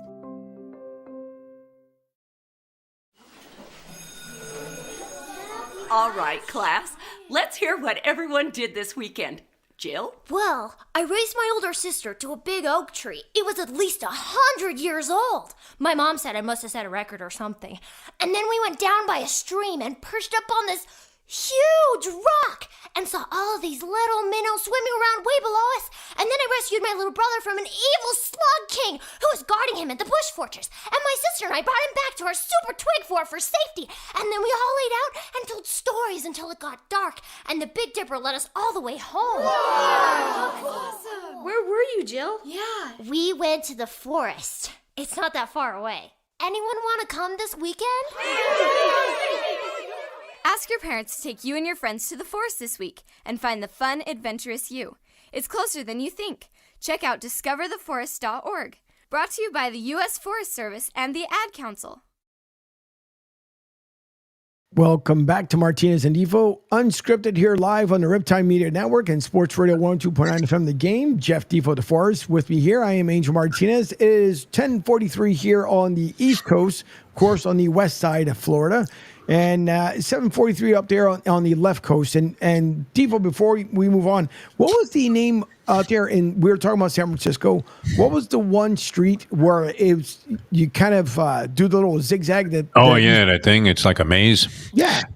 Not sure the name of the street. I probably should know it. I've been on it, and you look at that and you go, who the fuck came up with this? What weed were they smoking? I mean, how far back do they go? Is Jefferson Starship about to take the stage? What are we talking about, the guy that designed this? Well, we have a thing down here that you'd have to wonder. I mean, maybe this guy got his architecture degree from the University of Guam, but we have a thing here called the Golden Glades Interchange. Okay. Where, I mean, they're only really, I mean, there's not much east-west this end of Florida. I mean, let's face it, the state is shaped like a phallic symbol. I mean, it basically looks like a penis, doesn't it? Hanging out of, unzipped pants. So it gets kind of narrow down here. I mean, you have vast space going east and west. You're part of the state there. Where we, I mean, you're talking about a couple of streets. So they have this thing where 95 intersects with a bunch of other highways that go east and west or can take you in those directions. And it's called the Golden Glades Interchange. And I don't know if you remember this guy, probably before your time, but there was a guy named Rube Goldberg that used to put these things together where, like, you would roll a marble down a thing, and then it would hit a bunch of dominoes, and then that would end up throwing a bunch of things into a pop-up toaster. It was like a series of events, a chain of events would unfold based on, like, one simple action that seemed to be unrelated. And that's what this looks like a Rube Goldberg invention. Because you have no idea. You go south to go north on this thing, if you can believe it. You're going due south so that you can circle through like 18 different things like that maze in San Francisco and then end up on the north side, the other side of the highway. I mean, when I came here, you talk about confusion and chaos. That's all that this created, the Golden Glades Interchange. But I don't know. I mean, do you think they have these kind of traffic aberrations in Indiana or the Midwest or something? No, they got tornadoes there, unfortunately. Yeah, which seem to be blowing the whole place apart. All right, you know what's good about this show? This one in particular, Angel. We're about 45 minutes into it, almost halfway through, and we haven't gotten to anything yet, which is great. Not only unscripted, but unfounded. I mean, a territory that nobody would bother to explore here. That's right. Whatever my various medical travails are. But, okay, so this was the thing about the NBA. And the fascinating thing about this whole officiating, is it a controversy? No, it just seems like there's an agenda, doesn't it? As we were saying yesterday, I mean, at the head of every criminal organization, you have to have somebody that has no conscience. And I'm beginning to believe that Adam Silver has no conscience. Because the fact that he has yet to address anything about that, he has made no comment, I don't think, about the officiating in the previous series, Philadelphia 76ers. I won't say they got completely hosed. They may have lost to the Knicks anyway. Is that something that you'd be willing to concede as a 76er fan, Angel? Oh, yeah. The Knicks might have been a little better, just a little better equipped at this point. With Embiid as banged up as he was. I mean, we mentioned he looked to be in worse shape than the English patient a couple of times there. Everything was wrong with the guy. And they held in there. I mean, could they have won? Yes. Did they get robbed in that one game of an opportunity to win? We don't know that they would have won it. It's hard to say, hey, yeah, definitively that they would have won had they not gotten completely conned there at the end of that game. But still, I mean, think about it. That takes it from being, 2-2 to 3-1 and puts them in a very compromising position, which they somewhat bounced back from, and then only to get hosed again. It was amazing. But the league, I mean, should they not have issued an apology to the Indiana Pacers? They do that last 2-minute report, which I have in front of me here from this game with Miles Turner, the last 2-minute report, which of what value is it, Angel? I mean, isn't this like apologizing to your wife for saying, hey, you look like you could take off a few when she comes out in the smoking hot outfit that you just bought and was delivered to your door by Amazon at great expense to you and your credit card. And you tell her, hey, why don't you try something else? You'd look a little better in, something that had a little more room in it. I mean, is it as veiled as that? I mean, you apologize for that, Angel. What do you got? I mean, you got nothing. And that's what the Pacers have. But here's the thing. I don't know. Did they hire like a fiction writer to write this last 2-minute report? Is Jackie Collins involved now with the NBA? They like to kind of bridge with celebrities. I mean, look, you got Jay-Z running the well, that's the NFL, but I'm sure they consult with various celebrities about what to do in terms of entertainment and adding to the overall experience. But are they turning to fiction writers to write these reports? Because what do you think this report should have said? Last 2 minutes of the game, you're the officials. You had a chance to review everything. Everybody's calm now. We know that Indiana got screwed, but if you were going to be honest, what would the report have said? I would have said we honestly screwed up on the call. Yeah, it was on us. It was not on either team, and we should have done a much better job by catching it. And that's why I think instant replay should be put into place for certain instances like that, so that we can make things right instead of making things wrong. And I think that would probably be the easiest way to kind of find a solution and tell the fans, yeah, we screwed up and we're trying to make right. All right, I don't know who's putting out these releases and reports in the NBA offices. Is it some former player? Is it like Dan Marley or something? I know you got like Troy Vincent administers all the discipline. He played for the Dolphins and the Eagles, and he was a very good player, and he seemed like a really decent guy, and probably is well fit and equipped from a mental standpoint to be a functioning member of the NFL's brass. I don't know who does this for the NBA. Who would be responsible for these reports? Does it come from the head of officials? Not sure, but it should have said something along the lines, just as you alluded to, Angel, along the lines of, man, this is the biggest crock of shit that we've ever seen. I don't know how anybody could make an atrocious blunder of a call like that at that moment in the ball game. And we, by all rights, should award Indiana a chance to resume the game with 12.3 seconds to go. And we'll do that before the next game. And for now, we're suspending the outcome of the ball game pending a redo of and a run back of the final 12 seconds. Would that not be what you needed to see? But instead, we get this. Replay review of the foul called on Turner, Indiana, pursuant to a coach's challenge, was deemed unsuccessful. Turner turns into DiVincenzo of the New York Knicks' path and does not give him time and distance to change direction prior to the illegal contact, the report stated. Before saying of the latter non-call, Turner extends into DiVincenzo's path and delivers contact with his side during the screen. What a crock of shit. Yep. I mean, this is pure fantasy. I mean, you know what? If you had that report and you were the Pacers, you would just rip it the fuck up. No, yeah, you would say, "Hey, listen," and you would. And next time you see Adam Silver, you would throw this in his face. I'm not advocating violence, Angel Martinez. I don't want to, have people thinking that that's what this show is going to be all about. But no, I mean, what a crock of shit that is. Well-written crock of shit. Not even well-written because you don't even understand what they're talking about. You don't. And it's such a big farce. First of all, it's for him to say alternative was like any other screen post. He just stopped, put his arms in front of him, and that was it. DiVincenzo was the one that sold everything. Like, I just hit the side of the Empire State Building and watched me fall backwards. So people have been hit by cars and not reacted like that. Exactly. It's just it's such a crock of just crap altogether. The way you look at it, because that's the worst.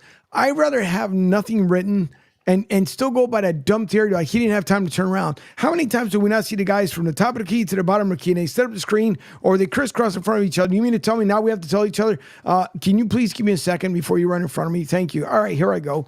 Stop it. It's just Adam Silverman does not care. All he sees is just money.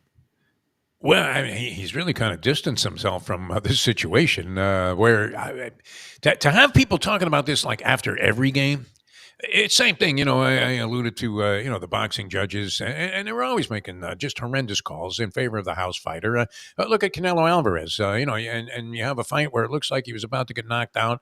He probably loses 8 of the 12 rounds, and you're thinking, all right, the poor kid, in this case, Arislandi Lara, he's going to get robbed, right? Who are they going to give the decision too. Canelo, the Golden Boy, essentially, when he was with Golden Boy, now he hates Oscar De La Hoya. Or are they going to give it to the guy that really isn't that well known around the country and isn't even a household name in his own household? Of course not. So, but when you see the absurdities of some of the imbalances in the scores, you're asking yourself, I mean, what chance does anybody have of beating this guy? And the answer would be none. And that's the way it's been going so far in the series, and the series prior with the Knicks. What chance does a team have when they're facing what would have to be just an insurmountable bias on the part of the officials? And Adam Silver, nothing. What's he going to say?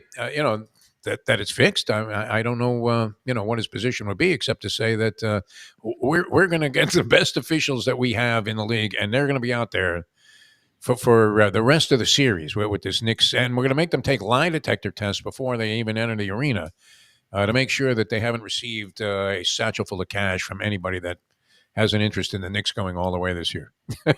Yeah, I don't know. I just. And it is funny because there has nothing on social media, no articles, no nothing whatsoever. He's worse than Goodell right now. I don't know what cave he's hiding under or what rock, he's hiding behind for that matter too. Because he's said nothing since even before the Sixers series prior, nothing. So, and there's, and there's nothing he could say now, Defoe, that would change my mind. Because I would still feel the same exact way. You allow this to happen because all you guys care about, bottom line is, you want to see either A, what we've been talking about, the Celtics-Knicks series, and or that betting has gotten to be that crazy that the refs are in on the take. Imagine you had Indiana. Now, the spread wasn't that big. I think it was like 4. It might have been 5 points. So if you had Indiana on the money line, I mean, you got hosed out of any chance you had to win that bet. And then at the same time that they're doing that to you with the officials, the league is telling you to bet your brains out on the next game. It's just beautiful. I mean, I told you, Angel, I thrive on chaos, especially when it comes to sports. And we're entering an age that is of unprecedented possibilities in terms of the chaos that will be created. By the way, and there's a story out there too, and I don't know if it's true or not. I should have, we probably should have done a little more research on this before I throw this out there. But there was a lot of controversy about what happened in the Kentucky Derby with regard to 2 horses that were banging. I mean, it looked like Gotti Ward, the first fight, the really good one. Gotti Ward, the way they were battling during the stretch, it was Sierra Leone who finished second in the 3-horse photo. And Forever Young, the Japanese Invader, who was one of 2 Japanese horses that was getting serious consideration, I think might have gone off as the 4th choice. Now this made a big difference to a lot of people, including friends of mine, because Sierra Leone ended up being declared the second-place finisher, as evidenced by the photo. But many people thought that he had spent the entire stretch fouling the other horse, Forever Young. And so they were curious why there was no claim of foul by the Japanese jockey. And I thought I saw a statement somewhere that said the jockey, who's I'm not familiar with the name of the guy, but anyway, he said, hey, we were both bouncing back and forth, so I didn't want to make a big deal out of it. I just take the defeat. I mean, a very classy, dignified kind of Japanese position. As, you would expect these guys to just, sort of bow to the other guy and say, I know you fucked me, but I'm not going to complain. Like we are about the officiating in these Knicks series. So anyway, though, it turned out that he was going to claim foul. This is a story that we need to investigate. I don't know if you can find anything about it. Maybe Pete Sheppard knows about it, A.J. Johnson, some of the other guys, the coach, where supposedly the person, as the Japanese jockey was on the phone with the stewards, the person that was interpreting for the stewards was Shohei Ohtani's former interpreter. Oh, Jesus. And he had money on Sierra Leone. So he basically told the stewards, even though the jockey was screaming, hey, he screwed me. He fouled me the whole way. I'm claiming foul. He had relayed to the stewards that, oh, no, he says it was incidental contact and there's no reason to complain. Oh, Jesus. What do you think? I don't know. Is that possible? That was the reason that there was no action taken there?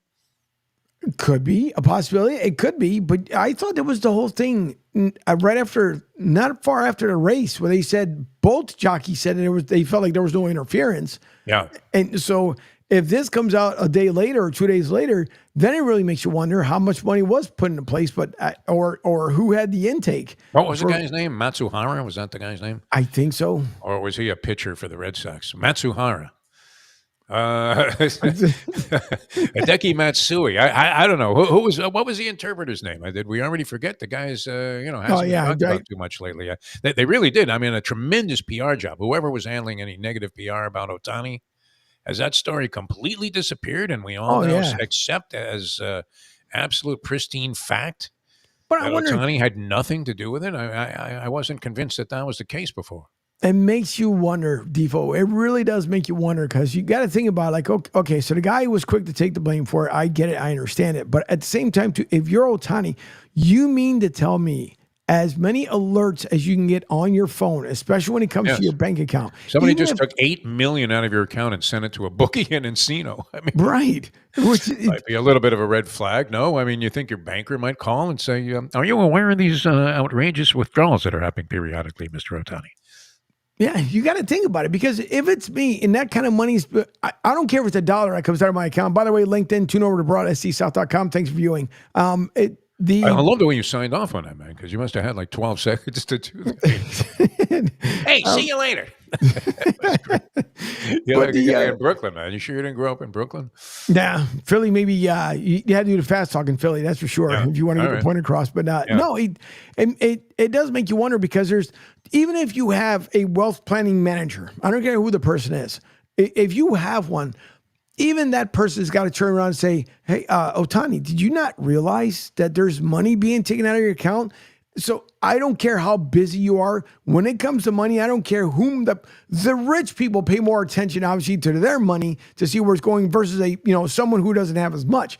But there's no way you can tell me, Defoe, that there wasn't some sort of red flag that went up, an email, a Western Union that came to the house, even though those things aren't even around how about anymore. The banker knocking on your door and saying, hey, Shohei, nice game yesterday, but you see what's happening with your financing here? Are you buying drugs? What the fuck are you doing? Right. Yeah. I mean, that would be kind of crazy. No, it's an oddball story that sort of has dissipated completely in terms of suspicions about Ohtani's involvement. I mean, it's the last thing they want. He's hitting a home run every day for the Dodgers, some days too. This is a pretty remarkable ball player when you think about it. And he seems fine. Everything's fine. Nobody cares. Nobody mentions the guy. He's just kind of disappeared from the face of the earth. Matsuhara, or whatever his name was, that was, I mean, an ingenious thief, if you think about it.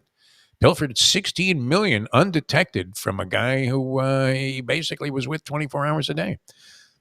That's not easy to do. But anyway, I don't know if he had anything to do with the lack of a claim foul in a derby. But of course, being suspicious of conspiracy theories as I am, I probably would look into that and see if Shohei Ohtani's former interpreter was the interpreter for the Japanese jockey as he relayed to the stewards, even though the jockey was screaming and had to be held back from actually punching Tyler Gaffalione, who I think even grabbed him. There's a picture of him like grabbing him, like in. This was like the Ben-Hur races. I mean, or some race that they used to have out on a ranch somewhere in, Tijuana, where they had the match races and the jockeys would like beat the shit out of each other while they were racing down the stretch. No claim of foul whatsoever. It had to be. I'm telling you, this is going to get back to, again, Ohtani's interpreter. And he must be in bed with the people at FanDuel TV or something, because they didn't want to, have to deal with the payout if the other horse had been placed second, which would have made a big difference. All right, we're gonna come back. We haven't barely scratched the surface. Barely. Angel Martinez, and it's great. I mean, we're talking about a hump day here, a Wednesday, so we have a lot more to discuss here on the program, and an hour more to do it.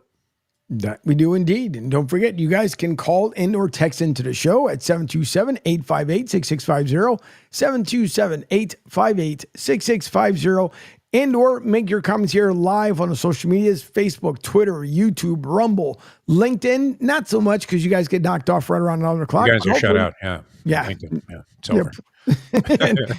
Pretty much. But you guys can make it, of course, over on broadscsouth.com. All the live shows are under broadscsouth.com. So you guys, if you're there, you'll see the comment section. Click on it, make your comments, and we'll make sure to get it across the screen here. So thank you all for tuning in. As it is 1 hour down, 1 hour to go here. Martinez and Defo, unscripted on Riptide Media Network and Sports Radio 102.9 FM, The Game. To some people, the sound of a baby babbling doesn't mean much. But that's not necessarily true. By 6 months, they're combining vowels and consonants. By 9 months, they're trying out different kinds of sounds. And by 12 months, their babbling is beginning to take on some meaning. Especially if there's no babbling at all. Little to no babbling by 12 months or later is just one of the possible signs of autism in children. Early screening and intervention can make a lifetime of difference and unlock a world of possibilities. Take the first step at autismspeaks.org. A public service announcement brought to you by Autism Speaks and the Ad Council. The following is made possible by Dad. Why was the basketball court all wet? Because the players kept dribbling all over it. The dad joke. Corny, grown-worthy, but also one of the simplest ways to share a moment with your kids. Why do you have to be careful when it's raining cats and dogs? Because you might step in a poodle. And kids that spend more time with their dads grow up to be smarter, more successful. Can I tell you a cat joke? Just kidding. And with any luck, funnier adults. Why didn't the skeleton go to the dance? Because he didn't have any body to go with. Dad jokes rule. So take a moment to make a moment and give your kid a laugh. It's as easy as going to fatherhood.gov. Brought to you by the U.S. Department of Health and Human Services and the Ad Council. That's really funny. Okay, men, this is your time. Maybe you didn't choose this, but you're here now. You're gonna go out there and be an all-star caregiver. It's up to you. So what are you gonna do? You're gonna go grocery shopping, cook, clean, be there emotionally and physically. You gotta dig deeper. Drive them to physical therapy, doctor's appointments. Don't you forget about the pharmacy. No, you won't. Because that's what caregivers do. Don't give up. Don't ever give up. This is your time to show the world, your family, and yourself that you're tougher than tough. Now go out there and be the best caregiver this world has ever seen. Caregiving is tougher than tough. Find the care guides you need at aarp.org/caregiving. A public service announcement brought to you by AARP and the Ad Council. Hi, I'm Danica Patrick and proud aunt. Watching my nieces grow, play, and learn is amazing. But not every child gets to be carefree. 1 in 6 kids in the U.S. are hungry. 1 in 6. That little girl sitting alone at the playground, she can't play like the other kids. She doesn't have the energy because she's hungry. School lunch will be her only meal today. It breaks my heart that this is the reality in our country, but it's something that Feeding America is working to change. Each year, the Feeding America network of food banks rescues billions of pounds of good food that would have gone to waste. This food is then provided to families and children in need. Being a kid should be about using your imagination, learning, and having fun. These children shouldn't have to miss out on simply being a kid because they're hungry. To find out how you can help end childhood hunger in your community, visit feedingamerica.org. Brought to you by Feeding America and the Ad Council. Welcome back here. Martinez and Defo Unscripted at 11:06 a.m. here, Tampa, Miami time. Of course, on the left coast, you guys are looking at, 8:06 in the morning. And we thank you for staying with us here at the Riptide Media Network and Sports Radio 102.9 FM The Game. I am Angel Martinez. He is Jeff Defo DeForest, legendary broadcaster in the Miami area. And anywhere that Defo walks around, people tell him, your money is no good here. I wish that was the case, especially with the Homeowners Association, which, wow, you talk about hideous clutches. to be in. You don't necessarily anticipate these things when you're buying a house, and you're saying, "Okay, I got the cash to pay for this thing," and then they're still sacking you with something that would be obnoxious if it was rent in San Francisco. Unbelievable. Just to have what? Like have swimming pools that nobody ever goes to, 2 tennis courts that nobody uses, and a guy coming around once in a while with a bunch of bug spray. I mean, that's it. That's all you get for this. You witnessed it yesterday firsthand, right? Sure did. You said the Sure homeowners did. association are paying these 2 clowns that don't even know how to trim a bush. No, did we do that again? Yeah. Yeah, we did. All right, let's move on. We should stick to the sports here. Yeah, exactly. All right, so we ignored the NHL. I didn't mean to do that. I don't know if that was your intent. We've been kind of basketball intensive. I get the feeling you're more of a basketball guy than a hockey guy, but you did. I mean, you were very much in tune with what was going on with your Tampa Bay Lightning before they got eliminated from the postseason. And isn't it an empty feeling in the city of Tampa and the surrounding areas, St. Pete, Clearwater, maybe even all the way into Orlando, when your team's done? It's over. What we still have here in South Florida, a lot of excitement. And I would imagine, I mean, was Pete Sheppard insufferable this morning about the Boston Bruins and how they won game 1 easily? You would have to think another piece of cake there. Maybe they go up 2-0. They haven't lost to the Panthers all year. But what Pete had to say about tonight's hockey game? Did he get into it at all? Not as much, other than saying that he's really looking forward to watching the game tonight. And the one thing he was into, though, he was saying how just like down in your neck of the woods, where in Boston they still have 3 teams in it at this point, and they're having fun watching, obviously, the Bruins and the Celtics in action there. But yeah, I mean, he's excited for it, and I would be surprised, maybe not as much, if the Panthers can't at least win one at home, because to go down 2 games tonight and we've seen Boston. That makes before. tonight must win. Then. Yeah. I mean, if you want to throw some cliches in there, because yeah, I mean, and I've been saying this all along, and people thought I was joking about it, but I believe this to be true, that all games in the playoffs are pivotal. Every single fucking one of them is pivotal. Because they had a stat last night about the NBA that teams that win the first game of 7-game series have gone on to win the series 68% of the time. I mean, that's a pretty hefty percentage, is it not? It is. So the possibilities of overcoming a game 1 loss only leave you with like 32% of the teams that have been in the situation. That's a pretty small percentage. I mean, you have a 1 in 3 chance of bouncing back and winning the series if you lose game 1. So how isn't game 1? They always talk about game 5, right? When it's 2-2, game 7, obviously. How isn't game 1 pivotal, Angel, in your opinion? It is pivotal. There you go. Thank you. It is. It is very pivotal, because you got to figure that. I mean, that sets a momentum. Truthfully, I don't care if it's the first round. It sends a momentum in the playoffs. It's huge. If you do not go in thinking game 1, whatever the opposing team game. is, I mean, just vital.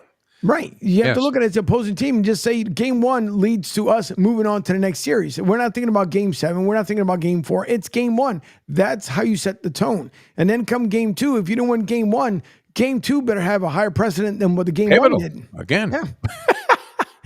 well, and also, I mean, I don't know what the percentage of teams that win the opening game. It seems like everything is just the complete opposite of what it would be logically in the NHL. And in the NHL, they really do. They do play into chaos.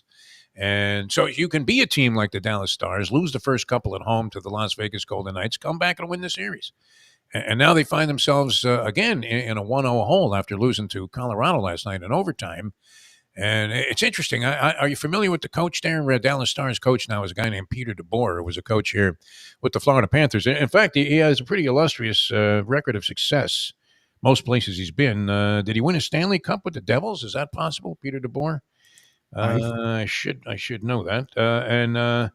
But he was with the Devils. I remember they were a very good team. He was with San Jose. They had some good years before they started to fall on hard times. And I believe, did they not draw the number 1 pick overall in the NHL draft? I mean, they were in the best position because they had the worst record. San Jose. Sure so did. They're getting this kid, and I think he goes to like Boston College or Boston University. I don't know if he's going to get it, because if you missed it, that kid kind of looked like when he was on the board and he saw it wasn't Chicago. He kind of looked at the board like, maybe I'll go back to college for 1 more year. Would you really do that? I mean, I know name, image, and likeness is working for some people, but could it work better than having a number one overall pick, rookie salary in the NHL? I don't know. He had an Eli Manning moment there where he didn't want to play where he thought like San Jose.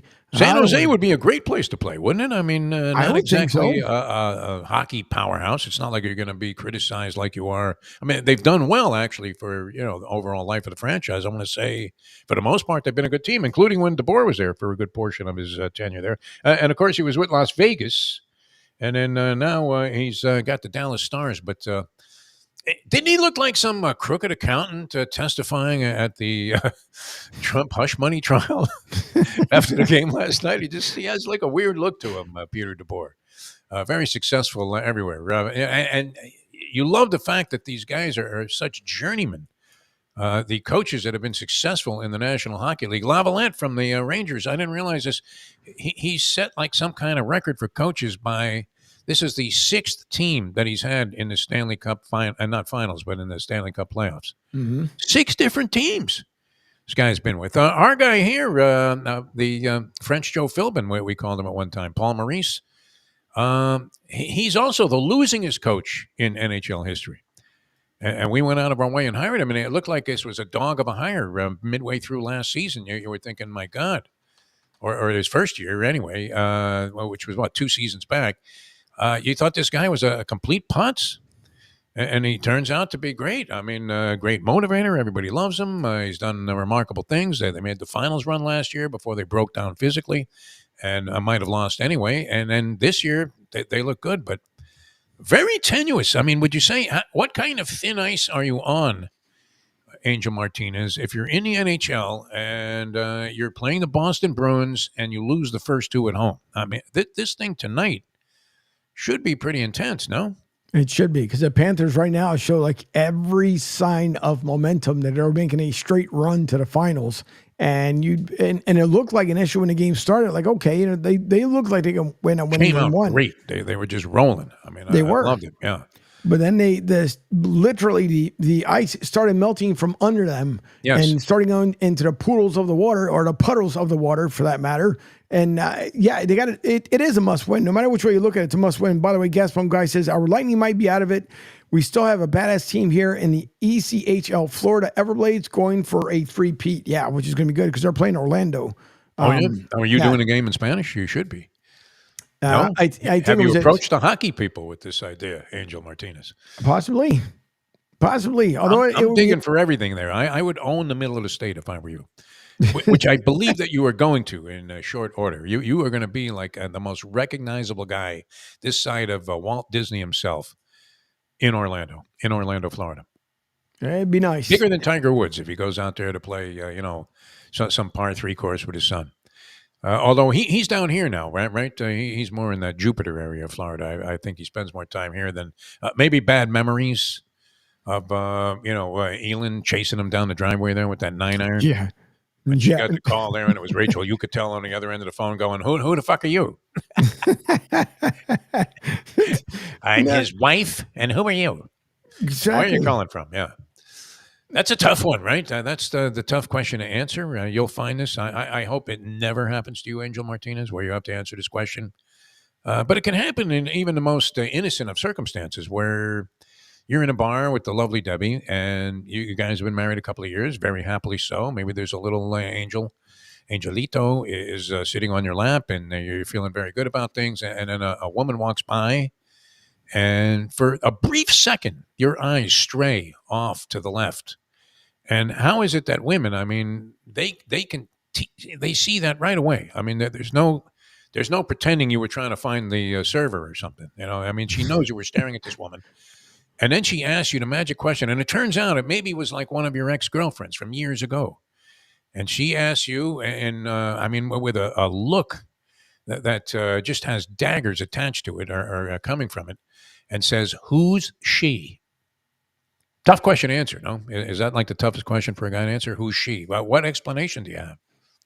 First of all, I don't know, because I wouldn't be looking in said direction. If I am, then shame on me for doing so. Your ex walks into a bar and she's looking pretty good. I mean, you're not tempted to take a glance over there and just maybe hope that she doesn't recognize you? No. If if my ex ever did, no, I would be looking the polar opposite direction to the point is where is the nearest exit so I can get out of here. Oh, So, okay. no. That's right. I forgot. You've gone down this road before. Yeah, no, that's all right. All right. She's over on the left coast and she can stay there for all I care. So yeah, no, if she would have walked This in isn't there, personal. It's just business. When the wife says, who's she? And, you don't want to, you start going Ralph Cramden on it. Just, I'm gonna.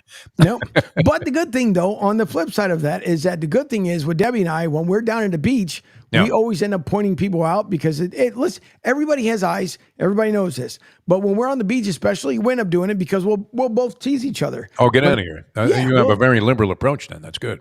Oh yeah, no, because it's listen, we always enjoy our time together, and so why not when you're down on the beach more than anything? Because we see there's guys down here that shouldn't be in speedos, yet alone you guys. Oh, Guys well, that that, come in- yeah. I mean, we have the, I don't mean to cast aspersions over any particular demographic that might be listening to the show, but the French Canadians down here have a reputation for doing that, where, the guy's got a belly that makes Tommy Lasorda look svelte. And he's got this stupid crotch grabbing, ass wiping string bikini on or whatever. And you're thinking, hey, Pierre, take it back to Montreal, man. I mean, I hear that's a French ghetto. So, just get the hell out of here. We don't want to see your ugly butt here.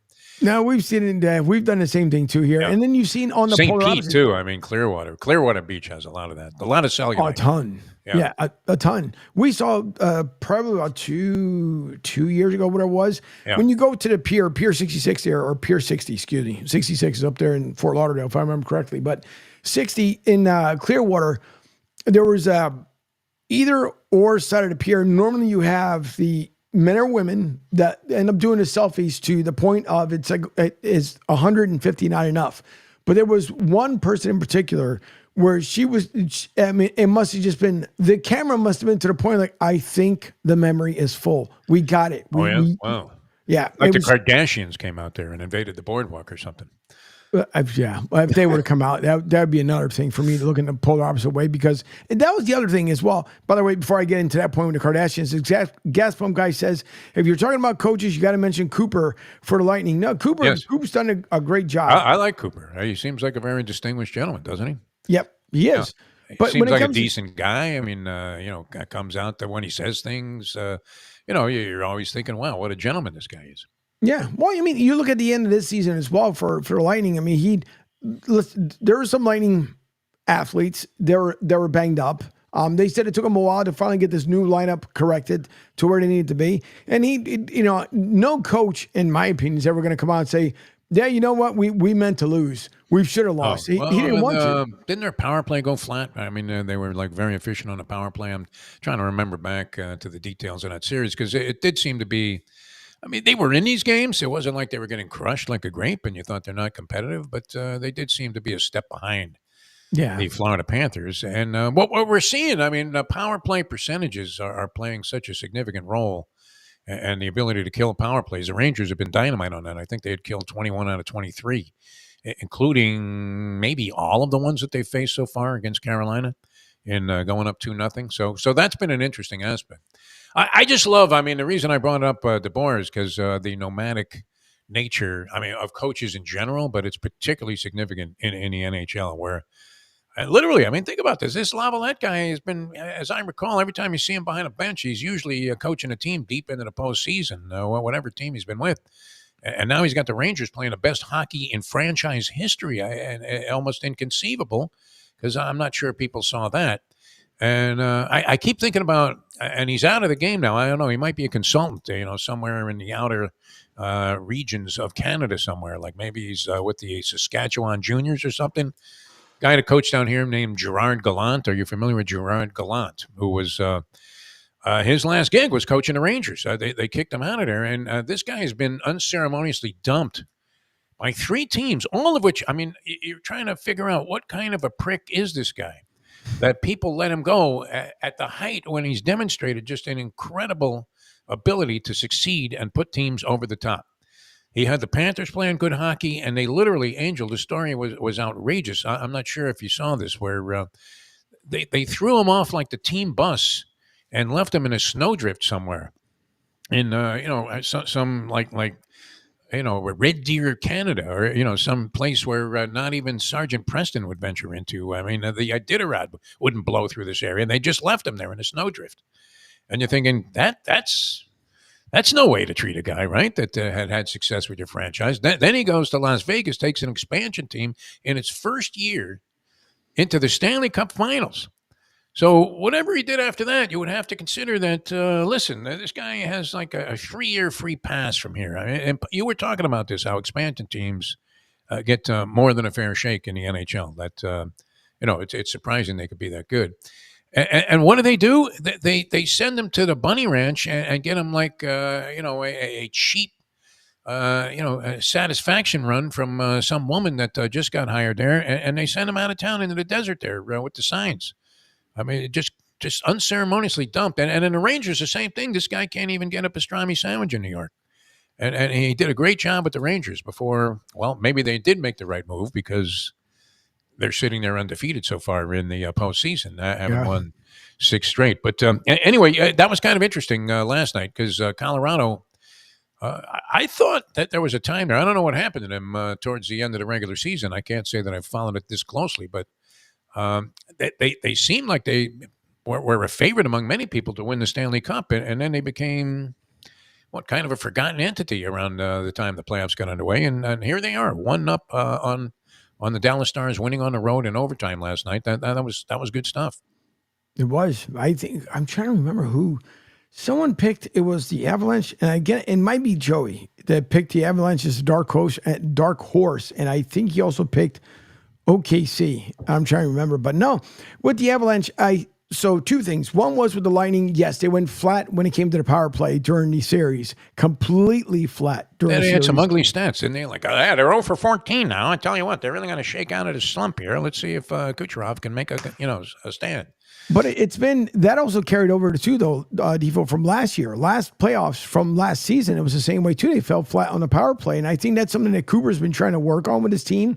And he tried throughout the regular season. They started out, because remember the Lightning in the beginning of the season, everybody thought like there's no way in the world this team's getting into the playoffs. Then they hit a little bit of a stride, finally started coming into their own. The team felt like the new nucleus that was there. They were starting to figure each other out in the line changes. And then he went through another slide the opposite way, which we thought, okay, they're going to eliminate themselves from playoff contention. But that also started, I want to say around February, March, you could start seeing hints of the power play playing them again. And then they seemed to get hot off on it at the end of March into April. So coming to the playoff time, it was the same exact way. But the Lightning have struggled, and I don't know why. I don't even think Cooper has the answer as well. Why they struggled so much during the power play. And, I'm not an assistant head coach. I'm not a coach. I've never been a coach anywhere. So I'm just talking the armchair quarterback type deal. But knowing Coop, he's going to get it straightened out, even if that means he's going to have to make a change in maybe coaches, maybe flip a couple of guys around. I know he doesn't like to get rid of special anybody. Teams guy, fired a special teams guy. Just he's toast. Like firing the hitting coach. Yeah. Now, didn't they have? I thought they had. I may be wrong about this, Angel, because I can't say that I followed it all that closely. But it seems to me this was kind of the narrative during the series that and Kucherov had an unbelievable season, and I would think that they had a very effective power play most of the year because of the fact that this guy had like 800 goals during the course of the year, many of which I would imagine came on the power play. Mm-hmm. But then they went ice cold, and that's kind of what's happening. I mean, it seems like that's the deciding factor in a lot of these series is who's able to sustain some kind of effectiveness on the power play and who's able to defend it. But the Rangers have been great at that so far under Lavalette. I don't know if Gerard Gallant would have had that same success, but like I said, this guy, if he went up to get a knish off one of the street vendors, they tell him to go fuck himself. and he was a fair-haired boy there for a while. I mean, this guy always starts out great, and I don't know what he does. And he seemed like a decent guy. I've had distant interviews with him over the telephone, and he seemed like a perfectly reasonable human being. So I don't know what he could be doing, but that's the NHL because anything can happen. It really is the Wild West. You're looking at the 2 basketball games last night. What did they do? They went according to form, right? Chalk players, the bookmakers couldn't have been happy. People are laying 11.5. They win by 25.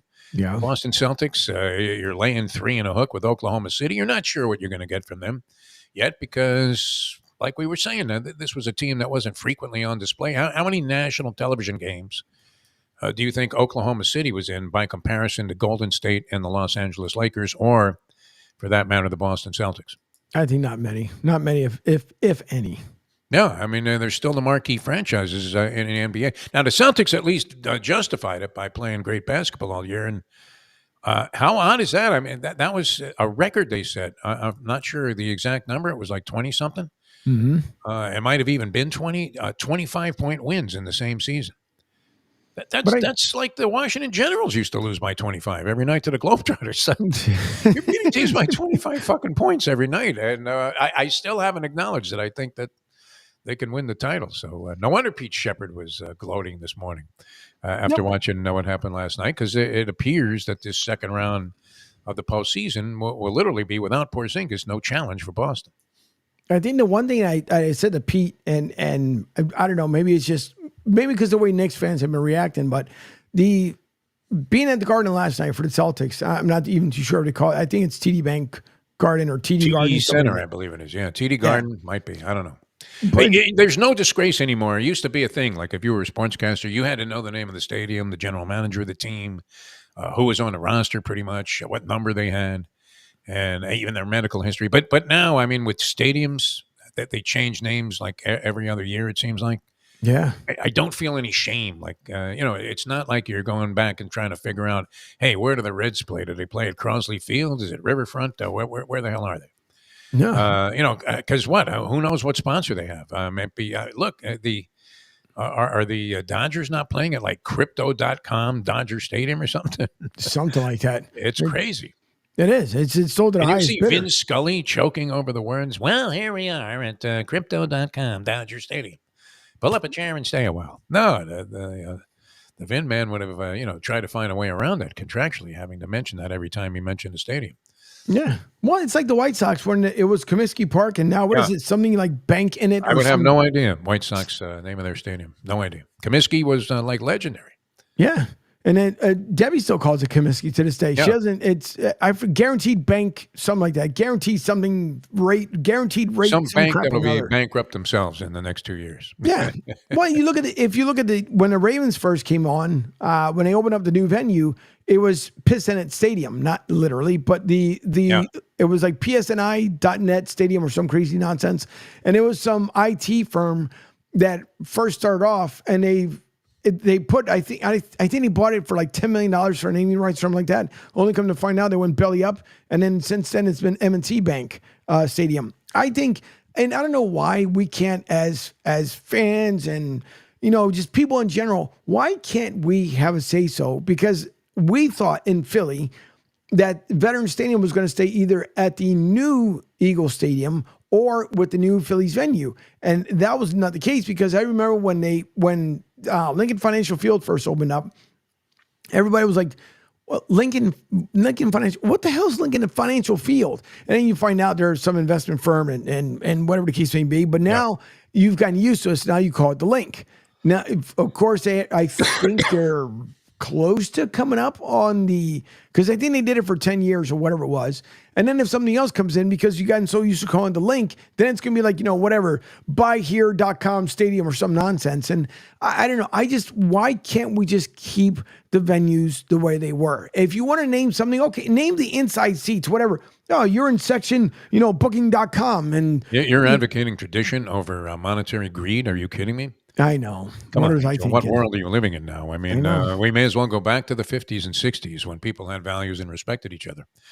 That's not happening anymore. The Hard Rock Stadium, which is now somewhat been stabilized by Hard Rock, which, I mean, are they ever going to go out of business? They're just reaping in billions. They have the exclusive gambling rights to everybody that's betting their brains out here in South Florida and Florida, the whole state. They're all doing it on the app of the people that are involved with the Hard Rock. So that's probably going to stay. But we went through a lot of fugazi things. There was an underwear company that was the title sponsor of the stadium and had the naming rights to the stadium. for a while. It was Pro Something, and we actually nicknamed it Skid Mark Park because it was appropriate with the failings of the then Florida Marlins, as we used to call them, that were playing there, and were just an exercise in futility. It seemed like virtually every day until they magically managed to win a World Series again in 2003. All right, we gotta do some business, right? The water purification thing. I don't know whether we can emphasize this enough. How much good that this is doing for mankind and for society in general, and it's available everywhere. And I love the personalized service that these guys give you too. Yeah, I think so. Especially if you live, you can live up north of the state, maybe not as far as the Northeast, but north here of Florida, out there in Jacksonville, and you could be, over by Tallahassee. No matter where you are, maybe you know what, Tallahassee could use some good water. I think so. They've been playing nice with each other, and maybe it could be in part because of the Palm Beach water purification whole house water filters, which are ideal if you want filtered water throughout your home, including for your showers, your bathroom sinks, and your running appliances like your washing machine and dishwasher. And by the way, the reason why they put it for your bathroom appliances because, we have here, Defo, and I'm quite sure down in Miami as well, where you start seeing, I don't want to call it crud, but just from the water, and you get that buildup on your... You need to throw this water through like a fishing net. Yeah. That we get out of the tap here. I mean, and the waiters and servers in restaurants will always ask you, as you're seated and everything's cool, and they say, would you like bottled water or tap? Right? Yeah. And the way they say tap, literally, you would think they were getting it straight from Fort Lejeune or Camp Lejeune there. That they would, but no, even only if they want water filtered from the sinks in your home and a household, and can be cost effective and time efficient versus purchasing several under sink or countertop filters that need to be installed to maintain. This is the route to go because a whole house water filtration system from Palm Beach Water Purification will reduce or totally remove contaminants in your water, give you healthier skin and hair, improve the flavor and quality of your food and drinks, as we just mentioned, and provide healthier water for your pets and plants. Also give you brighter, longer lasting, softer clothes by removing chlorine, and allow you to breathe easier by removing chemicals that evaporate in steam. If you ever had a cold, some people, the old-fashioned way, you put some water in your in the evaporation system there, and it comes out. You want that stuff to be clean as well, so you can breathe much easier. So call South Florida's top-rated water guys and schedule a free water test and consultation at 561-801-7337, 561-801-7337, or visit them online at pbwaterpure.com. That is pbwaterpure, W-A-T-E-R. I know I say it differently because I'm from Philly. Waterpure.com. And make sure you tell them that Deep One I send you, get 10% off your installation. And who knows, maybe AJ will stop by with a pamphlet and tell you not only should you get this beautiful system in your home, but also place your bet on BleacherBet from BleacherBrothers.com, and they can bet on cleaner water in your house and in your drinking fountains. If AJ's betting on this, which I believe that he is, then go with it. Because whatever this guy says, and I get involved with a lot of different handicappers, people that have an opinion on games that I respect, and I've gained great respect for over a long period of time, whether they're right all the time or not. I have never seen anything like this guy, AJ Johnson. That's saying a lot, because I've known virtually every degenerate that you could possibly come across in your lifetime, every type anyway. From the guy that's stooping for tickets along the rail that is constantly hitting you up. With it's never like for a small amount of money, Angel. It's not like for spare change anymore. You run into some guy at the track. He's like, it used to be, hey, Defo, good seeing you, man. Can you squeeze me a 20? I wasn't able to get by the cash machine today. It's like, because you don't have access to a cash machine because you don't own the shirt on your back. Why don't you just tell me you need a 20? I'm never going to see it again. Now they're asking for a stick. Now 20 is not even good enough. They want $100. Yeah. Some bum that's going to walk off, lose the money on the very first bet that he makes. I mean, and my theory is a simple one. If you're going to the track or going to any gambling establishment, bring your own money. But if you can bring it to the table like AJ Johnson, man, you'll be bringing lots of money, and you'll be taking lots of money out of there. I mean, I don't know. Does this guy have like a giant suitcase that he leaves the casino with? I think he's I think it's like Money Man Mayweather there when he just walks around with the back. See, I'm going to say anybody sees AJ in the street, don't stop him. Yeah. But he might walk around with the old gym bag that you walked around with and just have the money in there. A little duffel bag full of capital. Yeah. You know what? He probably has to have various disclaimers with him in case he gets stopped, to make sure that the police don't suspect that maybe he just made some kind of drug deal because he has that kind of cash on him. Yeah. You can imagine if he gets pulled over. That's a good point. Because imagine AJ gets pulled over and he tells, listen, in one hand, I know you can give me a ticket, but I'm going to give you the trifecta here coming up at the Belmont. Guaranteed I'm to giving win. you tonight's winners, hockey and basketball, all three of them, man. You want to bet over-unders? I got that for you, too. Exactly. Next thing you know, the cop, he's not so anxious to write this ticket anymore or take him into custody. And, the bag of cash, he treats it like it was Jim Irsay was driving the car. Drugs, Mr. Irsay, and you got a couple of AK-47s in the trunk. And why do you have $50,000 in cash on you? Well, you know what? I was out and I was dining and I forgot I had this stuff in the car. Okay, no problem, right? That's what happens in Indianapolis if you happen to own the Colts. So you can get away with a move like that. All right, we got to sell some stuff. We'll come back. And we're already in the stretch here, Angel Martinez. What do you think about that, my friend? We definitely are, as we're coming up here in the last segment of the morning show here, the mid-mornings with Martinez and Defoe Unscripted. Don't forget, you guys can also call and or text into the show, as Gas Pump Guy has throughout the show here, and Joey B, 727-858-6650, 727-858-6650. And we'll be back in 4 short minutes. You guys are watching and listening to the Riptide Media Network on Sports Radio 102.9 FM, The Game. Hey, Dad, your prescription will be ready in just a minute. Hey, Dad, your laundry will be ready in just a minute. Dad, your lunch will be ready in just a minute. Hey, honey, why don't you take a minute? When you help care for a loved one, you give them as much time as you can, making sure they're safe and comfortable. But it's just as important that you take some time for yourself. At AARP, we can help with information and useful tips on how you can maintain a healthy life balance, care for your own physical and mental well-being, and manage the challenges of caring for a loved one. Because the better care you take of yourself, the better care you can provide for your loved one. Thanks, Dad. Thank you. You're there for them. We're here for you. Find free care guides to support you and your loved one at aarp.org/caregiving. That's aarp.org/caregiving. A public service announcement brought to you by AARP and the Ad Council.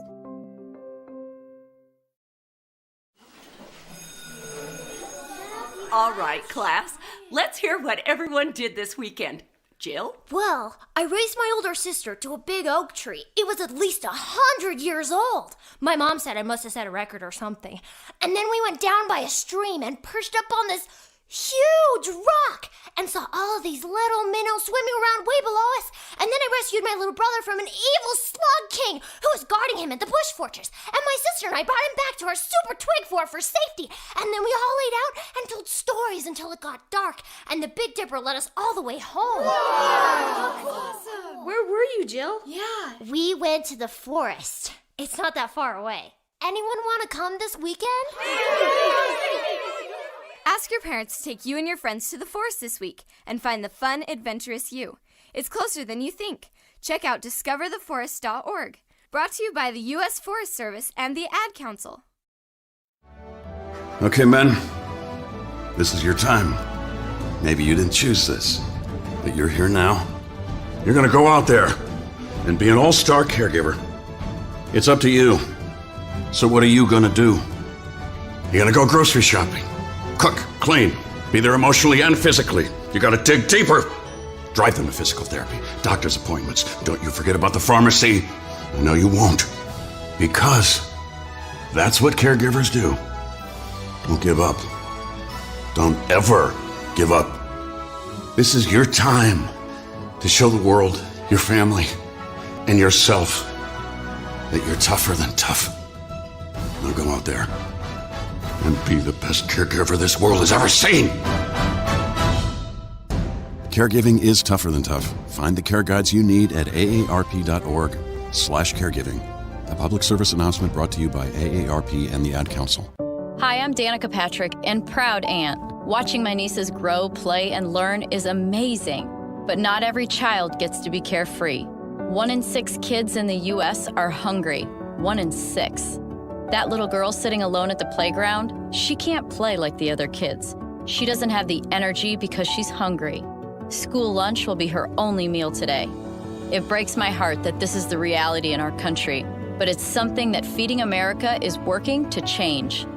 Each year, the Feeding America network of food banks rescues billions of pounds of good food that would have gone to waste. This food is then provided to families and children in need. Being a kid should be about using your imagination, learning, and having fun. These children shouldn't have to miss out on simply being a kid because they're hungry. To find out how you can help end childhood hunger in your community, visit feedingamerica.org. Brought to you by Feeding America and the Ad Council. Back once again for the last segment here. Martinez and Defoe Unscripted. I am Angel Martinez. He is Jeff Defoe DeForest, legendary broadcaster from your Miami area. And I almost said your Miami Dolphins. Yeah, no, I'm not sure that that's good. The whole legendary stature. The way you're portraying me to our unsuspecting public out here, which is a relatively, it's an all new audience for the most part. So, yeah, they have no idea what we've been through over the years, so which was kind of interesting. I have a radio experience to relate to, and I don't know if you have clips of this or if you played them on the Pete Sheppard show. I would imagine he was kind of a fan of the Netflix thing that involved Tom Brady, the roast. Oh, yeah. Yeah, I had a horrible experience with that, and naturally, I would be somebody that may be seen as someone that could MC a roast with my penchant for sarcasm and cynicism and things of that nature, and always trying to find a flaw in things, like we are with Adam Silver. He's probably the greatest guy on the face of the earth, but we think he's a fucking liar, right? Yeah. No, we don't think that, but we think, hey, where the hell are you, Adam? I'll put up a big mouth. No conscience whatsoever. Have you no shame? All right, so we might be, somebody that, are in a position where if we were roasting somebody, it would be okay. So I get asked to roast. I was with a new radio station, and relatively new. I didn't know that much about these people. Unscrupulous, I guess, was the word that was associated with them most often. And they asked me to MC a roast of the upper level management, which this was one of those.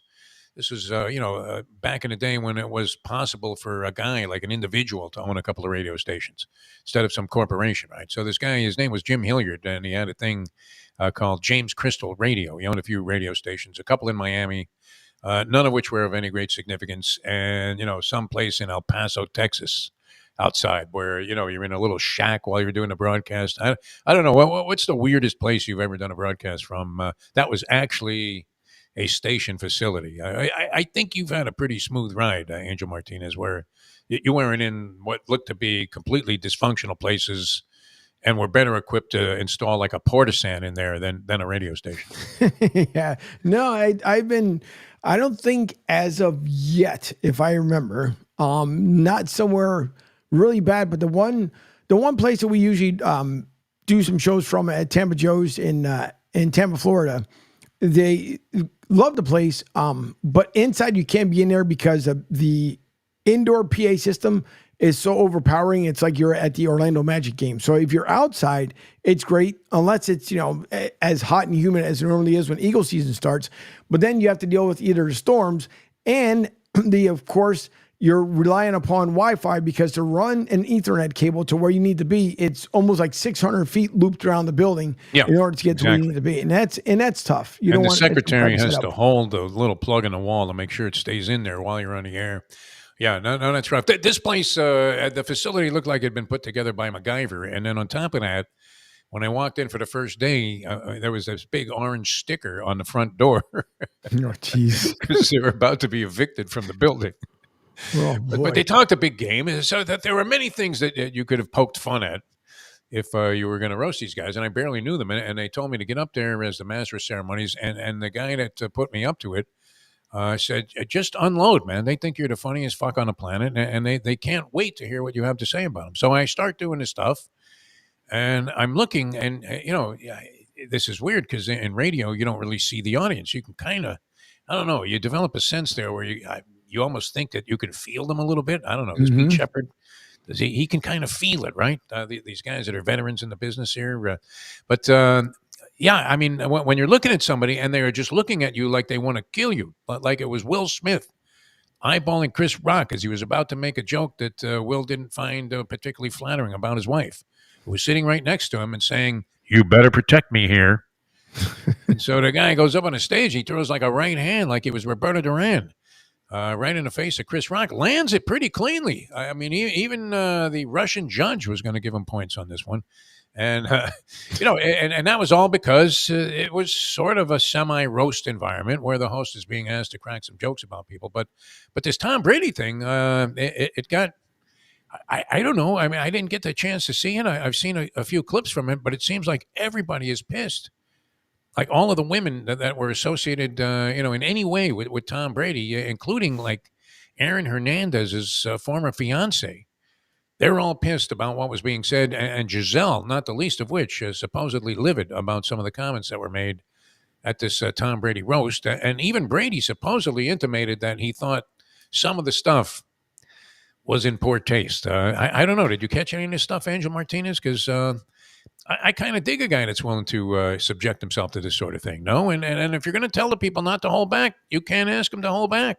Right. No, and that's the funny part is that Tom Brady supposedly wanted to be roasted. And so if you're going to get roasted, if anyone has ever tuned into any kind of comedy or anything else, when it comes to roasting, everybody knows there is no holds barred. Everything is on the table. So whatever have you done that people know about in the public, if it's super private, people don't tend to bring up like really, really private stuff. But where the public has known something that happened in your past, it's up there. I can't tell you how many shots with Giselle and Tom was taken. I mean, it was, if you would have had a bulletproof vest, it wouldn't even, you would have seen nothing but holes in this thing. How many ricochets it was from the, she's taking it, all kinds of different things. But even Tom walked up at one point because they had mentioned something about Robert Kraft and the massage. And he walked up to the host and said, "Don't ever mention that again. Don't say that again." And they were like, "Okay." So they moved on from it. But really? They didn't come right back and hammer him with like 10 more jokes? No, that would be, I mean, some very, very ripe material to work with. Yeah. I mean, I can't say that I haven't made numerous allusions to Bob Kraft. I mean, imagine you're the cops in the car. They're sitting out there. You're investigating something completely different, something heinous and hideous and disgusting and despicable, like sex trafficking. And you're outside this dingy little place that's next to a Thai restaurant and a dry cleaner. And on a game day, on a Sunday, who comes walking out of there? And you're there like in car 54, and you're saying, "Does it not look like the guy that owns the New England Patriots?" Exactly. You're like, you got to be kidding me. This fucking guy's in there? That's amazing. And then he flew off on his private jet from a nearby airport in Palm Beach or whatever, and that was it. He was at the Patriot game in that same blue shirt with the white collar that he wore to all of the games for like the last 20 years. Yep. No, I mean, your immediate thought is, couldn't this guy get like a $5,000, lady of the night from Las Vegas or something to fly in on his private jet? He's going to this shithole of a massage parlor that's under investigation for sex trafficking, for goodness sake. That would be open season. I mean, if Kraft was going to be a target and the subject of material at this roast, you would have to think that was definitely not off limits. No, and you got to think, again, as I'm trying to scroll through before the end of the show, if I can end up putting one up here real quick. But no, it's you everybody knows there's no way in the world you're going to tell me that you're going to get roasted. That's just the way it is. Even if I've had friends who, before they got married, instead of having a bachelor party, they decided to put up a roast, and those get really raunchy because it's like then they bring up everybody from your past. You can't get mad if you're the subject of the roast. You cannot. It seemed like Brady was okay at the end of it, though. I didn't realize I thought I saw something about him being offended by something. And now that you mention it, it was this business about Bob Kraft and a massage parlor. But Kevin Hart, who I don't really find to be all that funny of a comedian, I don't know. I mean, it's not like he's, in my estimation, among the greats. But, I mean, I'm a fan of, the comedians of a different era there where, you really had some pure raw genius there, like Robin Williams, George Carlin, all of these cats that were popular around the same time. And some went on and, ended up hosting late night shows like Leno and Letterman, who was a comedian I saw when he was just breaking in, and I didn't find him particularly funny. David Letterman.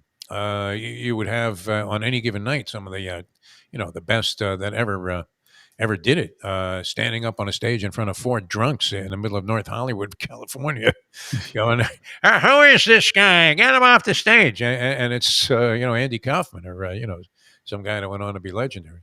But Hart, I mean, he had a great line there about Giselle. Did you catch this one where he says Tom didn't suspect anything was going on with Giselle and this guy that she's with now?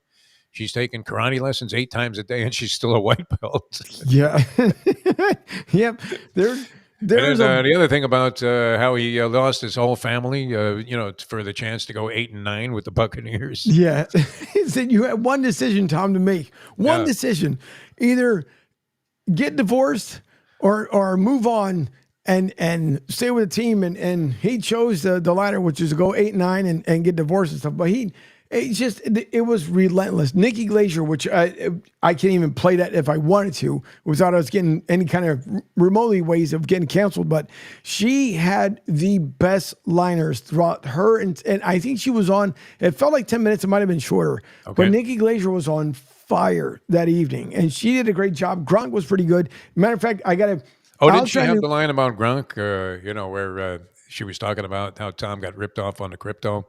Yeah. And lost $25 million. And even she said something, was that her that said, even Gronk said, "That's not real money."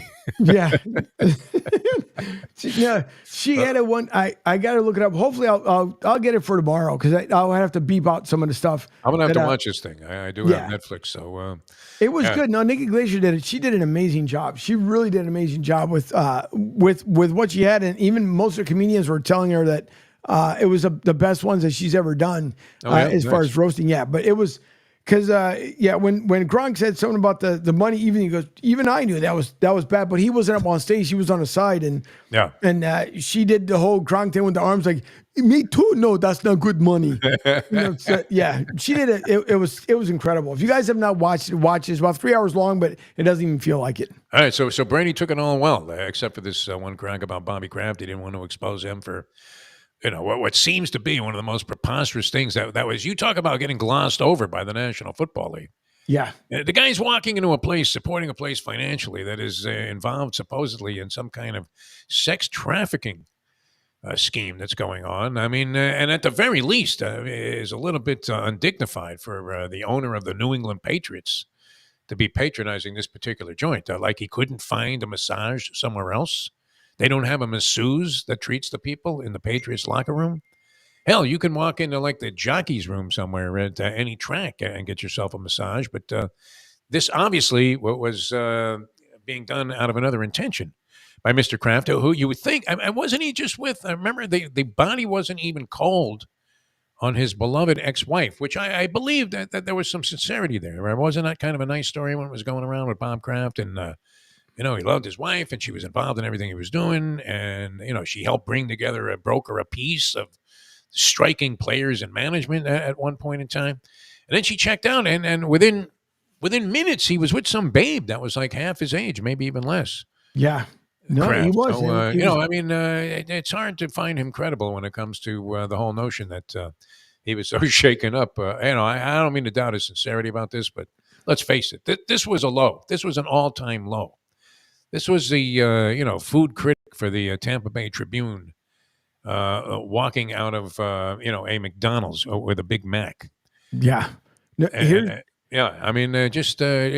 incongruous with the whole idea of the class and dignity of the National Football League to have an owner of one of your most prestigious franchises, a team that's winning every Super Bowl, and this is where he's spending his time in the pregame. Yep. No, that's what it was, and that's what I was told, and it is. And I think that's why they want to bring it up. And I'm trying. Oh, you got this thing? All right, beautiful. Yeah, I'm hoping. I don't know how good the audio is going to be. I kind of found this one, but good. this is the one. Yeah, this is the one with the crypto. Tom also lost $30 million in crypto. Tom, how did you fall for that? I mean, even Gronk was like, "Me know that not real money."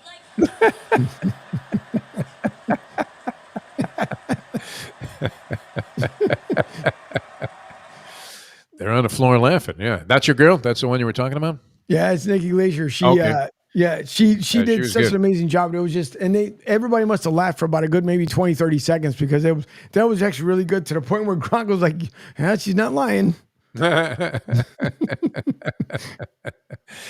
Yeah, I mean, the Giselle stuff, I guess. I don't know. You had to know that was coming. But it seemed like, I don't know, at the conclusion there, didn't Brady get up and he was in nothing but good spirits where he had that line about he was looking into buying a piece of the Raiders because he was tired of owning just the Bills and the Colts. Yeah.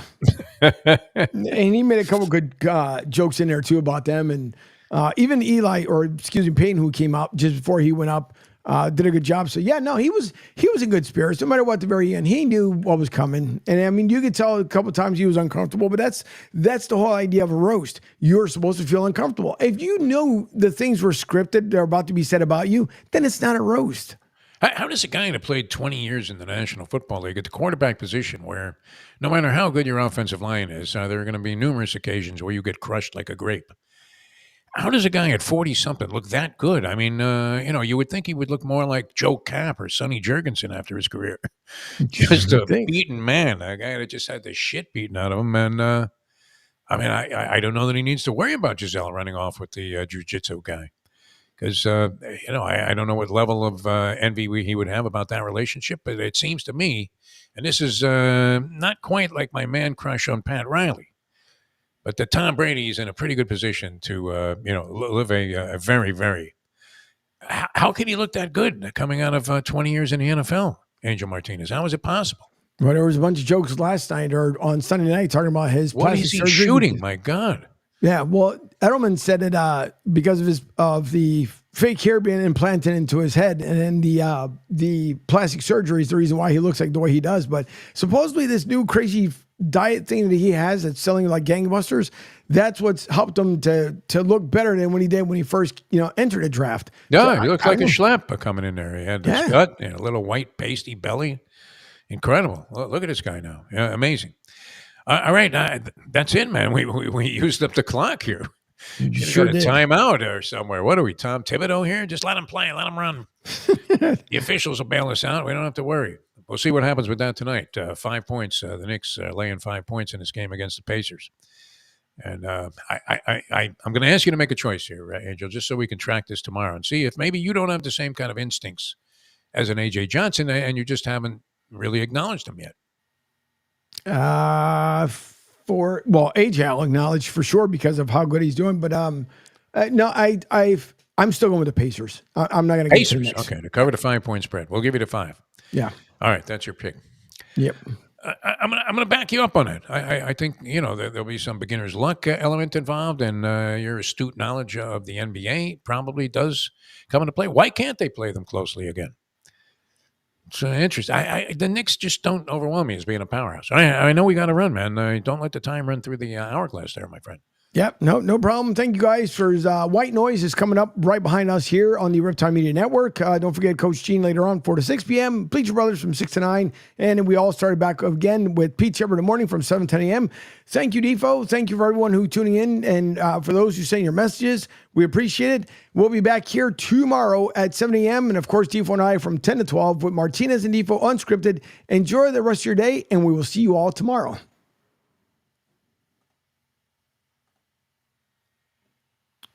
All right, ended that.